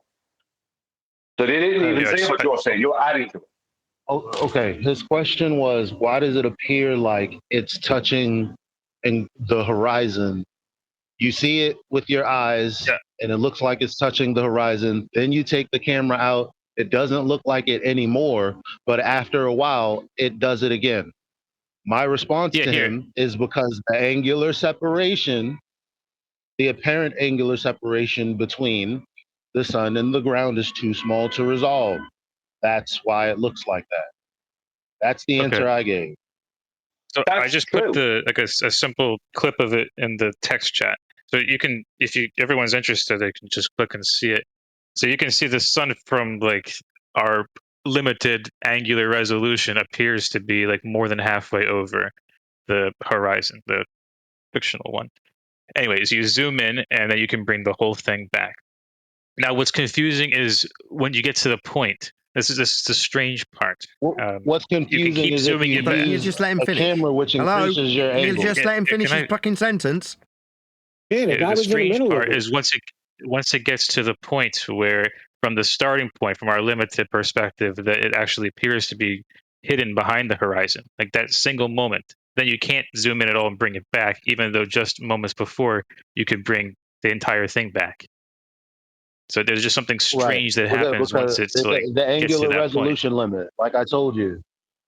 But it's not. If that was true, then it would be consistently like following the same pattern. It wouldn't suddenly just get to a point where you can bring the whole thing back to not seeing a single even like pixel of it. No, that's no. There's a big jump that happens. Not a claim that's not a claim that you can validate. The only thing that you do know is you change the angular resolution with the camera, and you're seeing the same thing you did with your eyeball. If you take one step away, you can say, well, there's this singular point. I was looking at the horizon of the sun, and it appears to dip below the horizon. You take the camera out, that moment is gone, but it comes back in with the camera, only the camera this time. Well, the same thing happened. What's confusing about that? If it was following like a linear pattern about the amount that you're seeing and the time that's passing and how much in our perspective it's going down, there wouldn't be like a singular point where it would suddenly change so dramatically in the amount that you're actually seeing of the sun, from like bringing it back entirely to not being able to bring back any part of it. That's what's strange about it. It is a bit of a mystery. The sun is a mysterious thing. The horizon is mysterious. Like the problem is we try to give explanation for things that we honestly do not understand. Exactamundo. But that's a great answer. Like, we don't really know. I was just wondering if we did know. It's about unbelievable. You only asked that question like 30 minutes ago. We finally got to the end. I didn't think we'd ever get there. You should have listened to what, if you didn't hear what I said to the man in the first place. No, I just cut on the tail end. And what you said on the tail end, there was a problem because of different contexts. But the tail end was not the tail end, was actually not the tail end. That was a rehashing of the tail end because me and Eli were having it. Yeah, we were having it because the actual story that was told, I know from back in the day, because I went and researched it, that the actual authorities say that no, that's an apparent sun that you see at sunset. It is actually 3 degrees below the horizon due to atmospheric refraction. Yeah, that's the actual rhetoric. Pretty much exactly what I said then. No, yeah, that's exactly what Nathan said. Yeah, I know. That's not what I presented. And that's okay, Brian. You're allowed to be wrong. No, that's just a different version. That's a different thing altogether. That's some other story about it. What I read was not that. No, what I read was not that. What you read is worse. Kind of a moot point, though. Isn't that kind of a moot point? Isn't the sun? Yes. Isn't the sun never in the position that it's supposed to be in according to their rhetoric? Yeah, refraction. Yeah, but that's not. Well, I mean, Brian's not crazy. They teach you two different things. So when you're sipping your juice, your apple juice, your 100% juicy juice, and they give you your cookies, you know, they're reading you a book about how the cow jumps over the moon and how the sun, you know, goes over the horizon because we're, you know, spinning on a globe. Like, but also they do at some point, maybe 5th grade or something, they give the QE explanation. Yeah, well, and I'm talking about something else again, where they're not saying anything about a sun going below or being 3 degrees below anything. What they're talking about is that you're seeing a mirage going into the horizon, but the actual sun is moved away from that point. Now, I'm only giving, you know, what's officially accepted. They accept more than one official story, officially, because they're a mess. Why wouldn't they? They don't know either. That's the problem. But they're making up stories. Look, Brian, that's what I'm saying. It goes back to somebody said something about mysteries that we can never solve. And the problem is, like I've said this all the time, most of them, the heliocentric, the ones that think they know it all, those are the liars, and those are the ones that try to be like the demigods, like they know everything. And, you know, how many stars are in the sky, how many galaxies, and how many this and that. At the end of the day, you're capping. You know what I'm saying? They're capping. They don't know what they're talking about. Yep. They're just throwing things around. They're throwing stuff out there. And just because they have this degree or that, wherever they went to school, yada, yada, the dumb ones underneath, they look at it like, well, such and such has said, and he studied it, you know, Oxford. You don't know. Man does not know. Man does not know. Man should humble himself and just say, I don't know. It's a wonderful mystery. It's the wonder of the world. Let's just enjoy it and hold hands and watch it set and just shut the fuck up. That's all. It's that simple. Like the fool on the hill sees the sun going down, the eyes in his head sees the world spinning round. That's a fool on the hill by the Beatles, Lennon and McCartney. Yep. What does that have to do with wait. I'm going to make a point real quick. I'm just, not a point. I want to make up a new fallacy term. It's going to be called the Scooby-Doo fallacy. Because all of these people are out here being detectives looking for clues and mysteries and stuff. There's no clues or mysteries in that. At the end of Strawberry Fields, John Lennon says, I buried Paul. Therefore, the real Paul McCartney died. What that got to do with that? Nothing, but there was somebody who did the debunking of it, right? So, I can't remember the guy's name. The guy's name's Wing. Hold on, Brian. The Earth is measured. One the sec. Earth is measured. Hello, can you hear me talking? So the guy's called Wings of Pegasus, and what he did was he took photographs of Paul McCartney from the 60s and showed that his venous system, that's his veins, matched with the current Paul McCartney.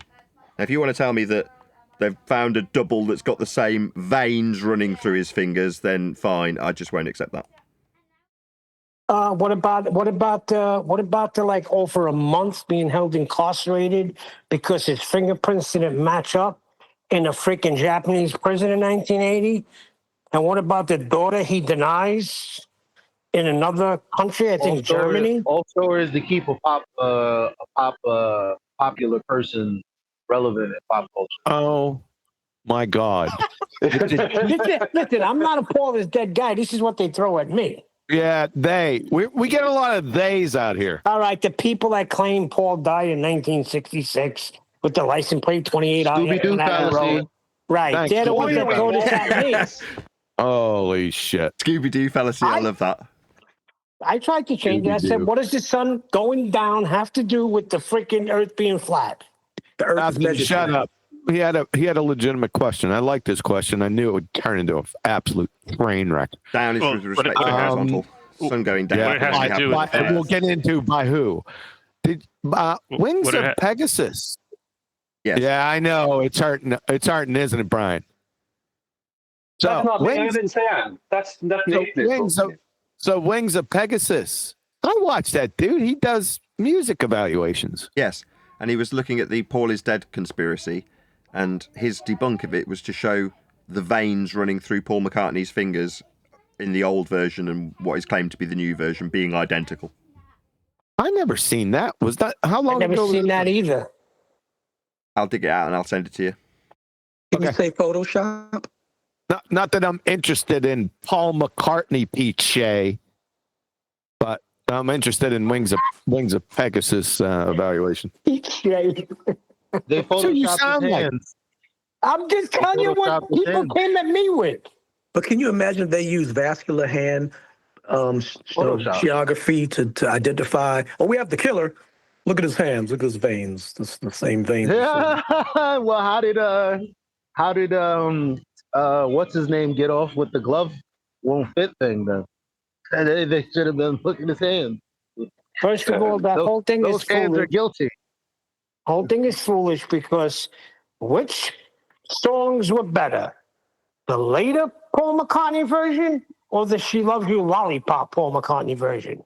I think the later songs are better. So you're telling me that this guy that they got to fill in was actually better than Paul McCartney at writing songs? No, I don't think so. Why not? There's a lot of people out there that can blow up. They can write better songs than people that got diamond sold records. Look at the structure of the songs. Yeah, if you're a writer or a person who like even with music, like, you can feel the signature of the You can feel the signature of the person. Like I can tell. That's correct. Somebody's written a song just by hearing the song. I don't care what artist it is. Yep, just by their structure and the way they present it. You know that that's Paul McCartney. You know that that's the Police. You know that that's CCR. Yeah. You know that that's the Police. Oh, brother. I always wonder why they couldn't act better. Like, stop acting like the Police. I can tell. Like, I have to disagree totally with that. Oh, you do? Yes, because there's been ghostwriters all throughout the music industry, and unless you saw the credits, that's how they knew how we know. Right, that's how we know they didn't write it. They're like, you didn't write that. I didn't. Yeah, go me and Adam.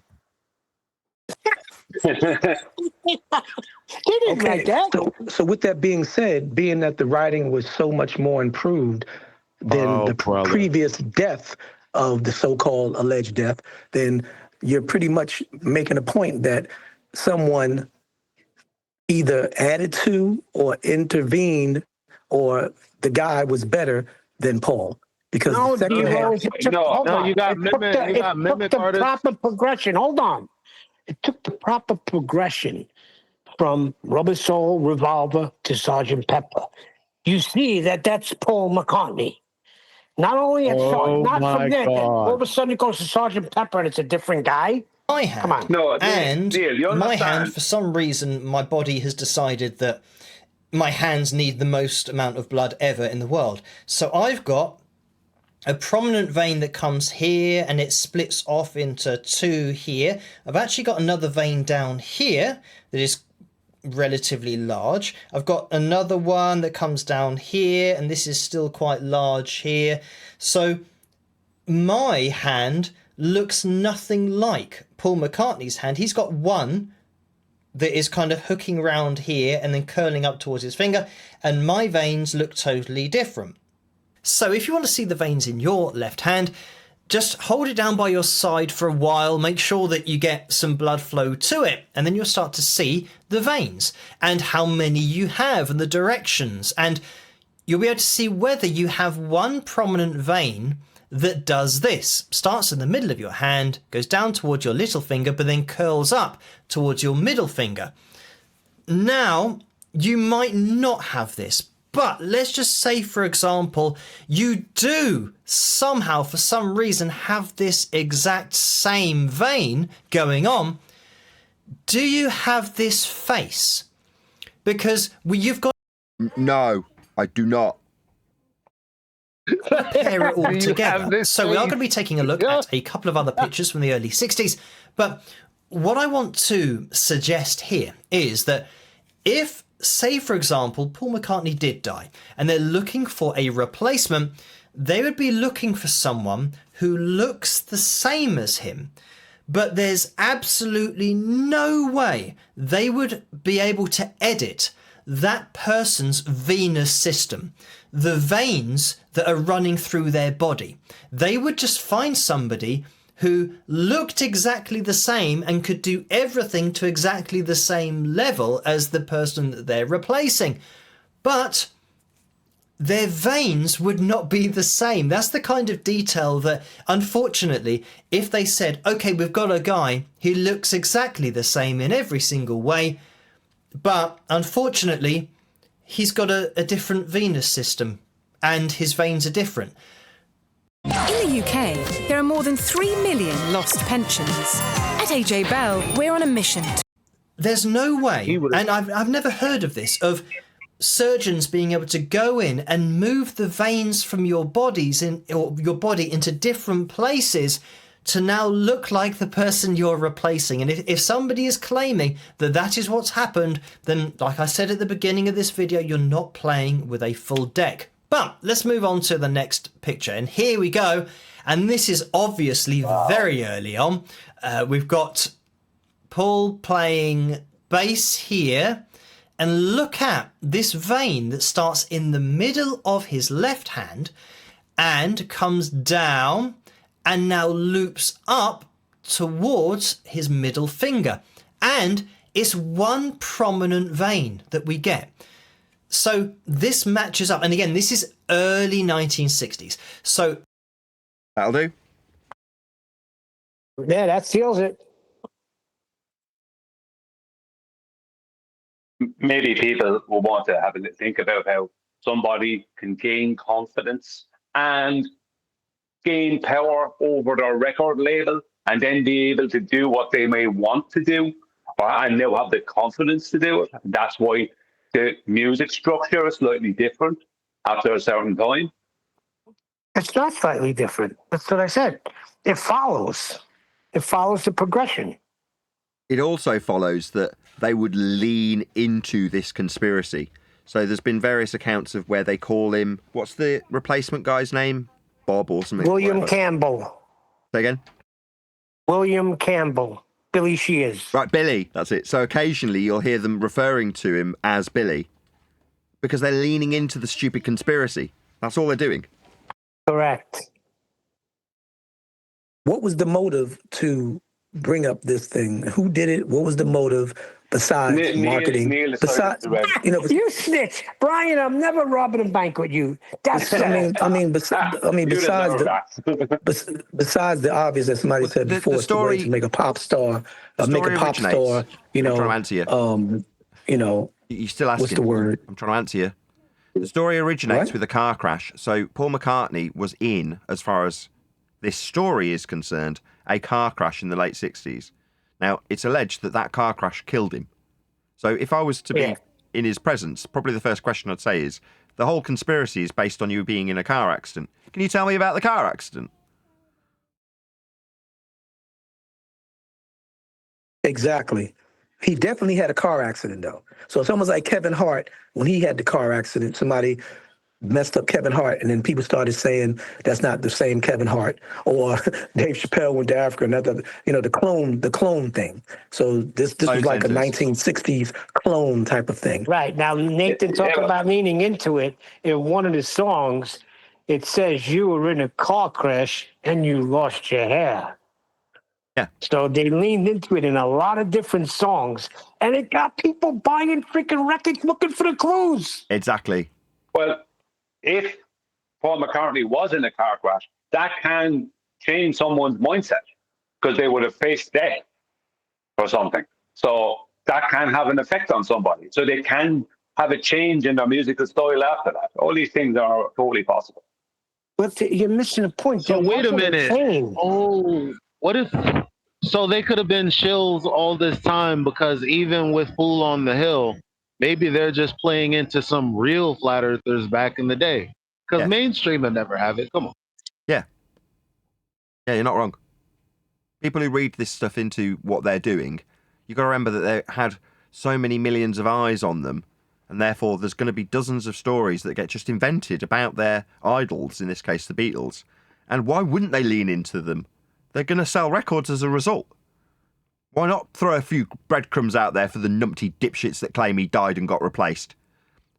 The reason I've led into this, right, normally I'd just cast this down, but I literally brought this up at the beginning of the show in my irritation, didn't I? About flat earthers leaning into clone centres. This is the same shit. People who say Paul is dead make flat earthers an easy target for ridicule. Simple. Yeah, Neil was the one saying it earlier. He brought it up. He changed his tune right quick, though, didn't he? I'm not listening. Yeah, I used to get abused in chat by people telling me he's dead, you idiot. Look at all the clues. I went through this in 1980. I'm well past this. There was no chat. Mockingly. Nathan has a great point, though. Everyone that talks about Elvis is still alive, Tupac is still alive, this one, they're in an island in South America, whatever. No, Antarctica. Whatever. They automatically link anything that is considered conspiracy theory. They automatically link. Yeah, the same thing like these flat earthers. It's like, that's why I don't even talk about things like that no more. Even I used to deep down, and I don't even talk about it. If I don't know, I don't know. I don't care how 9/11 happened. It was a tragedy, period, point blank. I don't care about nothing. I just basically, there is no more. First of all, flat earth is not a theory. It's not a belief. It's measured flat. We've established that. I had to tell somebody that on Facebook. Oh, I like that. I had to tell them that on Facebook. I said, it's not a belief. It's a measure. How big is your head? How big is your feet? Do you believe it's that, or have you measured it? If you measured it and you wear a size 6.5, then that's the effing size of your foot. I don't believe that because I measured. Step off. I didn't like something that you said. You said it's not a theory. It's not a belief. Is a scientific theory a belief to you? Well, a theory is not a scientific theory necessarily. A theory could be like, I believe the butler killed him because he was messing around with, you know what I mean? That's not my question. Yeah, I got what you're saying. D-Rose is speaking in a conspiracy theory fashion. Yeah. Science. Yeah, not in science. Like a theory, like, oh, I could tell you why the sun goes down. Theoretically speaking, I would say it's because. Yeah, I need about 6 more examples to figure out what you're talking about. It's talking about a colloquial theory. D-Rose, Nathan has you sounding like Sylvester again. Meanwhile, Go ahead, 6 more examples. I'm still not getting it. Okay, yeah, you got it. Who peddled all of this conspiracy shite into the flat Earth arena 10 years ago? Can anybody remember? David Weiss, I would say. No, there was a conduit for David Weiss. Oh, who was particular individual? Pat Steer. He peddled. That guy? That guy? That guy. Patricia Steer. Patricia Steer, not Pat, not male Pat, female Pat. I know exactly what you're talking about. That guy? Why are you saying that guy? She's a girl. What are you talking about?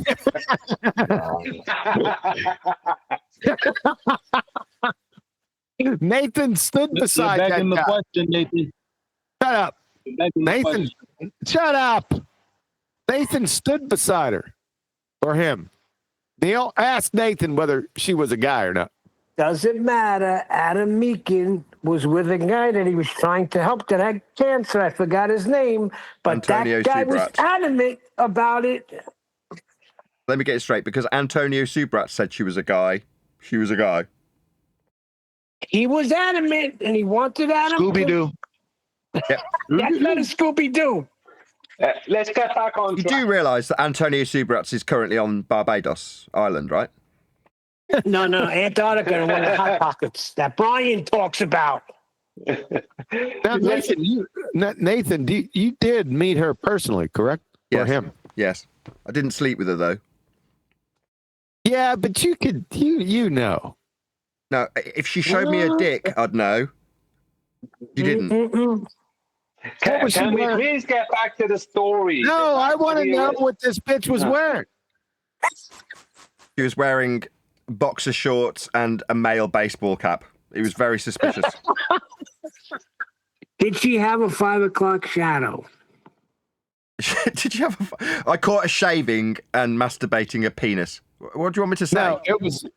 No, it was 7 o'clock because it was refracted. Don't think Patricia Steer is a man. So how did Patricia Steer, how was she like behind the whole feast of nonsense, or as you call it, junk food today? They were the other hot potatoes. Conspiracies. They were Not the feast of nonsense, the conspiracy angle, Neil. Focus. Right. Yeah, they were all part of the feast of nonsense, though. No, it's not the feast of nonsense. Conspiratard nonsense. The floor is yours, Nathan. So how do you connect? So you said that she's greased the skids. Yes. For the conspiracy theories. Correct. Yeah? Yes, very much so. Every Tom, Dick, and Harry that had a story came on Patricia's show. There you go. And, oh, God, I give up. Shut up, Neil. Damn. Go ahead, Nathan. You had every Tom, Dick, and Harry talking all sorts of shite about Paul is dead and all kinds of crap like that. That was her shtick. Those were the other hot potatoes. Really? Yeah. Didn't realize that. Yeah, she was the one punting that crap out there en masse. If you had nonsense to punt, Patricia Steer had you on her show to punt it. Oh, that's about all right. this time. Talking about Mark's ex. Okay. Yeah, we're 20 books ahead of you. Okay, but check this out. I put a picture in Master B that my brother sent me and said, "What's wrong with this picture?" He didn't say it to me. He just posted it. You see it? Yeah, it's a guy. That's a guy. Where do you see it being a guy? Oh, brother. Where do you see it being a guy? Why are we here? Because of flat earth. We're on Patricia Spear. So, the other hot potatoes were all the conspiracies, and then she brought people onto the show. Really? Yeah, that was her shtick, to have literally people come on under the guise of being flat earthers, and then they'd talk about Paul being dead and things like that. That's right. That show was Flat Earth and another hot potatoes, and she had other people coming in. That's correct. I never looked at it that way. She was a shill from the beginning. Yeah. Well, she's definitely a shill of some kind. But yeah, she was promoting it. No, you're right, Nathan. But I'm pretty sure there was more than her, though, Nathan. Yeah. Pretty sure David Weiss was at it too, and. That's a pretty bold claim there, Nathan. We're not saying that she didn't do that. She definitely did. Now, thinking back there, yeah. But she was the only one? I find that hard to believe. No, but she was the catalyst. According to Nathan. What's a catalyst? I don't know. I have to look it up. Like the she was the main one that brought it in. It was bound. I don't think we're laying it all at her doorstep, but she was definitely original, right? That's what you're saying, Nathan. Yeah. Because this garden is pruned and cultivated for that shit. It was prime, right? But okay. Well, thanks, Nathan. David Weiss, his whole shtick was all of those things before Flat Earth came up. When he just before he turned into a flat earther, his whole shtick, his whole website, podcast, whatever, was all about all that stuff. That's what he did. Huh, interesting. I guess Nathan did actually literally step off. Yeah, he decides just to ignore us whenever, at will. He's always been rude. Well, I interrupted because he started the story focusing on Patricia Spear saying every Tom, Dick, and Harry.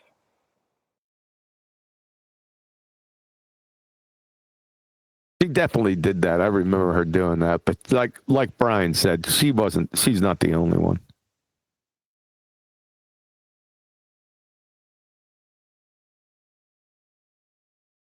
Nah, there's loads of them. There's been loads of them. They can't stop. Because a lot of people who end up here started out as conspirators. I'm a conspirator. I was a conspirator years ago. Yeah. Oh, wow. That's a revelation. But I am not a ridiculous, stupid conspirator. Right. I like a good conspiracy. And I don't jump. Yeah. Yeah, there's a difference. There's degrees there. That for sure. There's geometric. Well, what would be considered a good conspiracy? Gematria. But be real. Gematria. But be real. It's fun, as long as you don't go overboard. It's fun traveling down the rabbit hole of what ifs. You know what I'm saying? It's kind of fun. Well, it's kind of fun to have this conversation. I mean, this is all legitimate, though. You just have to apply Bayesian reasoning. You just have to apply Bayesian reasoning. That's really Eli, you get 10 points for that one, Eli. That was from left field. I didn't hear what he said. What did he say? Say it again, Elijah. Yeah, all this stuff makes sense. You just have to apply your Bayesian reasoning. Bayesian? What's Bayesian? Bayesian reasoning from Bayesian reasoning. What's his name? Indio the other day. It wasn't from Indio. The video we're breaking down. Holy shit! It was from the achromatic rainbowist. I understand. But we were breaking down Indio's video. Holy shit! We really do have to be hyper specific. Yeah, you do because it's not Indio's video.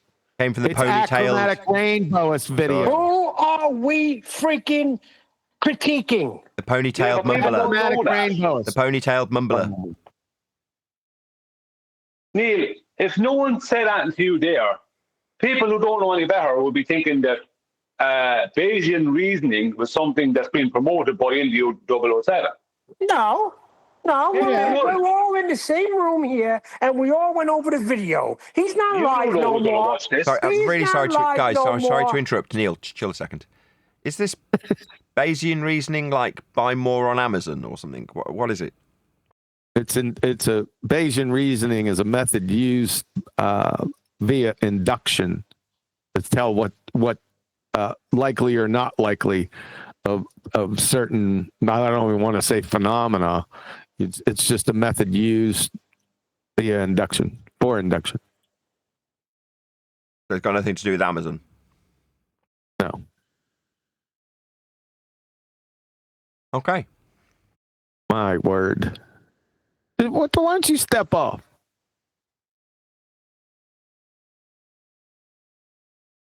Did you step off? Yes. All right. Nicely done, Elijah. Why does the sun disappear at the angular resolution limit? Did we clear that up or what?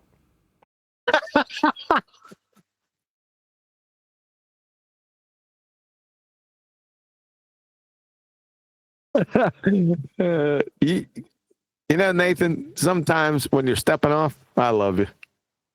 I love me too. I've got to be honest. Feelings mutual. Oh, we didn't go over. Where's Adam at? Bring Adam in here. We didn't remember we were supposed to conclude that discussion. That never happened. Oh, Adam and his globe angular sizes. Yeah. Yeah. I was going, as someone got to Adam, that's what I was thinking. Has Well, someone maybe gotten to Adam? Yeah, Adam wanted the double dip, didn't he? Yeah, Yes. he did. Yeah, I don't know how he was trying to get away with that. We all stopped him. And then he does the usual Adam thing. Well, let me just explain this to you. It's definitely not the same. That's for sure. And then goes into his long rhetoric, right? I was sitting there, what the hell is this? Yeah, and he throws out a few phrases and a few sentences to give you the impression that you are not after researching this correctly and you're a bit of a numpty, but okay. And that's the way he makes people feel, so they sit there and listen to him. But no, in that instance, that's not working. Sorry. No, we stopped his ass quick. I tried to stop him before he got it out, but I felt sorry for him because he got burglarized and then he wasn't I heard here for a Brian while. first. I heard Brian grunting first. What the hell are you talking through me for? I think it was Brian. Fuck. Neil. You don't own me, Huey. Fucking guy. Here, boy. Come on. But a good conspiracy, I was asked a minute ago by somebody, I don't know if they were asking me specifically, but he That just was asked. Maxi Wax. What's a good conspiracy? Well, any conspiracy can be a good conspiracy if you can get to some kind of coherent something of it. And you're able to get to the point where you go, right, that didn't happen or couldn't happen or blah, blah, blah. Doesn't mean you'll find out what actually happened. Like, for instance, Adam's situation. That's a good conspiracy. Is it not? We don't know, but now we do know. We kind of do. We don't know, but But you could be anything. Yeah, It could be Bayesian reasoning. We know what's most likely. Yeah, Bayesian reasoning. That's what Elijah's on, boy. Yeah, so that's kind of all you have in that situation. Yeah, but kind of, well, yes and no, because it depends on the situation. If you have video as well, also, like as I said a moment ago, the most recent shooting in the US of Charlie Kirk. I mean, that is a conspiracy, and there's a load of things about that. If I wanted to go into it, not saying that I sure don't go to anything, but there's a load of stuff about that, and it just does not make sense. It just doesn't make sense in any way, shape, or form. Yeah, piss Nathan off. You're going to open up a can of worms. I'm not doing that. I'm not going to go into it, but I'm just saying there is nonsense. Just off that event, or 9/11 or any of them, right? You can have a really nonsense conspiracy concerning it, or you can actually have a somewhat realistic conspiracy that is possible because of the type of people that were involved. And because of all the factors that you're aware of. Yeah, fair enough. Yeah, I'm not denying it. You're right, bro. I'm busting your chops, but I totally understand what you're saying. Like, I was sitting here thinking, I hate when people say, "Well, this is my worldview." Like, no, you can choose to put your frame of mind in any It depends. It's situational. Like, I'm not gonna pull out the scientific method. I got like a puzzle in front of me. Running around, robbing banks, all out with the Scooby snacks.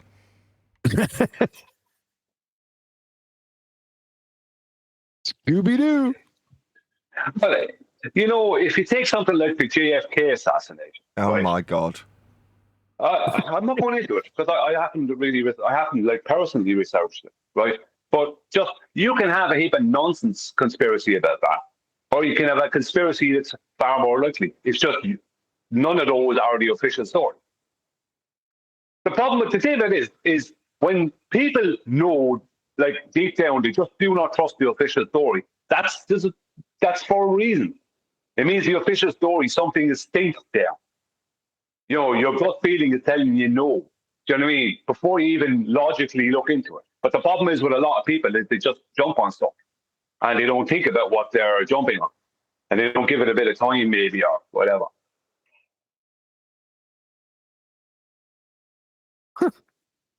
That was deep. Yeah, it's kind of coded, I suppose. Thanks for the deep dive there, Brian. Appreciate that. Well, if I could What I break would it down say, even further, go on. Yeah. I mean, you got two sides to it. You got, the people, like what you're talking about picking up is people making fallacious claims or arguing fallaciously. People pick up on that, but instead of saying, "Oh no, that's not legitimate," if it is legitimate, support your claim. Instead of it stopping there, they commit the Scooby-Doo fallacy.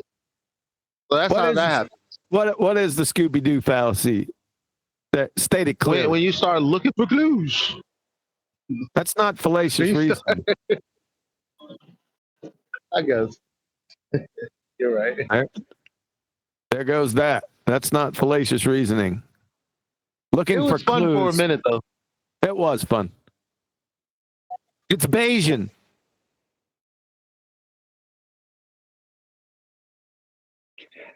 What does color have to do with it?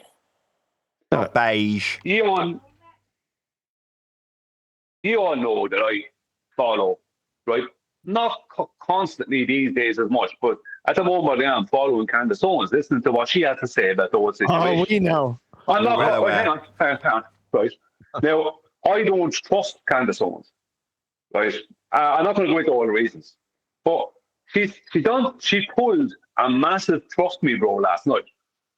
As where the chap, right, where the chap got killed, right, shot. All that area has, right, they started taking down the cameras that were, right, now I understand why they'd be taking down the cameras, right, but whether they should be doing it 4 minutes later or 10 minutes later, I don't know, that were on him, right, and on that event, from behind him and around him, in that little area he was in. Now, she reckons that she may be able to get to see the footage from one of her cameras because she knows the company, right? But she said, now, unless she's lying, right, for the purpose of getting the footage and showing it to our audience, right, she said that I think you would trust me enough, said to our audience, I think you would trust me enough for me to look at that footage and tell you what's on it and what's not on it. like what? That was the biggest. No, I looked in the comments. Nobody said anything about it. I didn't see one comment. It's like, hang on a minute. So you're going to look at the footage. You won't be able to show it to us because the company won't allow you.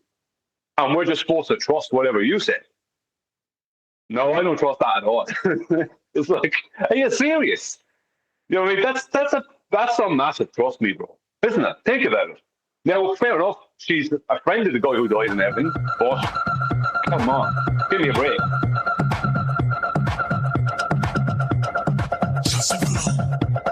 Someone's off mute there. Discord. Mike Discipline. Me playing Trust Me Bro. Oh, by the way, we couldn't hear that. We could just hear it. We just hear a little mumbling and noise. Yeah, but that's He's doing it again. Yeah, go ahead, Brian. Tell us.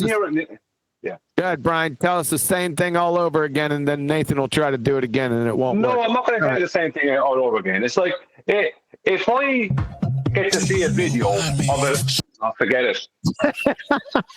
Nathan, come on, I'm trying to point something out here. If I get to see a video, right, that you don't get to see, and you just have to trust that what's on the video is what I say. I mean, what the hell is that? I wasn't vaping. Oh, sorry, you weren't asking. That's Roman Catholicism. Yeah, that's more. But the vaping thing, he's seeing vaping. That's just a straight up lie. This is different. This is like, I've seen the video of the aliens. You can trust me because you know I'm a good guy. Like, hang on a minute. Magenta reasoning. Is Candice pushing the aliens? Is Candice pushing? Do you not love her anymore?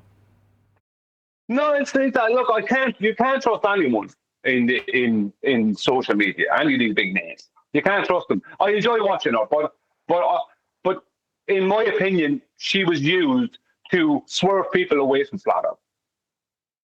I never said I loved her. That was you come up with all that rubbish. I was just bringing her to your attention because she was addressing the topic. But what she did is she briefly addressed it. Then her producer went to Antarctica with it, and Will Duffy saw it 24 or something, and now there's no talk about it again. And she keeps on using the word globe and global. It's like, come on, Candace, we're not stupid. Yeah, You know what I somebody mean? started that, but I won't give anybody's name up like certain people. It's just weird. You don't want to be blamed for bringing in the red herring. You deserve that. But I won't say that Huey started that Brian and Candace nonsense. It wasn't him. Yeah. That's magenta reasoning. Magenta reasoning.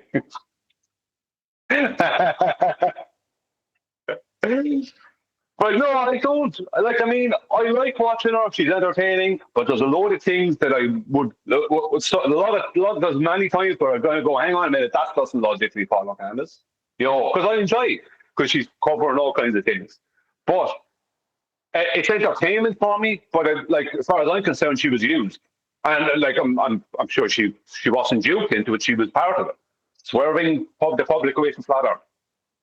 She'd have to swerve them back towards it again. What the hell? You trying to get your 10,000 words out? Yes. I figured. We all know the true story. You think we forgot?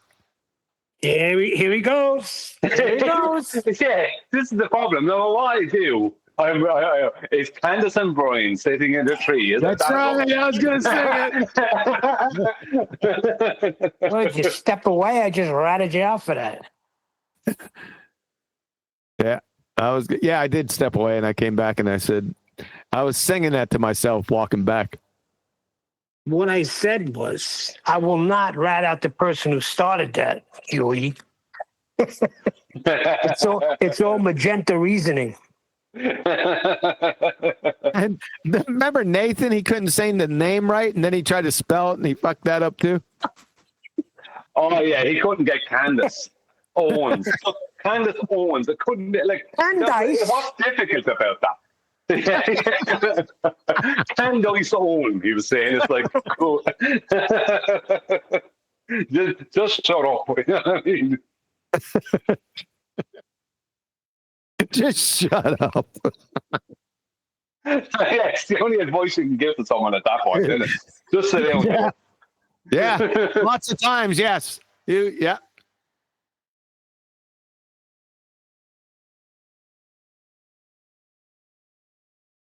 I should have said that before I went and got my and put in my breakfast order when you started talking.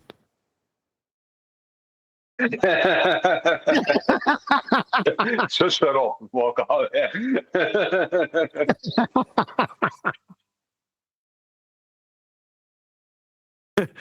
Has he got any more questions?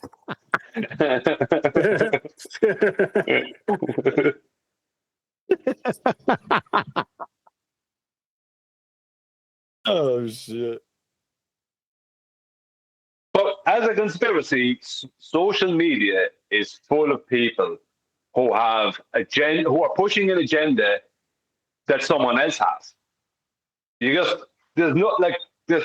They're constantly attacking each other. No way. It's ridiculous, Nate.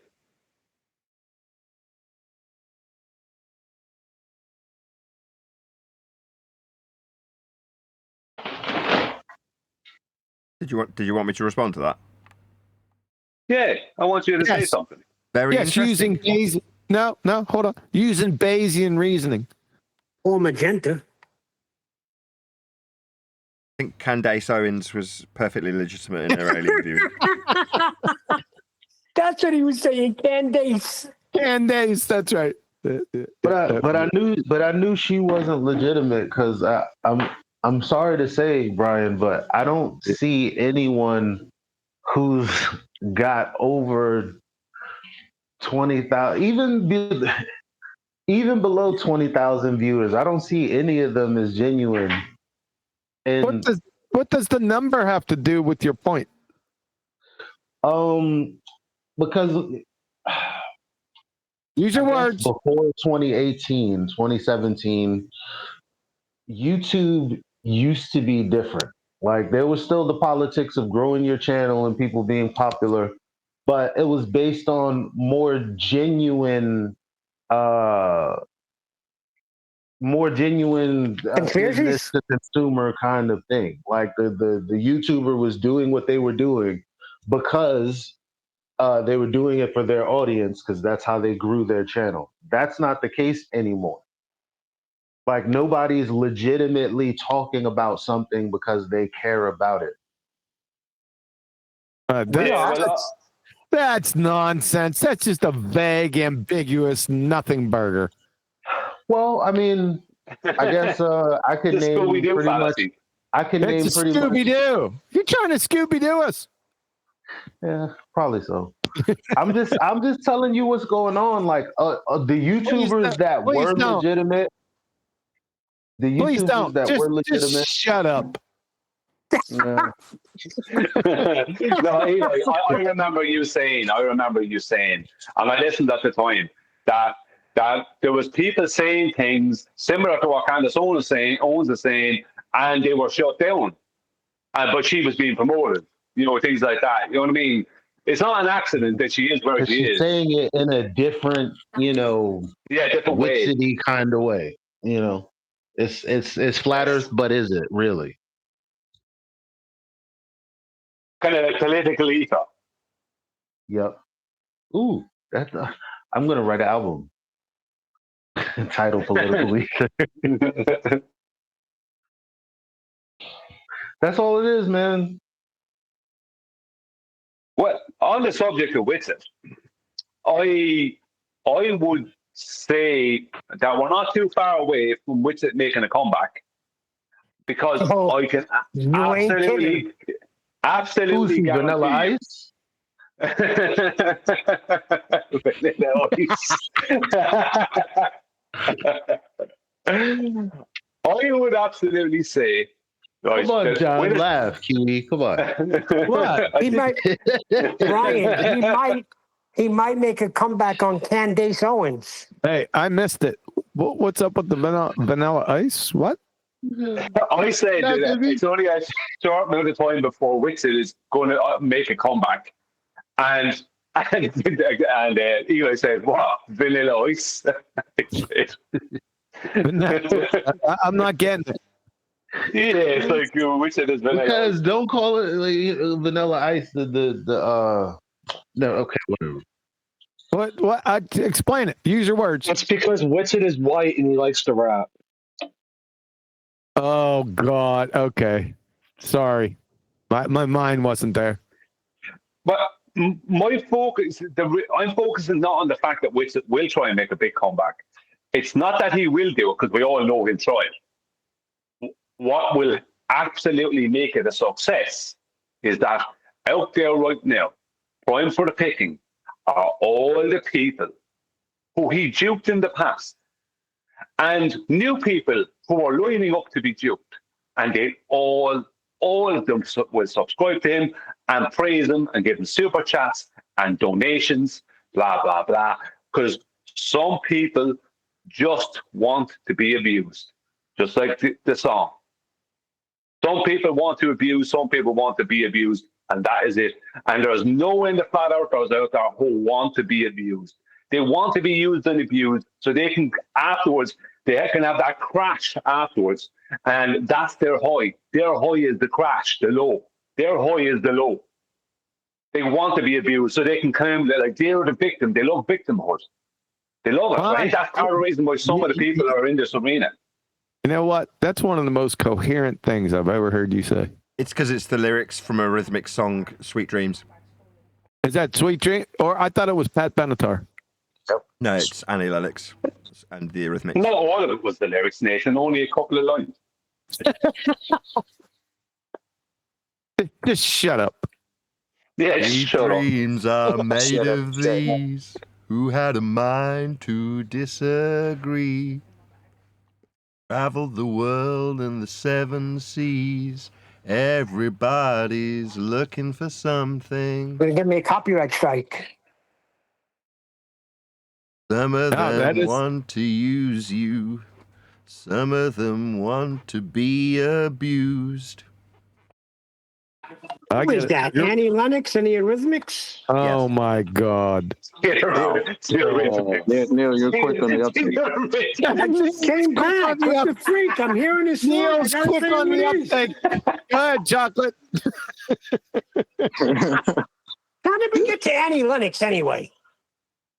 Oh, You didn't hear It's Brian Brian's saying fault. those No, I lyrics? was talking to my wife. Did you not know she was replaced in the 60s by Will Smith?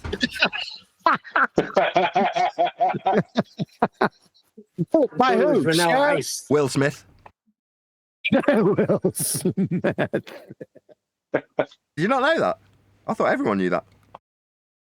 No, there's a real channel that has like over 100,000 subscribers who constantly talks about celebrities that are actually the alive version of somebody who died in the past.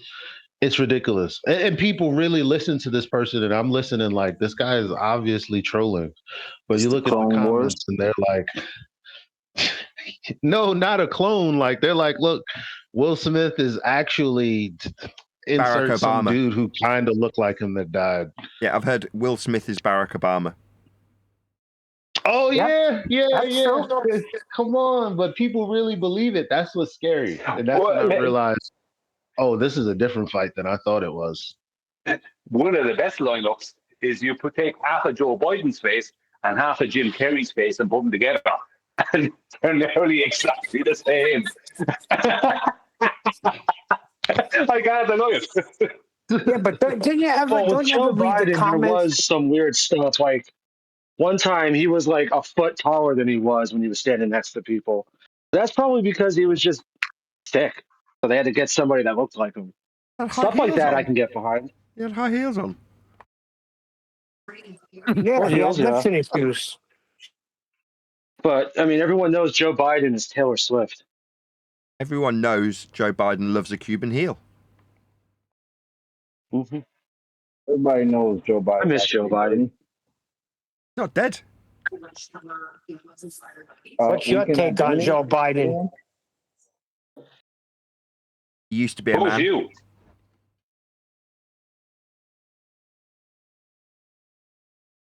Yeah. Hey, Mr. Quick on the uptake. Who's you? Everybody knows Joe Biden's actually Bernie Lomax.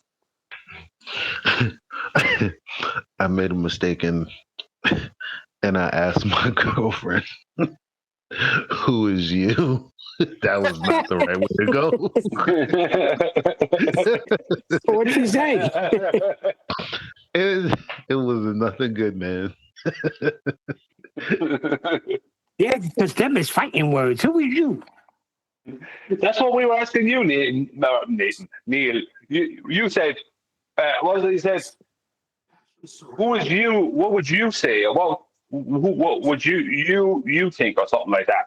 And you never. Nobody asked me that. He asked Mr. Sloan. You said that. No, but you he said it, and you didn't say who. No one knew who you were Hold on talking a to. second and let me finish. Huey said, "Who's you, Mr. Slow on the uptake?" No. So I don't know Quick who on he's the talking to. Quick on the uptake, not slow on the uptake, you goober. Whatever, it was something on the uptake.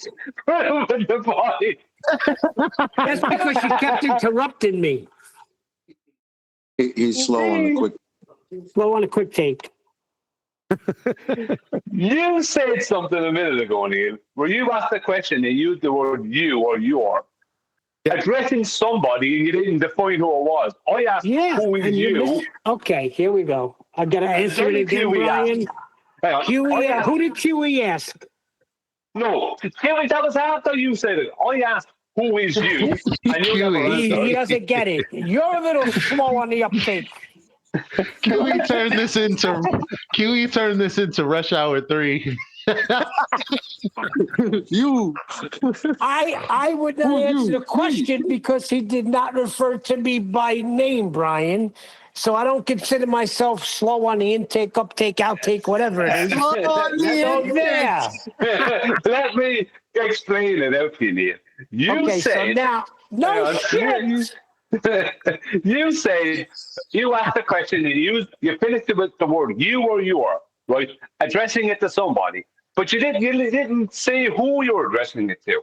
I asked you. I said, "Hang on, leave me finish." I asked. I said, "Who is you?" And I got no answer. I've been tears, y'all. Then Huey asked it. Then Huey said, "Mr. Slow Mr. Quick on the uptake. Who is you?" And there was no answer. Right.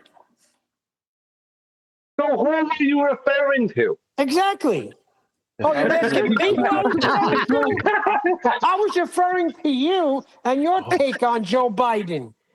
He said exactly. Who was it, Neil? Exactly. No. A nightmare. Neil must have been a nightmare to interrogate. He was referring to me when he said that. You know damn well he was.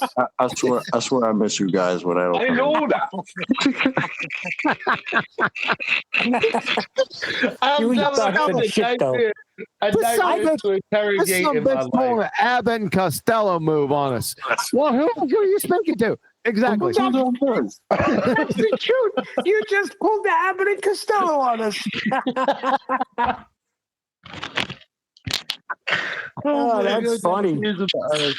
But you wanted my take on Joe Biden. Now we've found out what it was. Yes, I remember how you gave a little insight on what you think about Joe Biden because we thought he was all a retard. But you had a different take, right? Oh, a completely different take. Yeah, he was on the heroin. And they gave him a bit of cocaine when they needed it. That's what was going on with Joe Biden. He was constantly eating ice cream, had sunglasses on, wore long sleeves in the summer, constantly. The guy used to be skagged out of it all the time, just saying any old rubbish. And now and again, they give him a bit of cocaine when he has to go up on the stage. And he's talking okay for a few minutes. Then after a while, that starts wearing off. He needs it out of line, but he's stuck on stage. And the heroin kicks back in, and he doesn't know where he is or how to get off the stage. I got 2 words for you. Made in the USA. Wait a second. Brian, you said he was Kaiser Jose. No, that's one of them. That's one of them. But I mean, that's one of them Bayesian reasoning things because you have to sit down for a couple days and wonder what the heck is going on with Joe Biden, man. He can't be.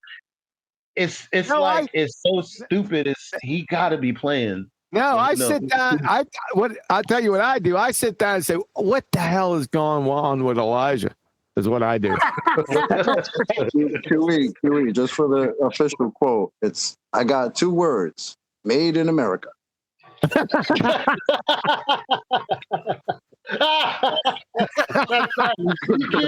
You can't do that. Like.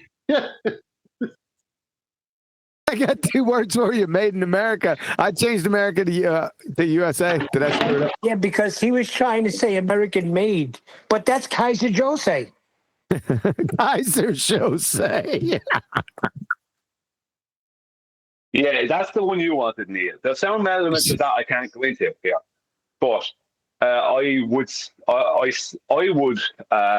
definitely state that he was also putting on a lot of rubbish, that he was much sharper than he was pretending to be. Just like Kaiser Jose. Okay, Mr. Sizer Kose. You sound like Joe Scarborough. Joe Biden is as sharp as a tack. And then you got the touching on people, man, sniffing hair. I didn't say he wasn't a bit of a perv. I was just saying,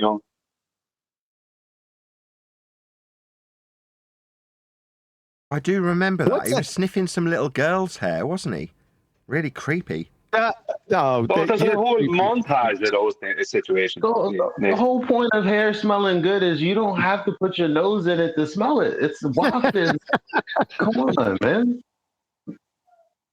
Yeah, he was doing that shit in front of their parents.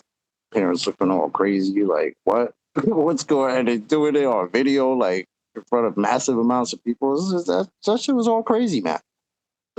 Because he was He'd walk away stoned from to the the 10th degree 24/7. He was always high on pills. He didn't know what he was doing. Telling the Or, I story mean, about maybe he how he did. likes the I girls don't to know.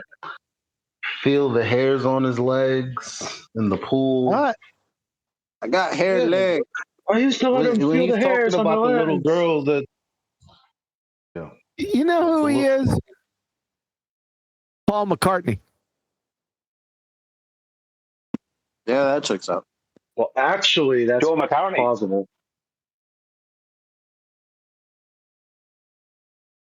This went off the friggin' rails. When did it go off the rails? Let's try to pinpoint it. Oh, yeah, the question. That should be derailed a long time ago. Every time I hear that, every single time when somebody comes on and say that, I groan inside. Hey, what? Thank you. I have a question. Oh, God. Yeah, you can only wonder what's coming next. It sounded like that Guns of Navarone was here today. Oh my God! It's. I just want internally. I hear my inner voice, and it's not good. Not good. I'm a flat earther, but there's one thing that's really bothering me. Oh my God! I was just going to say that, especially when a flat earther comes in and says, I'm a flat earther too, but there's this thing that I've been looking at that's really bothering me. Well, I would say that people would expect us to have answers, and sometimes we do, but sometimes we don't, you know.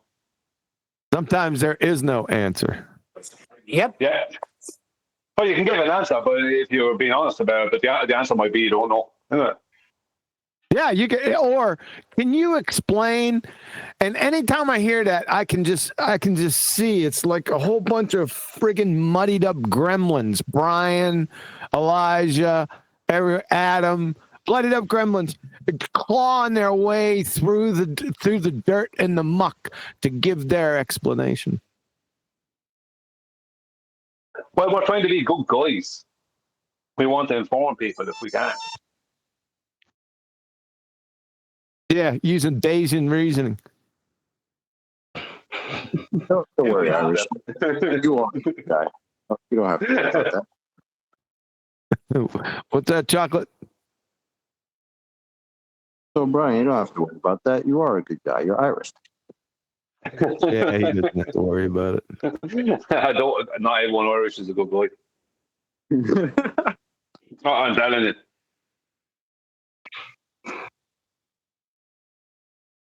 All right, you guys all tuckered out? Ask your sister. There you go. That's what I'm talking about. Guess you're not tuckered out yet. Nathan, you had something that you wanted to talk about, didn't you? No. God, I thought I was going to. Make that up.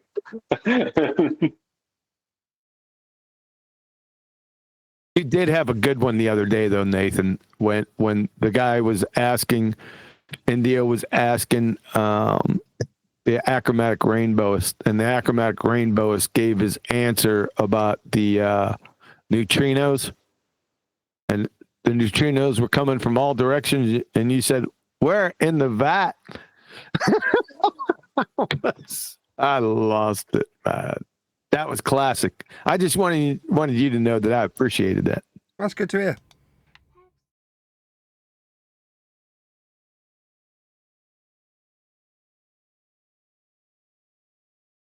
I like where your mind was at. So the India will have a discussion with some special guy, or what's? I didn't. You ain't keeping up to date, are you? No, I've been in and out. Yeah. So now we got to start over, go back to the beginning, like 8 hours of video and start right from the beginning with you again, huh? You'll be very disappointed, Chuck. All I wanted to know is who we had a discussion with. I don't need every detail. He had a discussion with Dr. Blitz. Dr. Blitz is a mathematical physicist, PhD. Okay? Show some respect. Mathematically. Show some respect. Okay. That's copyrighted, Neil. You stole that shit from me. Yes, I did. So he's a proficient in the arts of physical mathematics. Is that it? You would think so. We didn't delve into that. I only gave you his title, but up to this point, I really don't know what to say. I thought we were going to do mostly a treatment on the mathematical physicist. As it turns out, Indio 007 doesn't know what natural science or the scientific method is, if you can believe it. What? Yeah. Yep. Yeah, I caught a lot of shit from him last night because of that. What's that? He wasn't very happy. I popped into the hub and he was in there and he wanted to know why everyone thought he did bad and shit. And then I got banned. And you got banned. Here we go. Well, I did. I think I got a 3-day ban. I don't know. I mean, Indio wasn't giving me a problem for real. He was being cordial, but oh well. Because you were over there making sense. Elijah, you Scooby-Dooed him. Elijah. Is my mic working? What's up, man? Go ahead, Baxi. So where were you at and what did you ask? Oh, it was it's not 24/7, but it's the same crew of people, but it's called the English Hub. And I didn't ask anything. They just kind of, there was some person named Dandelion who I've never heard, some girl, and she started freaking out and she muted me. So I said in the chat, I said, why was I muted? I haven't said anything or argued with anybody. So then she had to pull me over to 24/7 to have a discussion on why I was muted. And apparently she didn't like my YouTube comments. So I felt the video. I guess I left a comment. I don't know. So then I got a 3-day ban afterwards. What? Well, YouTube I guess she was comments? watching the live stream on YouTube, and I posted something during the live stream, and she thought it was mean. But she never told me what it actually was. And then I got banned. Oh, that's Mary Mom. She's a dumbass. Chocolate. Turns out I told her to Indio stop mentioning the light and dark liquors. Thanks, Bax. We got it. So, Chocolate. So you were unaware that Indio 007 doesn't know what natural science and the scientific method is. It's kind of shocking, isn't it? I find that hard to believe, but then I don't know. That sounds crazy to me, knowing the Indio that I know, that I remember. That sounds a little off, but okay. Well, why do you find that hard to believe? Please opine. Because I distinctly remember him knowing what the scientific method is and what natural science is. Oh, you distinctly remember me saying it over and over and over again for about 8 years. That too. I remember that too. So not sure what happened there. With him in presence and commenting on it. 1, 2, 3, ABC. It's not rocket surgery. I mean, we're not trying to figure out the space-time continuum equation. Just ABC 1, 2, 3. 8 years. Still can't get it. Doesn't know it. And did Vaxi, did you say that he was in this English hub and he had an issue with or something? Did you say something Well, to like be that? fair, he didn't, but other people started bringing up like what was being said He during the did live initially stream. say that. Yes, Brian. And the Hold fact up, that I was there, Elijah. I We kind want to of hear what Waxy Wax has to say. So stand down, Elijah. Waxy Wax, go ahead. Start over. yeah. For the most part, India was pretty chill. He didn't really like. We didn't have any type of heated words or anything.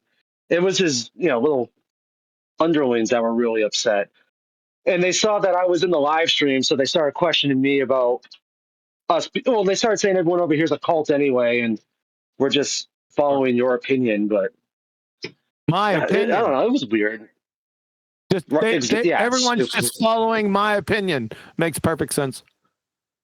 it makes no sense, but yeah. Huh. That's interesting. That's the view of 24/7 of FED now. Yes, 24/7 politics server. Oh, politics. Oh, No, not politics. Politics. Okay. Alrighty then. Okay. Still, that's what we know got. why I got a 3-day ban, but whatever. You can't win. Are they still using arguments developed by the cult members? Yes. over there? Oh yeah. Oh, definitely. Yeah, they're still fucking those up. Oh, so we I mean, must they be do a pretty sometimes, cool but they're not cult good then. at it. We must be a pretty cool cult then. Is that what Possibly. it is? Could be. Okay. Nathan's the leader. Somebody called the other day. Somebody Sod Buckcluster called me a friggin' an Oakleyite. Yeah, and he's coming after you too. Oh no, I not got it him. mixed up. That's Rob Yeah. Noxus. Wait, I thought Nathan was a QEite. He was a what-ite? A QEite? No, he used to be an anti-dentite.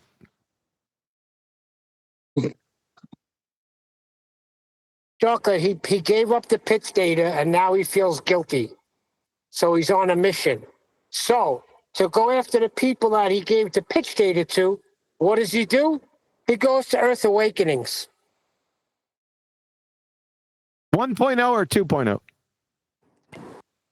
The first Earth Awakening. The first Misfit Toys. Yeah. So that's 1.0. Yeah, it's 1.0. There's So really now- no difference between those two servers. Yeah, there isn't a difference between those two. So you're quick on the uptake there, Chocolate. We've labeled, not we, I did it. You know I did it. I labeled the Politics 24/7 Flat Earth Discord as if the Land of Misfit Toys 2.0. Okay. That's crazy, but okay. It's not crazy. It lines exactly straight up because they're using the same refraction to pontificate on each of their servers.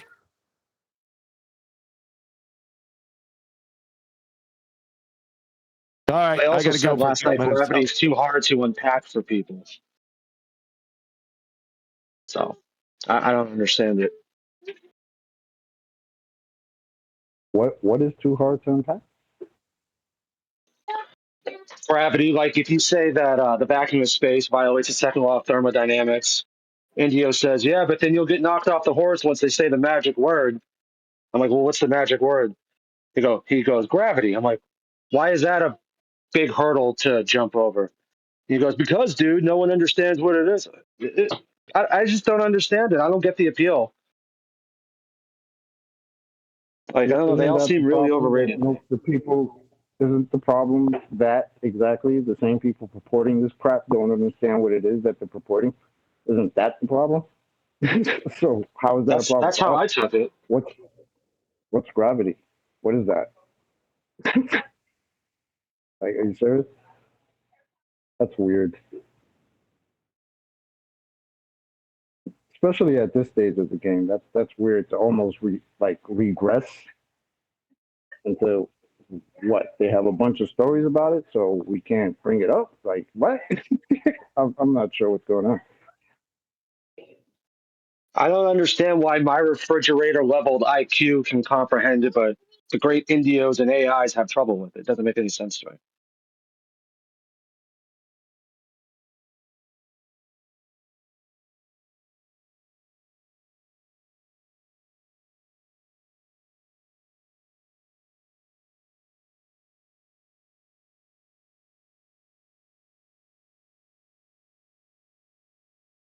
It almost seems like they're proactively going out of the way to undermine the arguments that we put forth.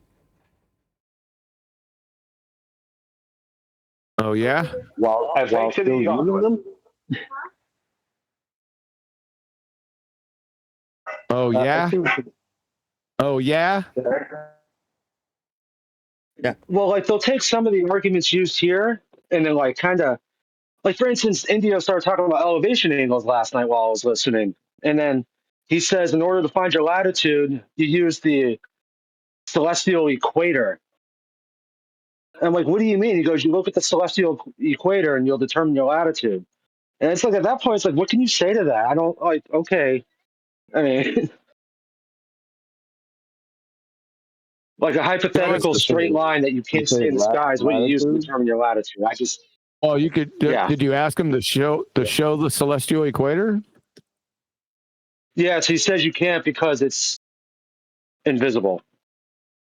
What did he say? He said, yeah, didn't he say it was invisible? Yeah.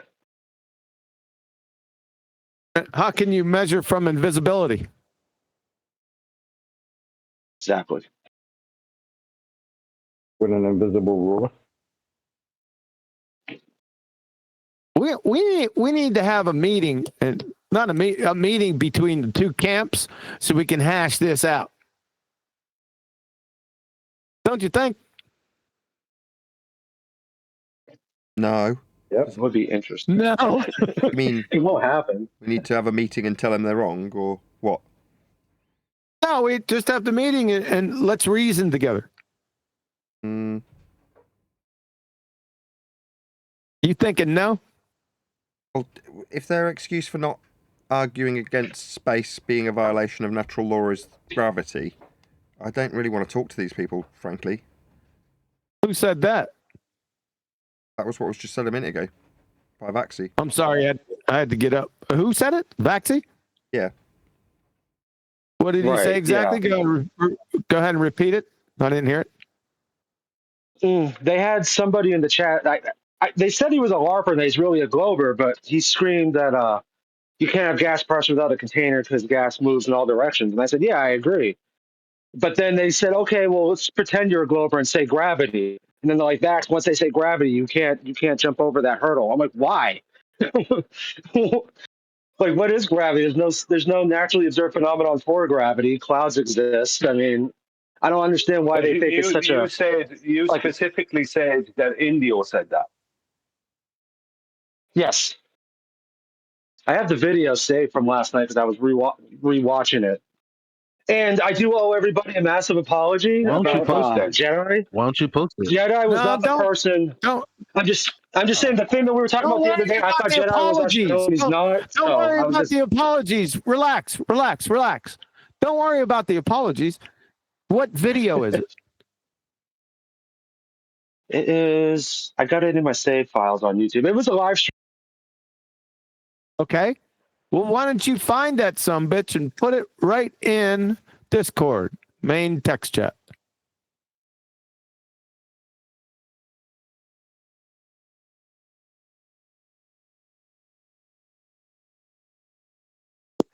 So yeah, I'm fine. From my understanding, like I don't know, 5, 6, 7, 8 years ago, we were laughing at them when they brought up gravity, and now when they bring up gravity, we can't jump over that hurdle. No, don't listen to him, man. Just listen to QE. Okay. So I'm confused. I'm trying to make sense of all this.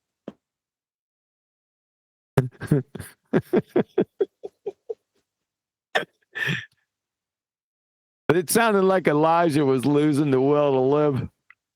Yeah, he did. Like, just don't do it. Well, we have to hear it to believe it. Let's be honest. So if we hear it, we can believe it. That's all I'm saying. We just want clarity. Yeah, I got the video now. It's 11 hours and 54 minutes, so I got to try to scroll through it and see if I can find. Yeah, I do that Because I stuff. was only in there for like 15, 20 minutes, I think. So I'll be right back. So what's the number? Oh yeah, it's what is it? It's right here. I'm watching it now. Actually, it's Flat Earth 24/7 Flat Earth Discord live open discussion. It just says episode 2. Hold on. Oh wait, no, I start off right at the very beginning. That's good. Hold on here. Let's see. I'll put it in the main chat. Okay.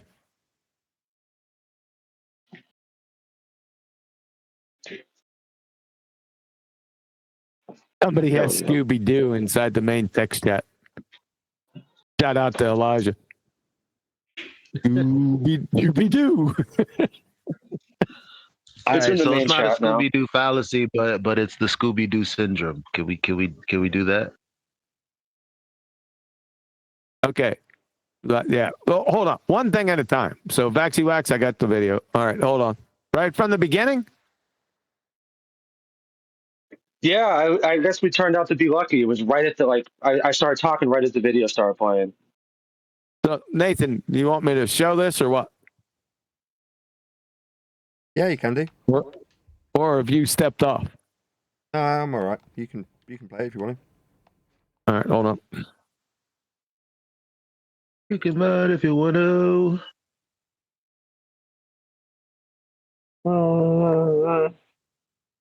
All right, I got to find where we're at. Okay, there. That's where we're at. I hate. So 24/7. Yeah, we want that one. Sound? Yes. Back here. All right, we ready? All right, 11 hours. Here we go. How's it going, guys? Good to see you. Well, I've got you. Yeah, I like your that's PFP, nice. dude. Oh God. Ah, thank you. The Guatemalan bird. Quetzal. But I had to go over the 24/7 for a second. That was very strange. I was muted because I wrote something in a YouTube live stream comment on Kiwi's show, and she didn't like. Shit. I was so confused when she asked, "What about the hurtful things you said in chat in the live stream?" I'm like, no idea what you were talking about, lady. Turns out it was a YouTube video. So interesting. Like I said, she has a good memory. Right, so I got muted in here for having a personal opinion in the middle of a live stream of a show that has nothing to do with. Well, not that the show was reviewing a debate from someone that's usually in here, but it was just kind of strange.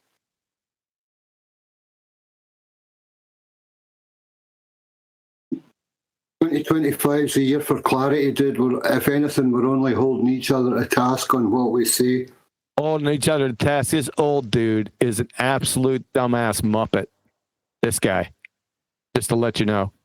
I just said I didn't think Indio did a good job on his debate that Quantum Eraser was reviewing, and I was literally not the only person with that opinion.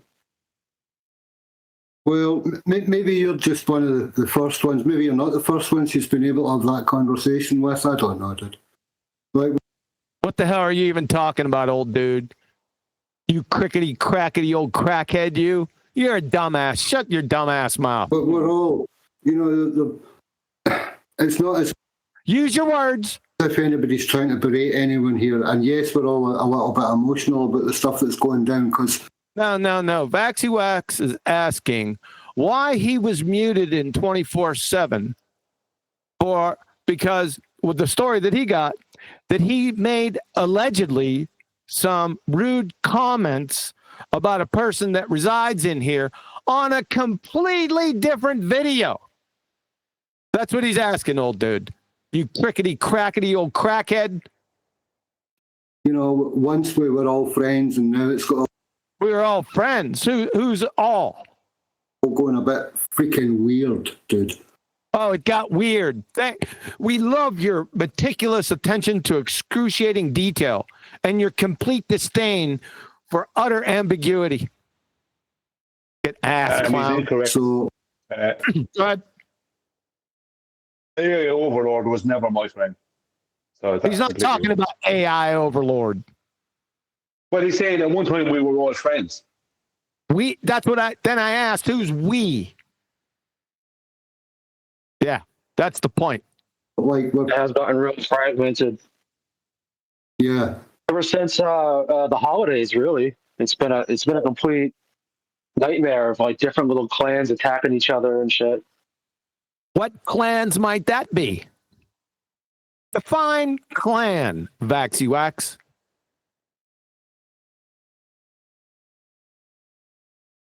Oh, I more or less meant to say clicks. You weren't Elijah. You thought you weren't. As soon as I pull you up on a video for a treatment, that means you are available to stand for account for everything that you say. What the hell is a clan? I know. I said clans, but really the word I was looking for was cliques. Like there's little cliques of flat Earth groups, and no one gets along with anybody. What are essentially cliques? Yeah. No, not yeah. What are cliques? What are you, Abbott or Costello? A clique is a group of people, isn't it? Like little groups of people that hang out together. Why are you asking me? Yeah, like you got goths and punk rockers and shit, and they don't really get along too well. Go ahead, Chocolate. Yeah, like FED would be considered a clique in quotes. We're a clique. So they're clique. Victory Royale! FED's a crew.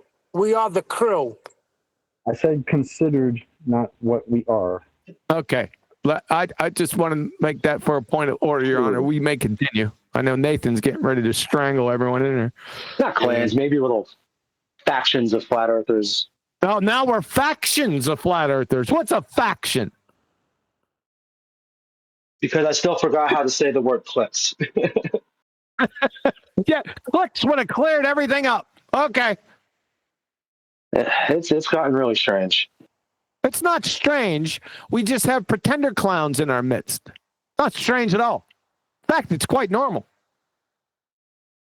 Hey, I just heard what you said in the live stream. What part didn't I do good with? The natural science and the scientific method, Indio. Yep. That's only one part. There's many other parts. But that one stood out. Just in general. No, I mean, I'm serious. What like? You shouldn't have said in general. You should have specifically identified his lack of knowledge of the natural science and the scientific method. That's where you screwed up right there. Well, yeah. Well, we all can't be perfect, though. I wasn't anticipating to have this discussion anyway. I was just popping in there because I'm bored. That's no excuse. This whole topic only came up because I got muted and told to go to another room to have a meeting. Oh, we got the background. We already went over that. We got it. I explained it to everyone. I'm quick on the uptake. I mean, that don't tell me anything. That don't tell you. Didn't you watch the video? I thought I was quite explicit in the problem we had with your dumbass. We spent quite a long time discussing it when it happened.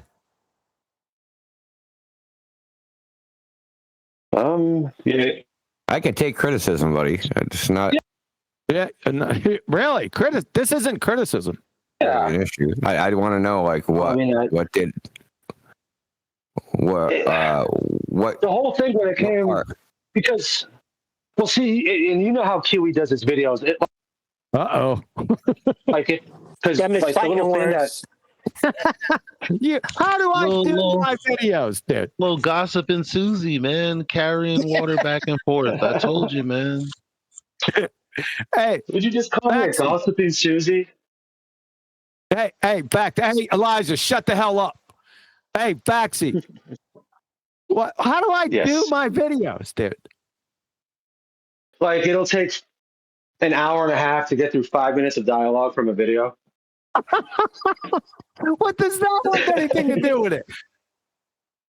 Well, because I think he was under the impression I saw his whole entire debate, which turns out was never supposed to be a debate, and DJ was never supposed to be a mod. But anyway, Yeah, it's that's irrelevant. We'll talk about that later. That's irrelevant. So you know how I think he QE was under does the his impression I videos. saw all 3 hours. I'm sorry. So you know how QE does his videos, and they spend, 45 minutes on over 5 minutes of material. Maybe that whole 5 minutes of material was so fucking stupid that we had to pair every word and go through it and show it how it's stupid.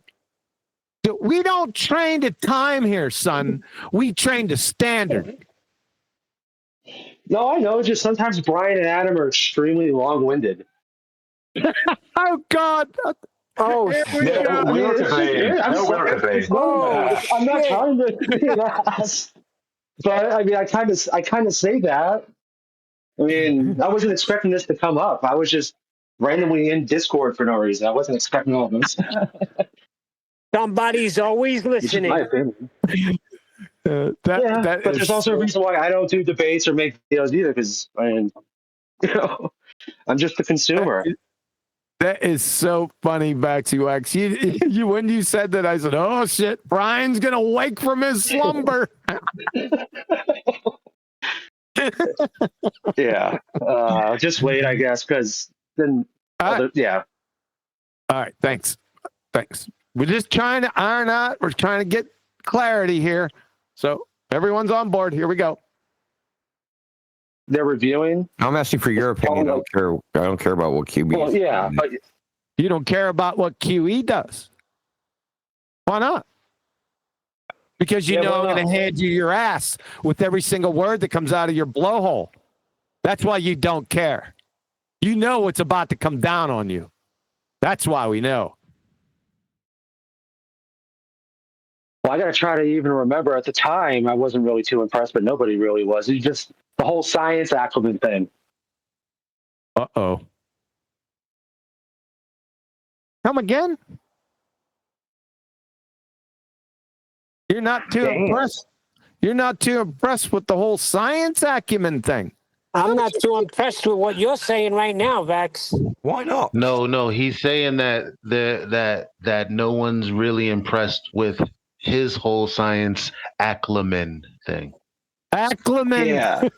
Look, regardless of you taking the piss out Did of I use Vaxi, it? right? Did I pronounce the word? Hold on. Vaxi's fighting a good fight here, right? Let's just hear it. Let's not have a jab at Vaxi. There's no need for that. Okay, I was just confused at what he said. I'll pull a fiver and then we'll head back. Then we'll start over. Here we go. I wasn't really too impressed, but nobody really was. Shut the hell up. Okay, shut up, Neil. Well, I got to try to even remember. At the time, I wasn't really too impressed, but nobody really was. It's just the whole science acclimate thing.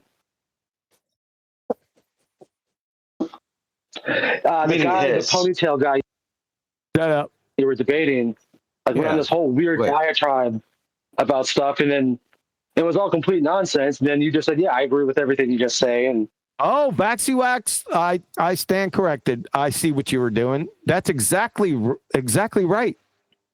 Good job, man. Okay, agreed. You do have a science acclimen. Play on. Here we go.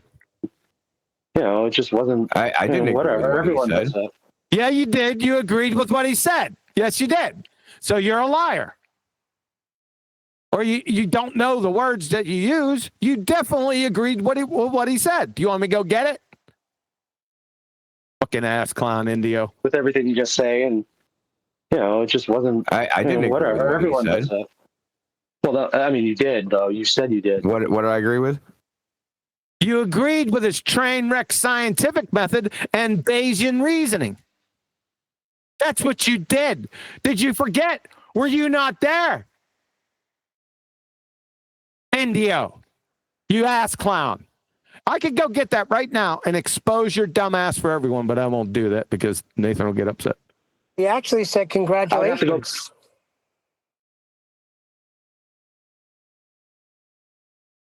Who actually said congratulations? Neil's right. So Indio congratulated Indio, the when guy he was when breaking it down, he said congratulations after the guy was done. Yeah. Listen, you'll hear it. Correct. Oh my God. Okay. Fiverr, here we go. Well, I mean, you did, though. You said you did. What did I agree with? I would have to go back and rewatch it. It was just something I was listening to, and I'm like, I don't even remember what the top. It was before. You know what? It was. Hold on. It was the part right before. I think he asked you to list proof, and you said, what did you say? Something like reflections on the salt flats or something. It was like probably 10 Imagery of the minutes reflection on before the that. salt flats. Why? Yeah. What about it? Well, no, I'm just saying. Oh my God. And that's as far as I got into it. But the little. And plus, dude, and to be fair, the other guy never shut up either. So it was kind of a jumbled mess. Like every time you were talking, he was mumbling the entire time. But I don't know. I mean, so what? Like, I've debated people and gone back and cringe. Well, so check this out. Yeah, of course. If you think about the debate in its totality, right, of how it started. No, not in its totality. It's the singular things that you said. We're not thinking about it in its train wreck totality. That you should have friggin' redirected immediately when you said you were going to redirect it. But you didn't. You chased that incoherent tail in totality the whole fucking way. And where it ended up, right? So it started as he wants to bring up this neutrino experiment. No, it started with your worldview. The neutrino horse shit didn't come up until an hour into it. So that's not where it started. Are you delusional? Which I told him no one's going to understand. So I don't want to talk about it because no one's going to understand. Right. And it red herring fallacy. That's not it. We're talking about your science acumen, blue sniffer. Turns out he don't understand it. He's going to Jedi mind trick. I'll bet you he Jedi mind trick. I'll bet the farm that he's going to Jedi mind trick Vaxi-Wax here into going off about talking about neutrinos now.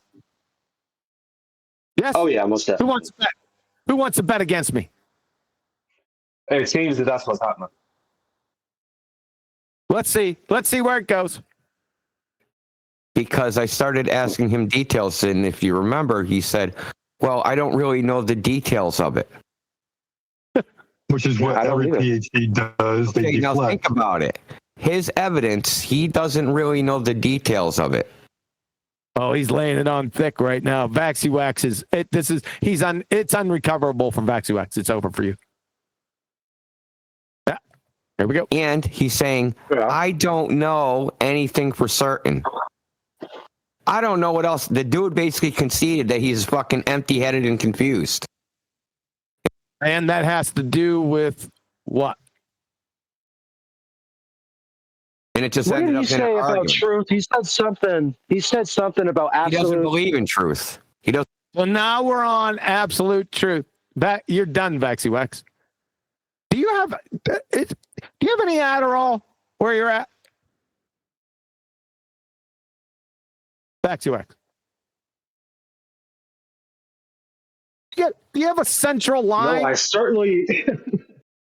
I guess I need one, but you gotta think this whole thing. I was completely put on the spot. I went in there not knowing this was going to be a thing, and when your show was playing on either Tuesday or Saturday, like I was listening to it, but I wasn't like glued to my phone watching. I was doing other shit and just had it on while I was doing whatever I was doing. I wasn't expecting I would have to like give a So you detailed went into critique of what he did 24/7 wrong. talking about the man, and then when he asked for details, you didn't know that you were going in to talk about it. Okay. Repeat that again, please. Say that again, Elijah. So you were in 24/7 talking about the man, and then when he pops up to ask you, what was that you were talking about? You didn't expect to actually have any details. Elijah, why was he brought up in the first place? Well, you're It's not because I got muted as soon as I was in the room, and then the person that muted me goes, "If you want to get unmuted, go to 24/7 because I saw your hurtful comments." I'm like, I have no idea. So I went over there, and she goes, "What's your problem with India?" I'm like, "Nothing. Why?" She goes, "Well, how come on YouTube?" I'm like, "Oh, you're talking about QE's video." Yeah. So yeah, there was issues I had at the time while I'm listening to it. I was stopping like, "That's some bullshit," and I wrote a comment, but I couldn't tell you what was said because everything was retarded, and I was, I had life going on while I was listening to it. So I was just kind of put on the spot. I can't critique. I have no idea what I said in the comment that she was upset with that I was critiquing on India. I don't fucking remember. But I mean, at that moment when it was happening live, I'm like, oh, it would make my ears perk up. And I'm like, that's kind of stupid. And then I commented on whatever it possibly was. All right, fair enough. So you were half stepping. Okay, fair enough. Let's continue. Yeah. Doesn't believe there's any such That's thing. retarded. That's retarded too. Yeah. Because either something is true or it's not. It either is or it isn't. Well, I agree with that, but he didn't. Yeah. And he kept trying to redefine words and say he has other definitions of what knowledge is, and that he only has a confidence in things, right? But the main point is his evidence was the neutrinos. No, the main point was that you don't have a science acumen to speak of. That was the main point. Remember, you're talking about QE's evaluation of your performance, not the actual performance itself. You have the wrong emphasis on the wrong syllable. What are you going to give us? A soliloquy of what happened? We already know what happened. And he didn't know how it worked, so he couldn't even tell you with any detail. He was trying to read ChatGPT during the debate. Okay, but he couldn't Google faster than I could ask questions. Yeah, we all know this, that we identified that. Okay, so that being what it is, the evidence I presented was the symmetry, the reflections, and oblivion salt flat. Yeah, the specular reflection argument that you fucked up. Not even speaking to that argument. We're talking about your science acumen.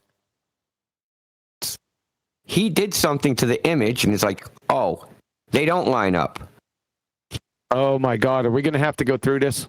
How far are we going to have to go through this, Faxi? I don't know. Where's the gravity part come in? Where's the gravity part? Yeah, that's the only reason. Like Sorry, everyone stop a sec. I can fast forward it on my end and find it. If you could, because that's the only reason I've carried on, is because that's kind of what I want to hear. If they're avoiding the space argument because of gravity, that's kind of the bit I want to hear. That's the new information. Right. It can't be much further than what we've already listened to until it gets to that point, because I wasn't in there very long, but I ended up getting banned. Can you go find it? Yeah. Okay. I'll hop off here. I'll be back in like 5 minutes. Thank you. All right.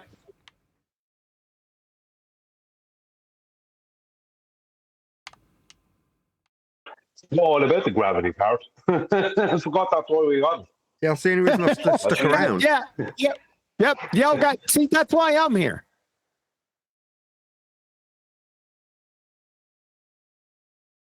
You realize that, Brian? Because I'm a good listener. Oh, I knew you would, because you love the red herring fallacies. You're like a red herring fallacy hound. I thought we were, for some reason or other, as soon as it came on, I thought we were just. I was expecting, I think, for it to go straight into that, and then we went into this other stuff, and I had forgotten that the original reason was for that. So, yeah, I'm not perfect. I do that sometimes. I know you like plan a trip to the friggin' to the abyss, down to the Mariana Trench for like 4 years. Then you get down there and then you say, why is it that I'm here? What did I come down here for again? I agree. My memory don't be great. I agree. I do that. Is somebody going to tell Neil that his camera's on? You all do that? It's a George Carlin joke. So you ever go to another room and when you get there, you go, why did I come in here? What am I doing in here? Or do you ever look at your watch and then you don't know what the time is? So you look at your watch again and you still don't know what the time is? And then someone asks you what the time is and you go, I don't know.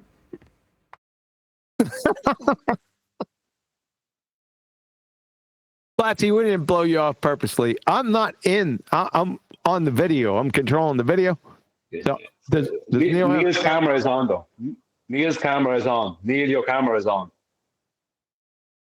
Is he getting naked? Nothing bad happens. Is he getting naked? No, it doesn't. He just He's naked. What's going on, Flatsy? Just, I don't know. Nothing. Nothing but the rent. Yeah, exactly. Good to have you. Good to be had. You missed one of the most coherent episodes of FED that's out there. Everybody do a line of cocaine or something? I don't think it was cocaine, and it wasn't everybody. Exactly. Exactly.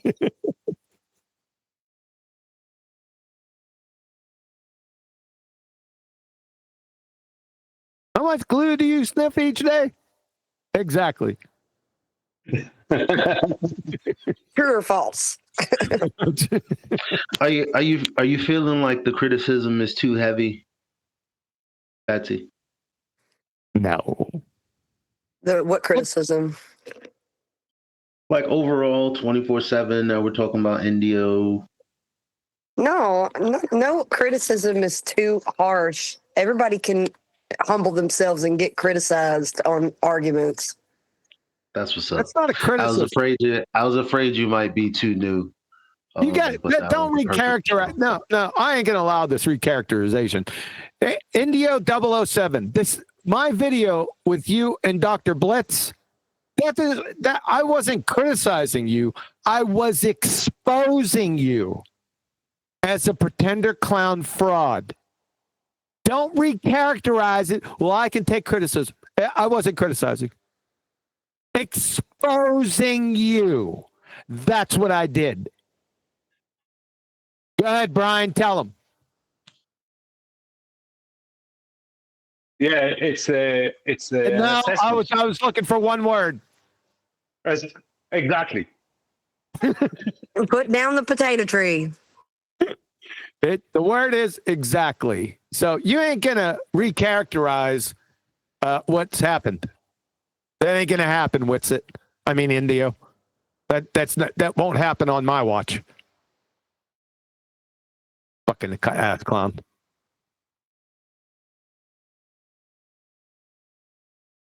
In fact, the next video we do, I'm going to roll it back to the part where you sacrificed your science acumen again.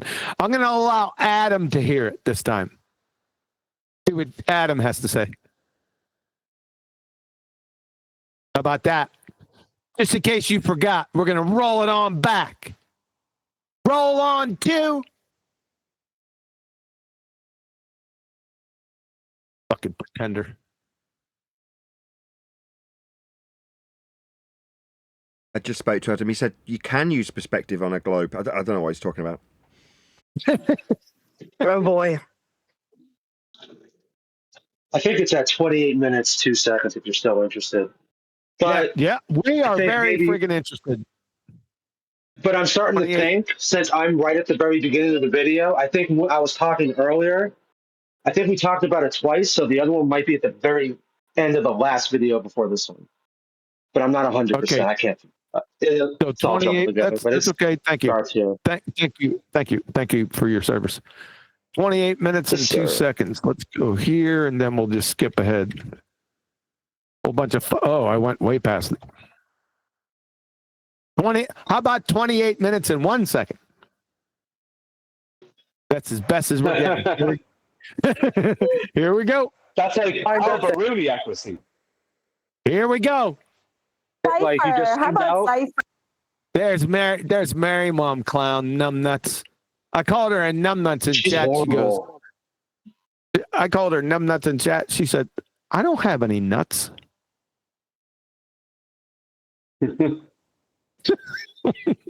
Are you a globe Who the hell is believer? Cypher? Cypher, I don't know. Me. He's right there next to you. Yeah. Do you believe that you live on a globe, Cypher? What I'm gonna say is that Jimmy Kimmel got canceled. Okay, sounds like a glober to me. Yes, I wasn't a There you fan of go, Jimmy Shax Kimmel. Wax. Yeah, why don't you have a combo with him? It's Yeah. an infinite plane, all right? Oh, yeah, see, there you go. He's correct. Can you have I don't know gas about pressure? infinite. Well, let's ask Cypher. Can you have gas pressure without a container? Infinity. Let's ask him though. Can you have gas pressure without a container? No, you have to have a container, otherwise there cannot be pressure. I mean, if you go to the beach, right, and you hold a glass of water and you turn it upside down and you put a lid under it, before you do that, there's going to be some vacuum in there. And how is that possible without?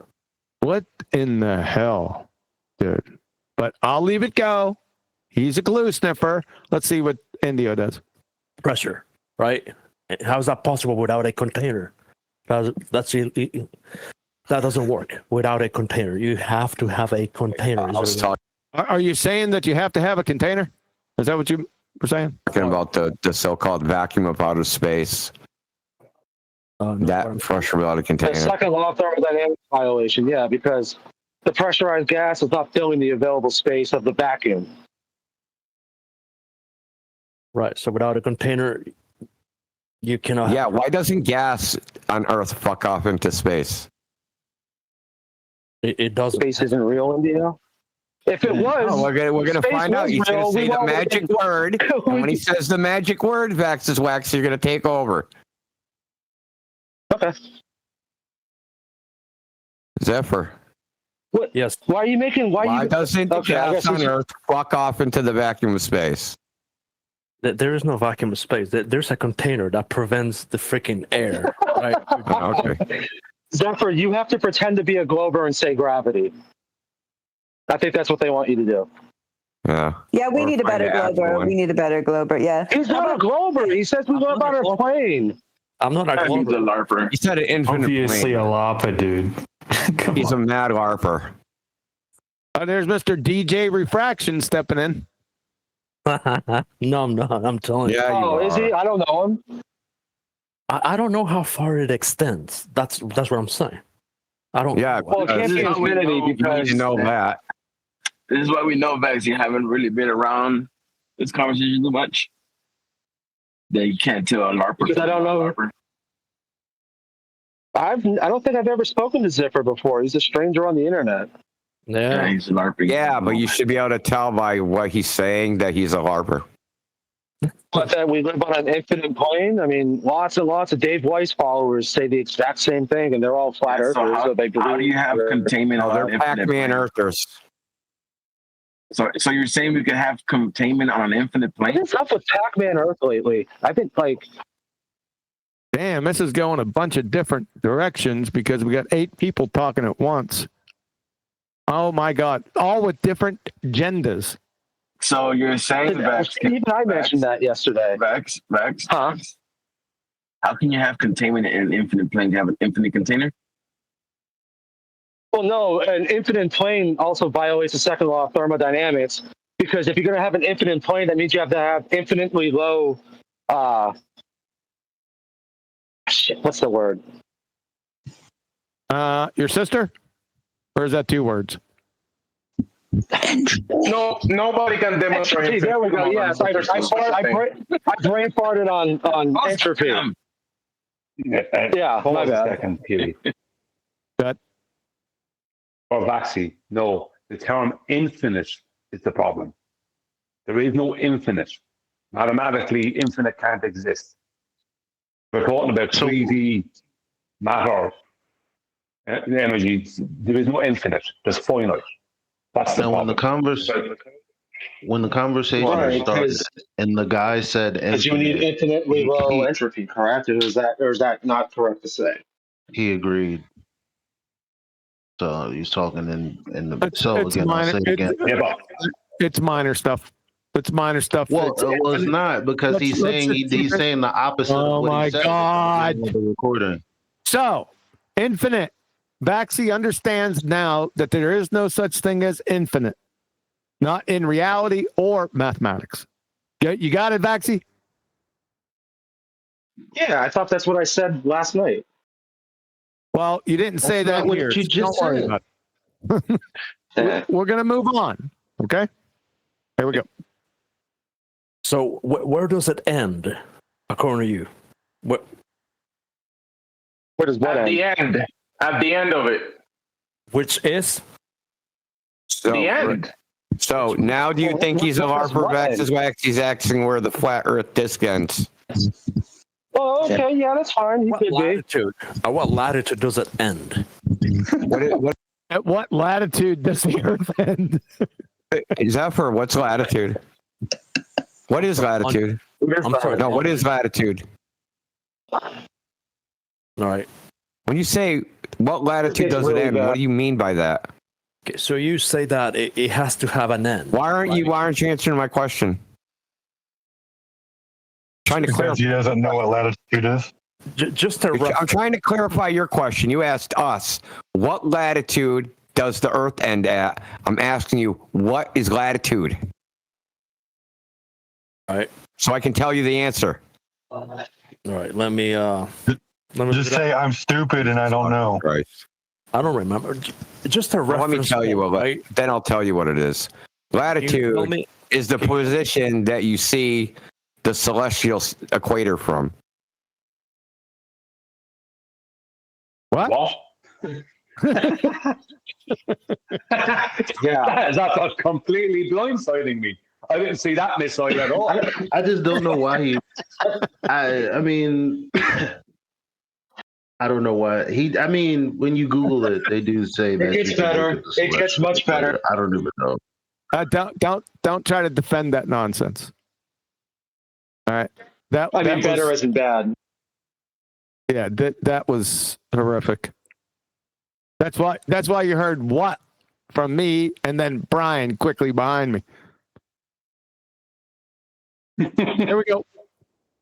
So if you see the celestial equator, if we see the celestial equator, huh? Can somebody show me the celestial equator? Well, we'll have to define equator first.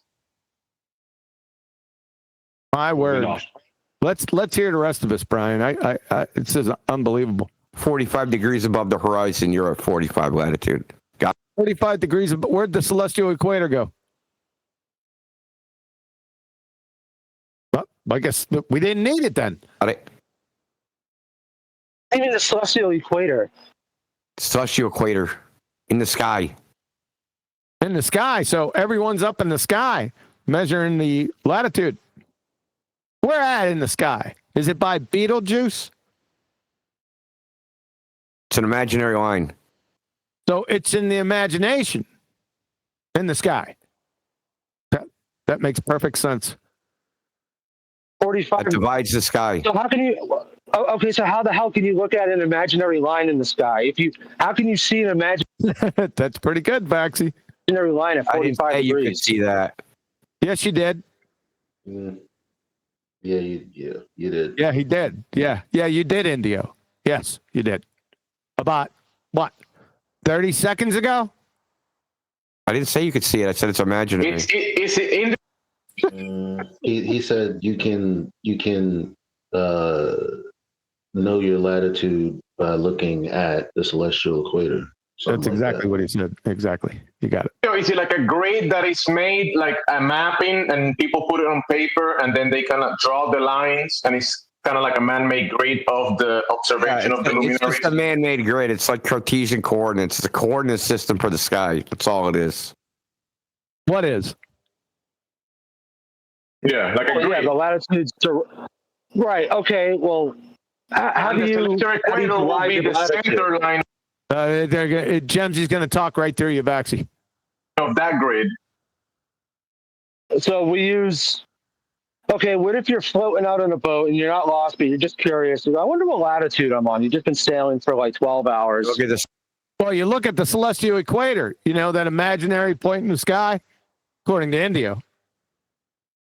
Stars. Say again. We're going to go back. Here we go. Let's try that again. Sorry for the interruption. I'm a worm. I wonder what latitude I'm on. You've just been sailing for like 12 hours. Look at the stars. So now we're looking at the stars. Why aren't we looking at the celestial equator? You know, that imaginary line that you just said. There's no way to tell. Okay, which ones? There's no way. There's no way to tell. Not from the ground. There's no way to tell your latitude from the surface. What if No. you're just in a boat out at sea? Dude, what if you can't see the sky? What if it's cloudy? How do you find your latitude? What if my aunt had balls? Should be my uncle. I mean, what? Huh? What was that question you just asked him? My word. Dude. Well, then if you can't see the sky, then you're gonna have to wait for the sky to clear up. Okay, so like I just said, there's no way to tell using the ground. Just like So there's no way to tell using the ground when the sky has clouds in it. That's what you just said. He said using the ground several times, and I have no idea what he was trying to get at. Yeah, we got this part, Vaxie. Just cease and desist. So Indio, that made no fucking sense. Yeah, but actually didn't say using the ground. He said from the ground. I know. Am I bugging? I know. Vaxie's cool. He doesn't have to say anything. He's already legitimized right now. I'm tearing into this dumbass's ass. Nathan, what do you think about this up to this point? About what? The half step in? The what? The half step in by Vaxie or what? The half step? No, not by Vaxie, by Indio. I mean, oh boy. Step off. I said. Yes, there is. If you're outside, and it's a You nice just clear said night, if you you're can't floating see in the your boat. sky, you have to wait for the sky to clear up. Yeah. Why do you got to wait for the sky to clear up? So- Why do you have to wait for the is sky this to at clear up? nighttime? Why are you interrupting me? Why do you have to wait for the Is sky this to at clear up? nighttime? It would Why have are to you be at interrupting me again? Why do you have to wait for? Why do you have to wait for the sky to clear up if you can use the ground? If you could use the ground. Who said that you were using the ground? Did Vaxie say use the ground? I didn't hear that. But from the ground. Yeah, from the ground. He's not using the ground. Asshat. Indio. How would you use the ground to determine your latitude? Okay, why do you have to wait for the sky to clear up if you can use the ground? Oh my God. Well, what are you talking about? Well, he's trying to strawman your dumbass, Vaxie, and say that you said that you used the ground. Sky's kind of important, right? If the sky is all cloudy and you can't see it, go on mute. Shut up. What do you reference to find out your I latitude? hate when you people don't listen. Who are you people? It goes Jedi. You're the one that's cluster fucking this thing, Indio, Mr. Imaginary fucking line in the sky called the celestial equator. And it's used in finding your latitude. It was you. Now you diverted away into an incoherent straw man that no one brought up. See, we're tracking with this. So is the audience that's listening to this. And I can tell you, if they can fog a mirror, they're shaking their heads right now. Here we go. Wait. Wax gave an exit to the other guy that mentioned latitudes, and there was supposed to be a back and forward about latitudes, and then continue. But what's happening? Yeah, let's redirect to that train wreck. All right, go over latitude with him again because he's not getting it, and I'm losing my patience. You're losing your patience. You don't have a fucking clue of what you're talking about. It's a problem. That's in lieu of your patience. Gonna give you a second shot, Vax's Wax. Take the fucking wax out of your ears. No, you need to take the fucking straw man that you created out of yours. It's quite pathetic. This week. Pause. Okay, Go ahead. Oh. Yes. You go first. I'll go last here. Come on. Okay.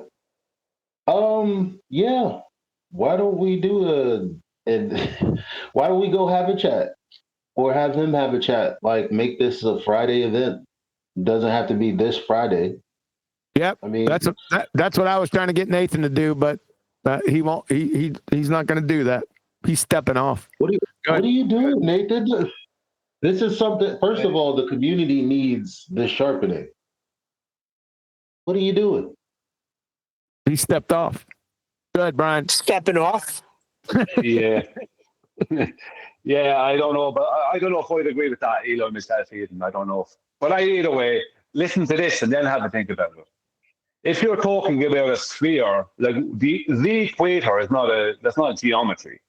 That's a name we give to 0 degrees latitude. Now, the only way to have a celestial equator is to have an equatorial plane at the center of a sphere. That's your celestial equator. Now, that has nothing to do with latitude. If you're talking about an equator on the flat Earth, you're talking about 0 degrees latitude, which is halfway between 90 north and 90 south. That has nothing to do, that is a latitude. So how can you have a celestial latitude? It just doesn't, you're not, how do you use this? Yeah. None of it makes any sense. I'll be honest. Yeah, it's nonsense. It's all nonsense. Yes. Yeah, exactly. Did you get that, Indio? Probably not. Let's see where this goes. We're outside, but it's cloudy, right? You can't see anything in the sky. You can't see What's stars. my attitude? Yeah, what's your attitude? Oh my God. Well, if you can't see any of the stars, how are you going to determine that just by your own device? I'm not saying like bust out. That's it. That's your point, Indio. I don't think that's your point. That's the one you dreamed up. Waxy Wax, he's charging you with something that you never claimed. Were you aware of that? Yeah, but I was also trying to be extremely like mild too. I wasn't trying to like get into like beast mode with anybody. Okay. All right. That's this week. Right. Yeah, but what happens if I sneeze, I'll get muted and kicked. So like I got to be very careful over there. I can't really say anything. What's the problem with that? Well, nothing. I mean, I was just, if I wanted the conversation to continue, I'd have to stand up for your integrity, sir. Oh, I don't care, dude. This was a conversation like 40 minutes before I went to bed last night. Like I was just on Discord killing time. You're just giving us really. Like, what did you have? To what snacks did you have before you went to bed? I had oatmeal cream pie. Yeah, of course you'd figure out and answer it. 10 minutes later, oh my God, the sky clears up. What a miracle. I've never seen that happen then you can before. see the stars. And then what happens? Then you can use the stars to determine your attitude. Then you can use the sky to determine your latitude. But what specifically? The celestial equator in the sky? That's what I was going to say. It's like, no, like this is very, no, I don't like how you got muted there. Waxy Waxy. I don't think you were being extra in that sense just then. You don't need he that answered here. with all right. He answered initially to your point, the celestial equator. Now when the sky clears up, the answer should be now we can use the celestial equator. Your question was how? Let's see where it goes. What star would you use to determine your latitude? The coordinate system is the sky. So the coordinate system is the sky. I thought we were trying to find our latitude. Not the ground. He didn't say the ground. That's what you made up to get out of it. Did I ever say the coordinate system was the ground? No. At the moment. What do you got to say, Jetty? That's a very important question. Good job on you, Baxi. Let's hear it. Did I ever say the coordinate system was the ground? No. At the moment, we're talking about latitude. I said. Yeah, don't take the Lord's name, and that's not taking it in vain. Don't bring the Lord into this. He's got you by the short hairs. There, sunshine. What are you going to say, Indio? You can't find your latitude using the ground. I never heard him say that. Did Faxywax, did you say that? No. I didn't think you did. I didn't hear you say that. The coordinate system would need to be the ground, okay? To use the ground to find your latitude. What? Are you saying that's what Faxywax said? He never said that. Indio? What do you mean to use the ground to find your latitude? You just have to. Yeah, exactly, because Faxywax didn't make that claim. That's why he's confused right now, Indio. You know, the one that you dreamed up to cover your celestial equator train wreck? Fucking clown. To be in X location. No, Indio's not listening, Jetty, and neither are you. That's what's going on here. You look at the stars. I'm capable of comprehension, but I'm supposed to take his debate advice. Debate advice? What? Huh? This is a twisted weave of incoherent, nonsensical web from a dumb fuck spider. Indio. Yeah, right. That's an insult. Yeah, right. I didn't give you any advice. Oh, Jedi, what's your opinion on Sigma Octantis again, just for the record? What? So we're going off topic. Yeah, because I was talking about Jedi in here the other day. No, wait, play that because I Right, need to hear just gotta whether step in. he Eli and affirms Baxi, both of you, just hold your tongues. Non-visible star that's at about 5 magnitude or 0.5 magnitude. Is that like the non-visible celestial equator? It's like It's a southern star. Who cares? Have you ever seen it, Vax's Wax? Have you ever seen the celestial equator? Indio. Have you seen a picture? Have I ever seen Sigma Octantis? Have you seen a photograph? Have not. Have you seen No. I've seen pictures on Google that are claimed to be photographs, but I can't verify that they're fucking photographs. Do you know how many there are claimed photographs of Sigma Octantis? 18.5. So, for my gripe from yesterday, the claim that Indio or Jedi would be saying that they would be using that as a point of navigation right there. They're saying the opposite. That's all I'm trying to point out. I'm done. All right. Three. Yeah, today they are. Not 8 months Two of ago. them were taken in the 70s. One is in ultraviolet, and one is. That's amazing. Have you seen that celestial equator yet? It's like the Sloan Digital Sky Survey, but none of that shit. That sounds sciencey. What about that celestial equator? Like I said, can actually be verified because it's zoomed in so far. It's indistinguishable from any other photograph they said they took of a star. You can't see any other stars around it, so that's astonishing. You can't tell where they photographed that at. Is there any stars around the celestial equator we can't see? Or what it even is. They could be zoomed in on any star. What about the celestial equator? Hey, Indio, if by any chance you come across these photographs, remember me and share them with me. Are we going to get the gravity here coming up, Vaxi, anytime soon? Well, no, like I was saying earlier, since my conversation was at the very beginning of this video, I think the part about gravity was in the video before this one, at the very end. Because now I'm starting to think we talked about that already. And then it jumped, So hold on. I got it. So 9/17/25, episode 1, the ending of that one, correct? I would assume, yeah, since I'm already talking at the beginning of this one. That's a close-ended question.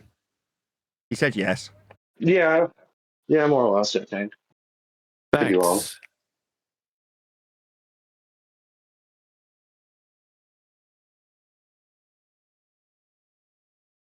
End of episode 1. Here we go. Oh, I got to reshare, right? No, it's all good. No, we can see it. Oh, we're good. Okay, so let's go to the end. If I can see something. Axie wax.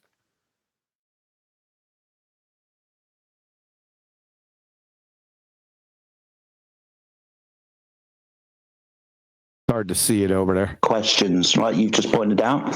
Who are you? What's your purpose? How did you get here? Where are you going? Blah, blah, blah. They've answered those for you or given you another paradigm to choose from. Where? I don't know. We were just lucky to spring into existence, I guess. Some kind of...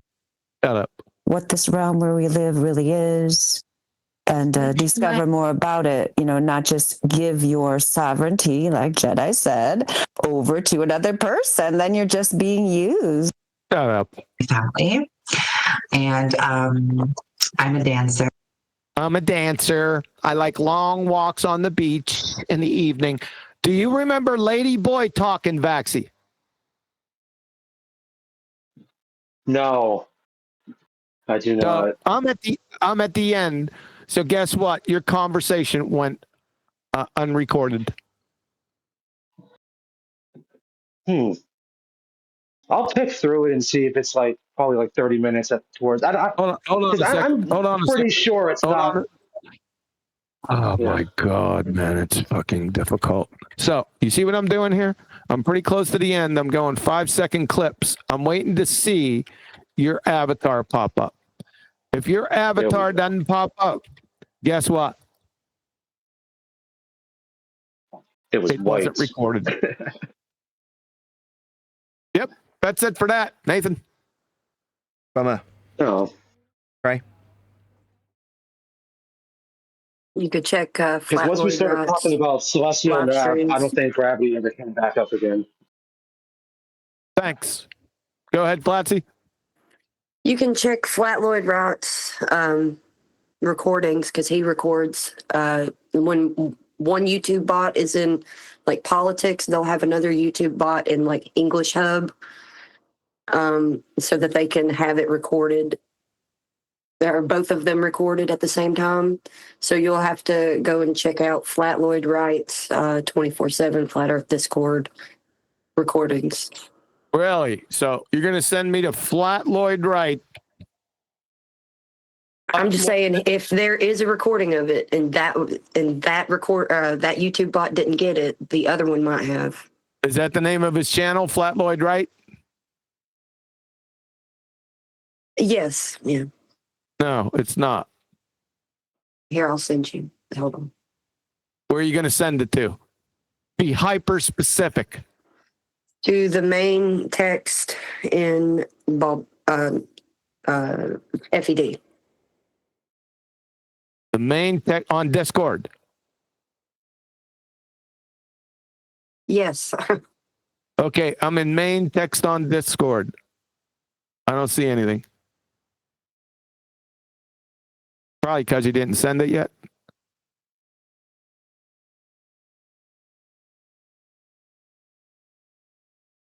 How the hell are we going to locate this gravity conversation on Flatloid Wrights? We're not going to be able to.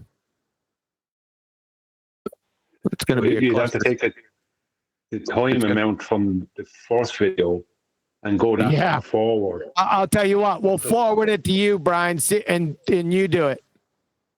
No, I'm okay. Yeah, thought so. Yeah.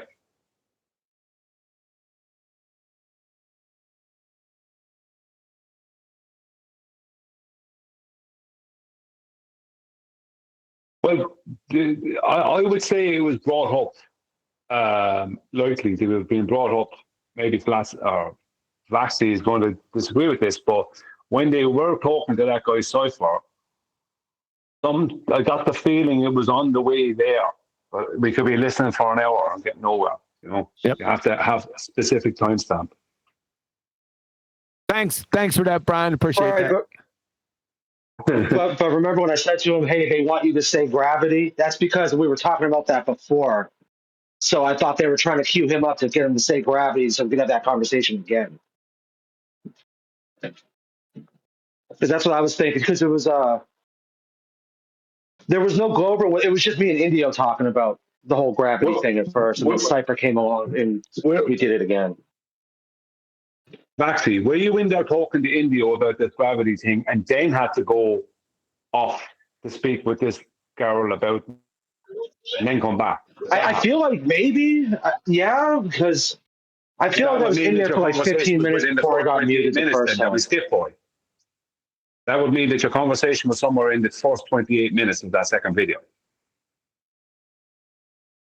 Right, but I'm scanning through now and I can't seem to find where I pop up. And in the first I don't know, like if one YouTube live ends and another one starts, how much of a time gap? Is it instantaneous? Like it just picks up automatically and starts recording again? Or is there like, I mean, if there's like 15 minutes missing in between, that could be the whole thing and it would just be terrible timing. I don't know. I'm clicking through Flatloid Wrights. End of that video, and I don't see squat.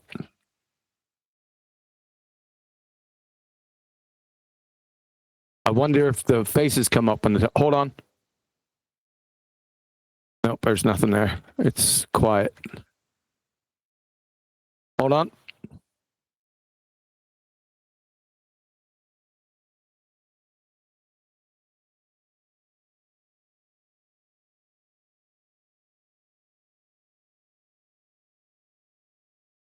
Now, I've got Ricardo Milos. How long ago was this? 1 day ago. I got Miggy, Indio, Miggy. Miggy wasn't even in that conversation at the end. CB, he wasn't in there. Oh boy. I kind of figure I don't even know why I went here. Let me try another video. 1 second. That might not have been it. My word. Flatter Discord 27 2.0. It has to be this one.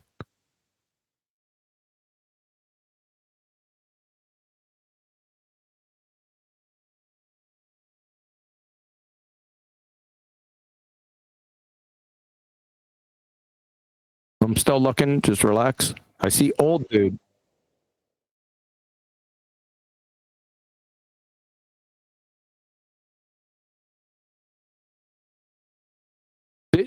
Are you talking about Mio? Do you remember Mio Chilada Boomcat? Does that ring a bell?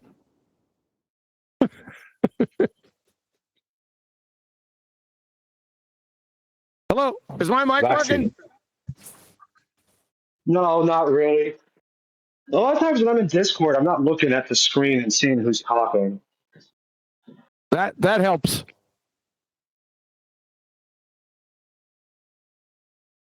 I'm trying to find if I can see you pop up.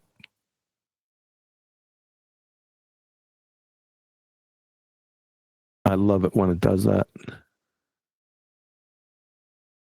Who was in the conversation? Oh shit, I think I got you.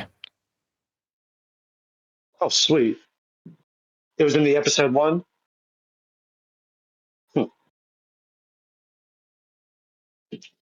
Did you find it?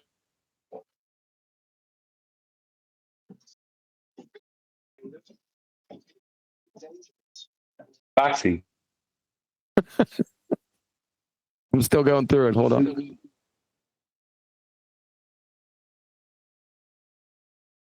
Fuck.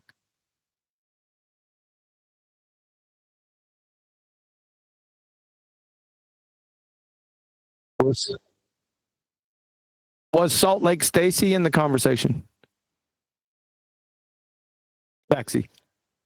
Yeah, you know what? I remember her talking because she had like a European accent, but her picture was Salt Lake. So I just remember that sticking out to me. Yeah, Australian or New Zealand accent. Okay, hold on. I can see my Black Swan in here. I told them to stop using my shit. Then you got DJ dumbass. Salt Lake, Stacy. We're getting there, Nathan. Another 3 hours. Or 48-second conversation. Yeah, you're not in here. You're not popping up anymore. Sheepdog, dumbass. Salt Lake, Stacy.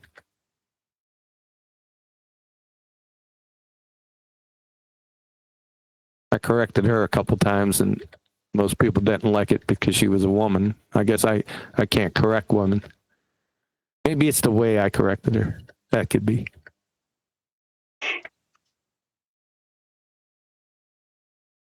All that matters is whether she's okay with it or not. Because I'm the bad guy. I'm okay with being corrected. Yes, you are. You never, I ever welcome it, actually. You never, ever fight back. Your ego never stands out in front of you. I welcome being corrected. That means you don't welcome it. What does that mean? What? Oh, shit. Here's Vax Wax. We got 11:45. Let's see. We got Vax Wax. Let's see what he says. You got 11:45, and the end of the video is 11:54. Yeah? So 9 minutes. Let's see what you say. I know you guys can't hear it. Just relax.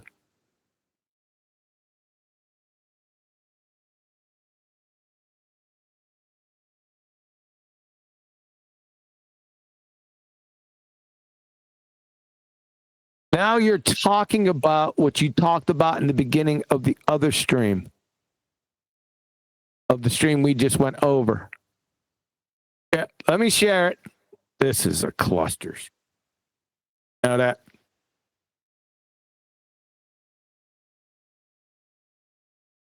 Where you mother. I am so sick of Teams. Sick of it. Okay, it has to be this one. Share.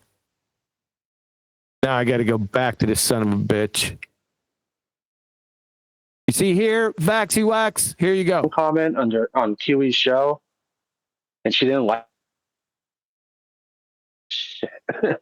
I was so confused when she asked, "What about the hurtful things you said in chat in the live show?" Okay, we heard that on the beginning of the other video. So the gravity discussion, according to you, occurred before this, right? Shit. Yeah. Now, man. Oh, now apparently I talked about it 2 different times. Now, oh my God! It's not about. I was only like, if this was my first appearance in there, then it has to be within these next few minutes. I mean, because it wasn't in the other video. Let me. Because while you were looking through this one and scan through the other one, and I never make my little avatar never pops up again. Let me try to explain something to you, and I'm going to use a personal example. A number of years ago, I was in the military, right? And I was coming up to be a buck sergeant. And what I would do, if anything went wrong in any situation, I would make excuse after excuse after excuse. I wasn't aware I was doing that. And my squad leader at the time, he said, I need to talk to you later on this evening. And I said, okay. We're probably talking about football or something because he was from Chicago, so he loved the Bears. I said, we're probably talking about what you'd make him for dinner later. What? Stop interrupting my step off. Stop interrupting my story. So I went to his room later that evening, and he had this very serious look on his face. And he said, "Young specialist Stunya, what happens when something goes wrong? You give excuse after excuse after excuse." And I sat there and I realized, I said, the ego went away, because I can accept criticism there, Flatsy. And I said, holy shit, you're right. because he laid all the excuses out just in that one incident. But it wasn't just that one incident. I did that for everything. Everything. And without him pulling me off to the side, that would have continued. So now I'm pulling you off to the side. Stop making fucking excuses. Get it? Does that mean we can? Yeah. Listen, Jaron. Did you get it? Am I getting through? Oh no, I got you. But Okay. I think it is around this Fair enough. time though, because yeah. Not around this time. It's not. I'm not searching anymore. It's over. Oh, You have to get it and produce it, Passy. You find it. You produce it. You got Flatsy's got that video right down here. No, she's got his channel. The video I'm looking at is titled 9.17.25 continued. It doesn't have continued on it. Has continued abbreviated. 9.17.25 cont. You go find it for us. You don't have to do it right now, but find it and then bring it when you find it. You got it?